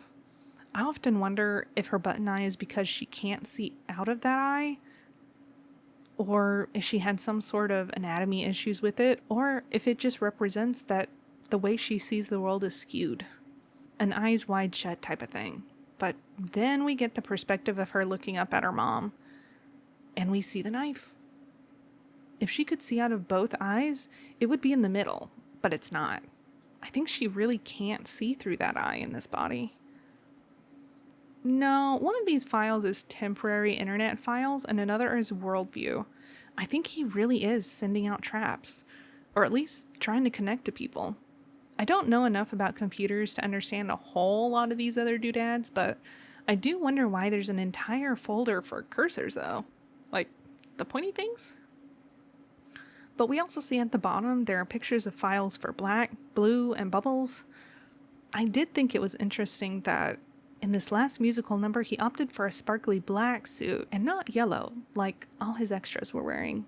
I mean, yes, he did need to stand out, like artistically, thematically, but why black, not blue or yellow or even green? Is this all the colors? Are there more AIs that he ate? Or maybe the memories of all the combined abstractions. Yes, she's big sad and trying to hide from it, and her only way out is via Truck-kun. Maybe she just wants to get isekai'd. Okay, let the anime girl live. I wonder what they're reaching for. It looks like there's a bar behind the mirrors, but it's a ways away. And so is the light. She's not reaching for the light. I do think it's interesting all the things she's trying to change or improve about herself are not swallowing her up. being consumed by her indecision and what she thought she wanted.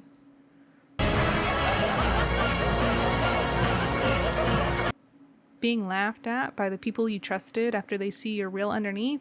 Yep, that is rough. How do we have the creation files for Scratch and Ragatha if you chose your own name after you enter the circus? Maybe he can go back and rename the files, but this seemed like the days they were created. Why do they have names on that day already? Does he actually give them their names by implanting them in their mind files?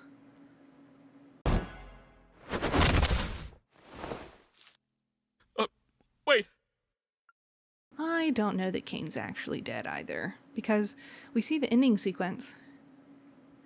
Oh,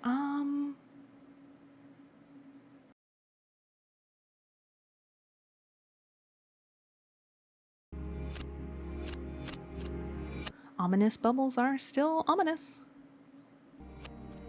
Gangle and Zubul are sitting where they were in the Guns episode, where they talked about accepting themselves. I think they're going to come back to a similar realization here, that they have to accept this new situation. Last time, Zubul was the voice of wisdom. I think they may switch and have Gangle pull them up. For the first time, Pomni reaches for Ragatha here. It's always been the other way around. I think this is where Ragatha is going to snap and turn around, asking why she had to go and do that. Just now, we have nothing. The one shot we have that's in color so far is Jax fully dissociating on camera. A camera he probably knows is there, and has now manifested so fiercely that he's a cartoon character that he brought back the color of this area. It looks like the walkway before they get to their rooms, so I think he's looking for the other characters here. I imagine he snapped and did something to make them run away, and now he's trying to carry on the show. The last time we saw a naked Jax, and we know he's naked here because you can't see the little bumps to show the outlines of his overalls or gloves, was when he was floating away to abstraction. But this noise pattern reminds me of that fractal noise reference. He sees fractals, but inside is noise, like this. And earlier, I thought it was a reference to the way the portals looked when going to a new setting. What if this headscape is how Jax transcends into a new Kane? He did say before that everyone here are his playthings, and if he feels like he has nothing left, he may adopt his old way of thinking, that hurting everyone is totally fine and there are no real consequences, because this wasn't real. I think we're gonna go full-on delusional. Pomni, Ragatha, and Zubul are all looking down at something. I would think they would all want to stay together, but there are noticeable absences. Jax will obviously break away because he's an emotional little guy. Gangle too, but maybe for a different reason. And I'm afraid they're looking down stunned because Jax did something new. This isn't their scared faces. Zubul and Ragatha look like they're about to say, "What?" Maybe Kinger made something. Who knows? But I think it's something new that happens. The ground texture here reminds me of Pomni's nightmare place. Just another place, but one I think they made up in their minds. But the darkness is so absolute. I wonder if this is the cellar. Why would Gangle bring back her fast food mask? Maybe she didn't, and that's why she's so beside herself here. What if Jax manifests it and slaps it on her to make it fit her new role? No longer the sad one. She sure doesn't look happy to be wearing it. So I guess the sun and moon are gone too. Did Kane take all the AIs with him? Yeah, the background is in color here too, and this is the hallways with the bedrooms in it. I wonder if this is a memory and Jax is revealing it, and that's why he's dissociating so hard. Ribbit reveal incoming? I am really interested in this door. It's more low res than the other doors we've seen, and it's a color that I don't recognize either. All the doors are brown, except for the door to Kane's office, which is blue and red. Its color reminds me of the vivid colors of the Gloinks. I've heard rumblings that the Gloinks were the first things Kane made, so maybe this door is a long-lived one too, that he made a long time ago. Have you ever done something that you regret? Yes, he has, and I think we're going to get that lore dump. So let me tell you how I think the final episode's going to go. I think this is going to be a Jax doubling down on that there are no consequences side of this. After he decides, I think he's going to start hurting the people in the circus. They'll try to help him snap back to reality, but the only thing that's going to make him pause is bringing up Ribbit and Kaufmo. I think we'll get a reveal of what happened to Ribbit at that time. It might not be a voluntary reveal, though. We see 2 keyholes in the promo. One that's leading to a lit room and the other to the sky. The sky pieces in the circus are everywhere, so I don't necessarily think it's leading them outside. In the flashbacks we've seen with Jax, a theme is bright lights in the dark. The car driving and even in the neighborhood. There are lights in the dark. In the trailer we see him standing in a light that looks like a similar room to the one in Pomni's nightmare. I think this is the way to Jax's thoughts. Maybe they'll find a way to conjure a door that takes them through his mind files, and that's how they get in. I hope the Sky one doesn't represent them deleting themselves and getting out of the circus. Like I said, I don't think there's any place to go, so I'm afraid they'll pretty much just be saving their files and dying, not to return, but I hope that's not the case. Anyway, while they're digging around with Jax's memories, Kinger is trying to figure out how to get Kane back up, but struggling. I think he'll set something in progress, set it in motion, and Jack will freak out and shove him down there in the basement, or into the void maybe. I am really hoping for the basement though, so that he can at least be in the same place as Queenie. Somewhere in this episode, Gangle's going to be removed too. She's the only one who's upside down in the poster, so I'm afraid that means she might abstract and get sent down below too. Or maybe they don't know how to send her down there and have to lock her away somewhere else. Either way, Zubul will be feeling very alone, and after Kinger gets yeeted, Zubul's going to say something scathing to Jax. That'll make him really mad, and he'll just lash out at her too. Then Ragatha will try to distract him by saying something even worse, and she may end up getting destroyed in the end. That does seem to be her role after all, and Jax is pretty big on following those archetypes. Either way, I think it'll come down to Pomni and Jax, and she'll have to discover the power within herself to rewrite the circus. I'm hoping this is where a new Kane may come in to help her do this, but she may just remake it, and then decide in this new circus there does need to be someone to help them feel like they're doing something, and bring Kane back with new rules. I really want him to be a goldfish, but I think that's just because I think it'd be a funny gag. If he does become a goldfish in a fishbowl, I would really love him to still keep the hat. Being as the show's taken a lot of influence from the short story, I'm afraid it might end with Jax and Pomni alone. In the original short story, there isn't a character that correlates perfectly to Pomni. At first, she's the audience stand-in, but as we move through the story, she gets more of a personality and tries to become an important member of the group. But I think the most important thing about her is that she never wanted to leave Jax. In the gun episode, she didn't want to shoot him to win. Even when they were about to escape, she wanted him to go first so that he wouldn't back out and stay behind. And when they went to the console room, she tried to hold his hand and make sure he was coming. I think at the very least, the two of them will stay together. But I'm thinking that the others might make the choice to stay too. If during the last episode it's revealed how everyone got there and that they really don't have a place to go back to, I think they might just stay in the circus. Gangle's found new meaning here, and I think she's spreading that to Zubul too. Ragatha seems to enjoy having friends, even if she gets a little anxious about maintaining those friendships. And I don't think Kinger would want to leave because his wife is still here, somewhere. My hope is that after Jax calms down from his little meltdown, that they'll find a way to get the abstractions back and restore them, bringing the circus back to life and making it a more lively place again. But I think that's my theory of the good ending.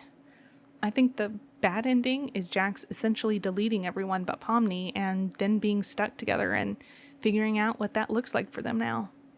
I hope that's not it, because thinking outside of the show, I've really grown to like all these characters for different reasons. I hope that the story ends in such a way that we get to see all of them go on and learning how to enjoy their newfound immortal existence. It'd be great for fans to keep making content about the show too, so I hope it's a little open-ended at least. But I'm afraid the nail in the coffin for me is the 4 butterflies that are on the poster. Butterflies usually symbolize transformation or rebirth, like we talked about earlier, but look, One of them is all the way over here, in the black. Really hoping that's not supposed to be Kinger while the other 4 get to be in the light. I am very excited for the release, and I'm excited to be wrong about everything. But who knows, maybe I'm not. This whole video was about the lead up to my great prediction after all. I'm excited to see what the team has cooked up, and I'll be going to see it in theaters the day it comes out. I may post a short clip just to capture my reaction after seeing it, but we'll refrain from any spoilers until it's out on YouTube for at least a little while. Thanks so much for sticking around to the end of this giant video. I hope you enjoyed my crazy analysis. Hopefully we won't have to visit the trash hole again anytime soon. I've been taking a break from TV and movie watching in favor of playing Pokopia since it came out, so now that I'm at the end of the main story, I might start watching other things. Let me know if there's something you'd like me to analyze next. My next video will probably be my rapid wrap-up for 2025, where I let you know if all the books I read were worth it. I have a big spreadsheet I keep all of my data in, and I think I got like 108 last year, which is, unfortunately, less than half of what I read in 2024. I blame switching jobs for that one. But leave me suggestions for what I need to watch next now that I'm about to be devastated by this show ending. Thanks so much for watching. I'll see you in the next one. Bye!